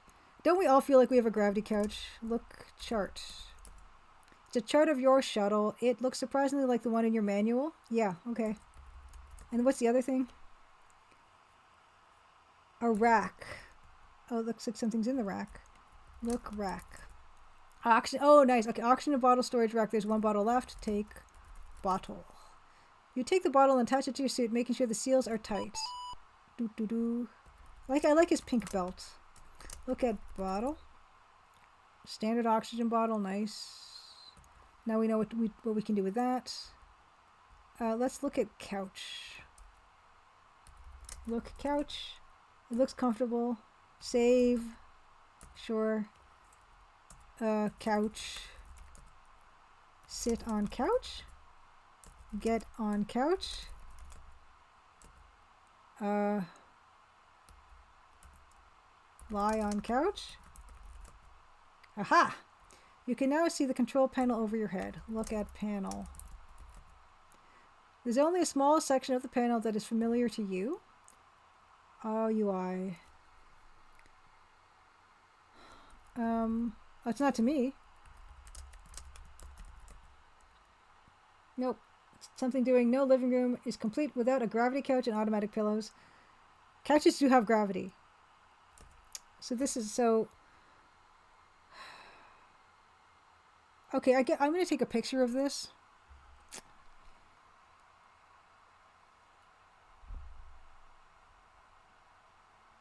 And then I'm going to try to... Because you can't push any buttons on this. Push button. Oh! I love this. Okay, let's open the pod bay door. You press the open pod bay door, you feel a slight... Ooh, I got 22 points out of 800 for doing that. I have no idea why I did that. Push button. Button. Push button. Close. Okay, no points for that. But I did a thing. Automated flight. That's the button you use to get here from Earth. Since you're already orbiting Solus, nothing happens. Automated return. Press the automated return button. Uh-oh. Following the program set by the guild technicians, your shuttle makes the trip back to Earth. Since you didn't have the guts to finish your mission, the guild fires you. They immediately dump you on a commercial flight to Tweed New Haven Airport, where you are met by an armed escort who drives you to Middletown, Connecticut, where you are committed to Connecticut Valley Hospital. There you're treated for hypogonademia, Wimp's disease, for the next 15 years, after which you retire a sad, broken human being. That is a good ending. Old School J, does the gravity couch have a dial on it where you can change gravity over the couch? I want that. I am still not clear about the gravity part of the couch. It seems like a pretty straightforward couch to me. Oh, Fog is green. Happy Crimson Tuesday, by the way. So yeah, not enough gonads. I believe that's what you're saying. That's what hypogonademia means. Rimshot. Okay, so don't do that. You really should have finished the mission before returning to Earth. You are a useless wimp. Wow. Matt Grusin, man. Boy, oh boy. Yeah, Blaholson, I just need to add an ending to my game where the protagonist just gives up. Rubbing it in. Final score, 22 out of 800. I'm glad it didn't just like boot me to DOS. That would have been the ultimate. Yeah, let's restart. Okay, so we know all about that. Get up there. Yes, moral recording. Toxic masculinity. Alive and well in space future. Take bottle. So we know about this. Oh yeah, so we got 15 points for that. 7 points for going home before we're supposed to. Ooh, look. You're in the main airlock chamber. There is a large door here with a control panel on its left and a cabinet on its right. Ooh, cabinet. Open cabinet. No handle or knob. Slide. Cabinet. I probably have to press the button. Whoa. It looks like a Rock'em Sock'em robot. Look, panel. I love the panels. Push button. Airlock open! You can't open the airlock while this area is pressurized. Oh, really? Thanks. Oh. Push button. Airlock close. Okay, push button. Airlock clear. Fear the air leave in a hurry? Am I gonna die? Yes. Your cheeks feel like you have a case of mumps coming on. That's true. Something doing. At least you lived long enough to retire. A lot of worse outcomes. At least you didn't fall to be left for dead in the engine room. Yeah, that was the worst. That wasn't even a death. I guess maybe if we waited long enough. Yeah, this is mean, Gary Angeles. This is mean. I'm about to probably, like, I don't know, implode. Is that what happens? Oh. Yeah. Oh, Belkin says, by the way, this protagonist has no name. We may want to give him a name, maybe like Roger Wilco's distant cousin. We could call him Will. I guess, no, I was going to say Will Rogers, but that's probably what Roger Wilco's name's based around. Okay, here we go. Yee. There's something very unpleasant about being in an unpressurized environment without a helmet on. If you were still breathing, you would probably kick yourself.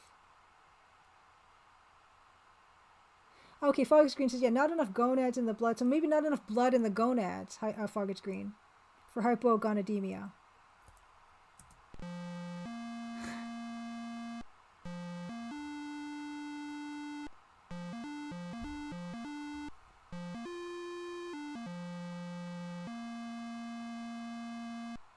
Glorious. You have expired. Yeah, I don't know if he's gonna, like, the head was, I don't know how good that head was doing. It looked like a Lego minifig head. But it's all we had, I suppose. This is great. This is great. I'm having the time of my life over here. Okay, I should probably save it after I take this bottle. Save bottle. I did get points for opening the other thing, but I'm not going to do that because I don't know what it did yet, and I want to know first. Cabinet open.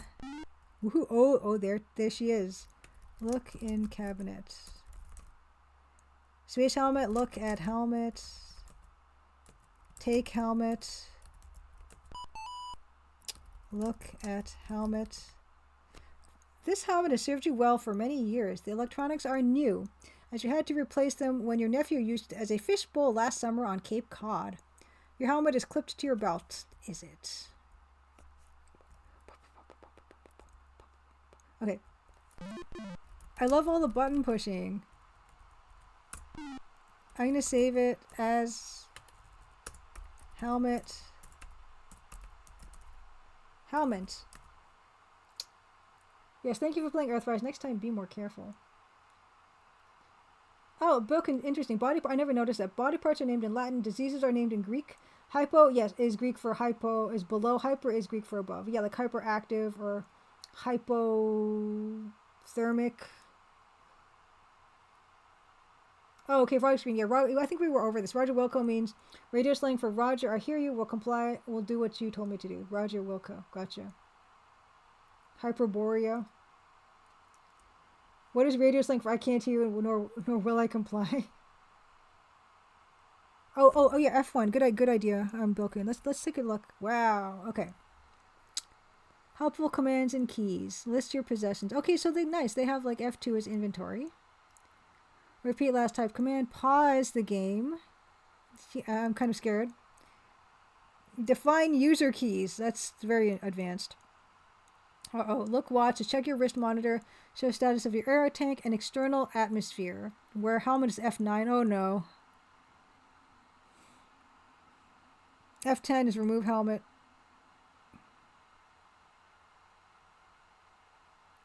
Clear saves? Oh no, who wants to do that? That's horrifying. Okay. So, what was, put helmet on? It was F12. What was it? F10? Okay, this is great. Okay. You place the helmet on your head, making sure the seals are tight. You are now breathing from your oxygen bottle, which happens to be empty. How long are we going to last? Yeah, the options menu is great. To clear saves, press the spacebar. Press any key to... let's just look at our watt. Your oxygen is running dangerously low. I want to see what happens. Okay. Oxygen, 14.9%. That's just what was in our lungs. What we brought with us. Okay.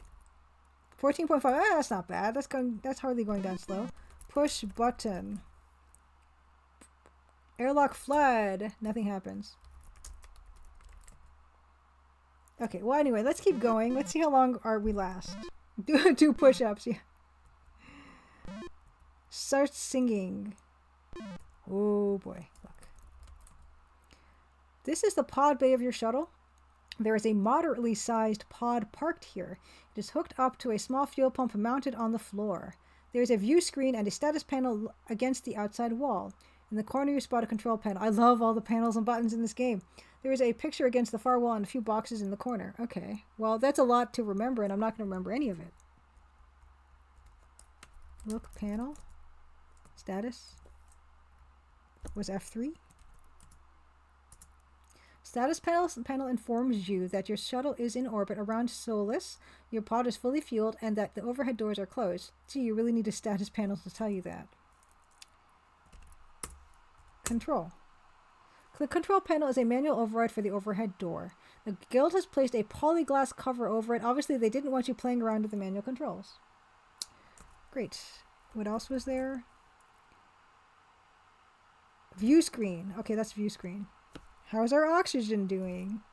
12%. That's great. That's... Oh, wait. Look, view screen. Closer? That's this. Oh, this is the view screen. Let's pump our way over there. Oh. Okay. Good. Is this it? Oh, is this not it? Is this it?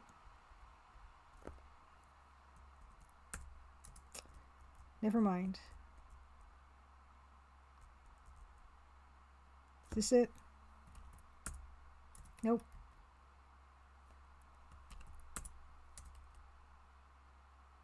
We're fine, right?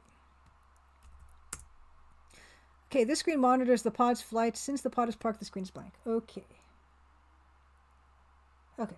Boken says, by the way, 14.7 psi is 14.7 pounds per square inch, equal to Earth's atmospheric pressure when on the Earth's surface, equal to 101 kilopascals. Yes, and 0 psi is obviously vacuum, like a vacuum of space. How are we doing? How are we doing here? 7.7%. That's plenty. That's plenty. Okay, look. Okay, look picture. Don't tell me. Yes, okay.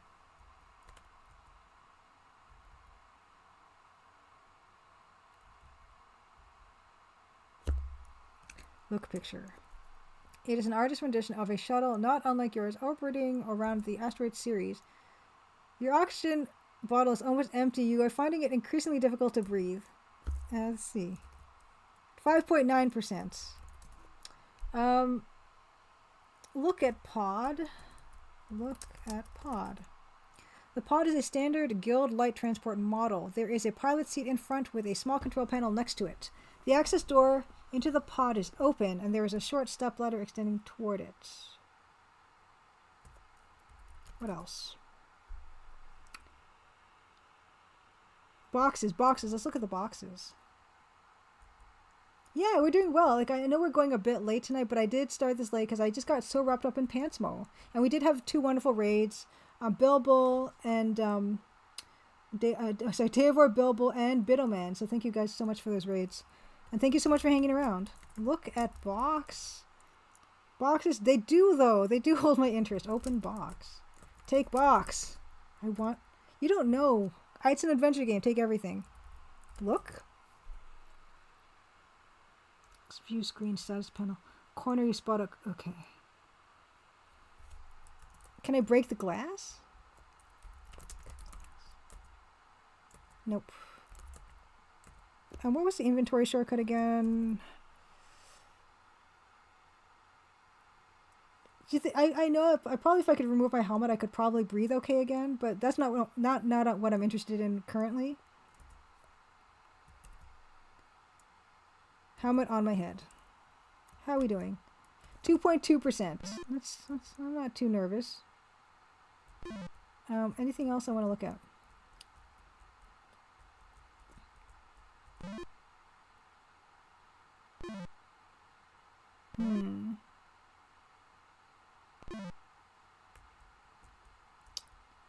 Let's see. Oh. It is tricky. Like that. I like the fact that you cannot fall off the ladder though. Oop. You just ran out of oxygen. Suffocation is not a pleasant way to die. Maybe next time you'll pay more attention. Gotcha. Understood. Let's restore save game. Okay, so we're gonna you know, we're gonna be better. We're gonna actually fill that bottle with oxygen.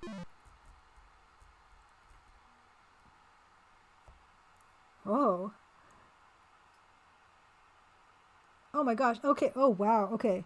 Something doing says, I had to wear an oxygen mask at work one time. Nobody told me it only lasted for half an hour. At one point I suddenly couldn't breathe and panicked and had to quickly rip the mask off. Actual air was only potentially dangerous but not life-threatening. It was not a pleasant experience. They should print that on the mask and everyone should tell you repeatedly. That is horrifying. I'm so sorry you had to go through that. It's like a nightmare.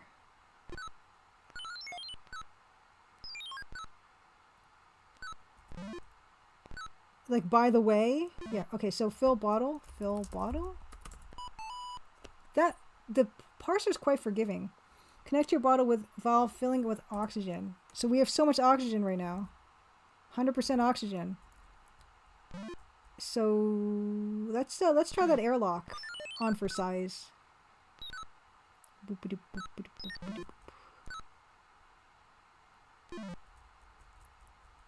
I'm into it. This is really nice. Okay, so let's wear helmet. Yes, breathing from oxygen bottle. Okay, so let's see. Oxygen. 99.8. Fantastic. Okay. Push button. Clear airlock. Okay. Push button. Airlock open. Can I just like go out? No, eh? Wow. Nice. Yeah, Moral According says that's lawsuit material. I agreed. Old School J says I made the Space Quest 2 joke earlier, but this is Police Quest levels of getting killed for not following procedures. Well, to be honest, like this is, I kind of get it. I was kind of expecting something bad would happen if you just stepped out of an airlock. This was spectacular though. With Police Quest, if you don't circle your vehicle, it's like you're doomed. Your life is doomed, which I feel is not as expected as something like this. Splat. Splats. Yeah. Done splat. Surely there must be a safer way to get to the surface of Solus. You have been macerated.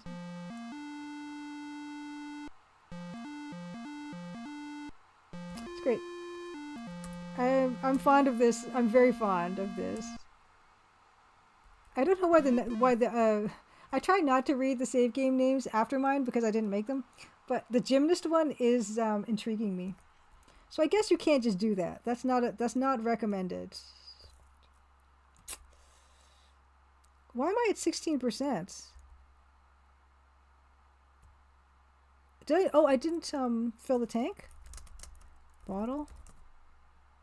Did I not fill the bottle? I could have sworn I filled the bottle. Anyway, I will do that again. Or do it and then save it. Okay. You used to be a scaffolder or something doing. You were working in a chemical plant. There was no alarm on the tank. Ugh. Yeah, this is good. This is yeah. I'm not surprised by how I died. The one that surprised me was the lower engine room where nothing. Okay, fill bottle. Okay, so I'm gonna save it. Gymnast over gymnast. I don't know. Filled bottle. Okay, so we're gonna need something to make sure we don't just cartwheel into space. So there's. Oh yeah, don't fall, please. Okay, so look. There's like a brown thing I want. I want the brown tube. Look at tube. I want tube. Didn't mention tube. Okay, so we have not done anything on this screen. I'm going to read the sign again. Right. I don't think there's any. Let's try pushing any type of a button. Why? We did get points for opening that bay or whatever, so we could try that and then see what changed. That's my only thing. Okay, looks like, okay, so it's 12:24 now, so it is getting pretty late, but I might stick around for at least until 12:30, but also then try to find someone to raid, I think. Okay, there's no buttons here. Is this on a custom engine? I don't know. I haven't done enough research about this. So there's this. So the only other thing I know how to do, besides flip myself out into space. So let's save. Earth, open doors. Lie on couch. Push button. Open pod bay door. So we can do that. Now, I wonder if we just... What? Just go there and will we just get blown out into space again? Let's find out. I at least want to find that out. And I wish I knew if this was built with what kind of engine this was built with. Oh, sorry, the pod thing is on the other side. Sorry about that.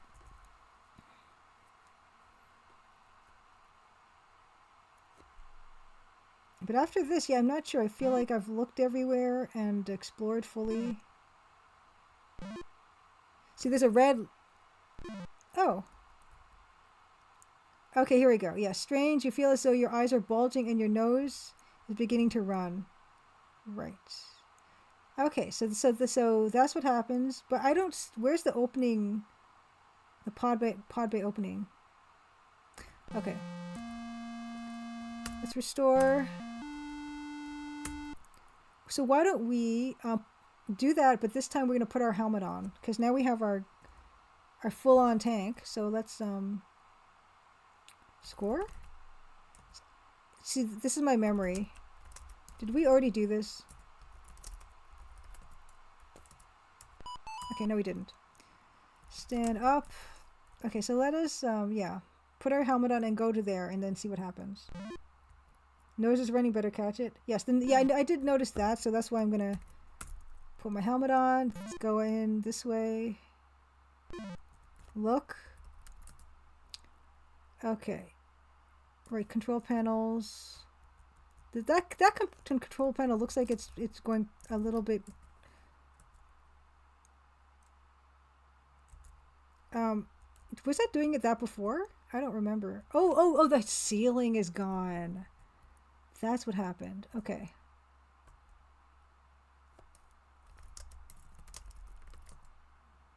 Oh, sit in chair. Yes. Oh, I wonder if I just can go out with the door, that hatch open. Automated flight. Oh, yes, yes. Oh, like this the title screen. Oh, I don't control yet.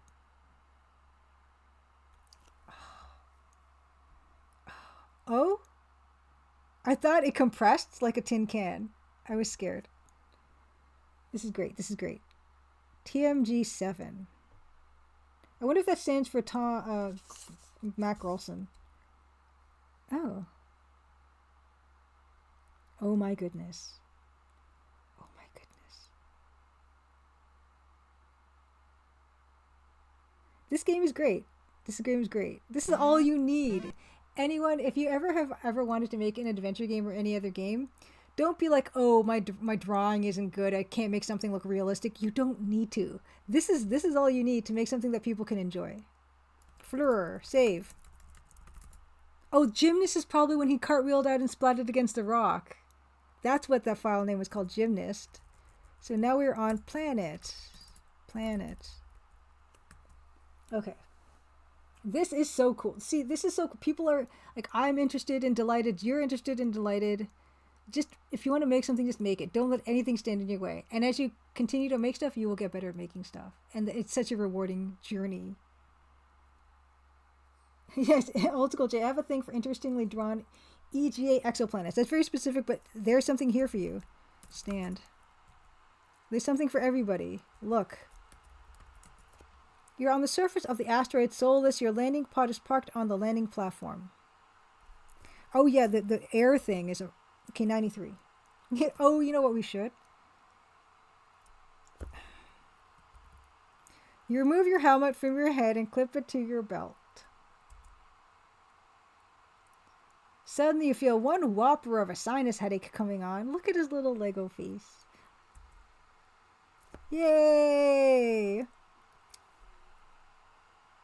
I think that's a good way to end for tonight.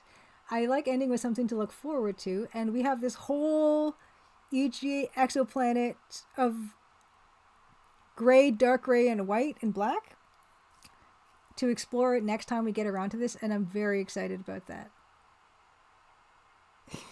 Yeah, Old School J, even Space Quest would stop you from doing that. It is a hotkey. You can just hotkey that helmet right off your head at any time you want. And I respect that. It's not unsurprising that that's what happened. So, IP, thank you so much for being here. Yes, remember that scene in Scanners where the dude's head exploded. Exactly. we're going to leave this for now. But I gotta say, thank you, Bill Coon, so much for this recommendation. This is amazing. It's it plays really well. It plays very super smooth. We're gonna look for someone to raid. Next week we'll have another Crimson Tuesday. I don't know if Dan can make it for that. If not, we will start a new scene for the introductory sequence graphics for the Crimson Diamond. Play more Pantsmo, play more Earthrise, and just have a good old time as usual. So let's just check out Twitch. Let's see who's doing what. And yeah, thank you again so much for the follows, Bilbo, Davor, Bitoman. Thank you so much for the raids. It's always wonderful to see you. A pleasure, and thank you so much for bringing your communities here and to hang out and have some good times. Goman Sama, something doing. Thank you so much for being here. Yes, exactly. I'm going to boot this one up and do a head exploding on every screen run. You probably could. Fogger's Green, Evil Tentacle. Evil Tentacle, again, thank you so much for Pantsmo. Pantsmo is the gift that keeps on giving. Let's see what we have here. We have...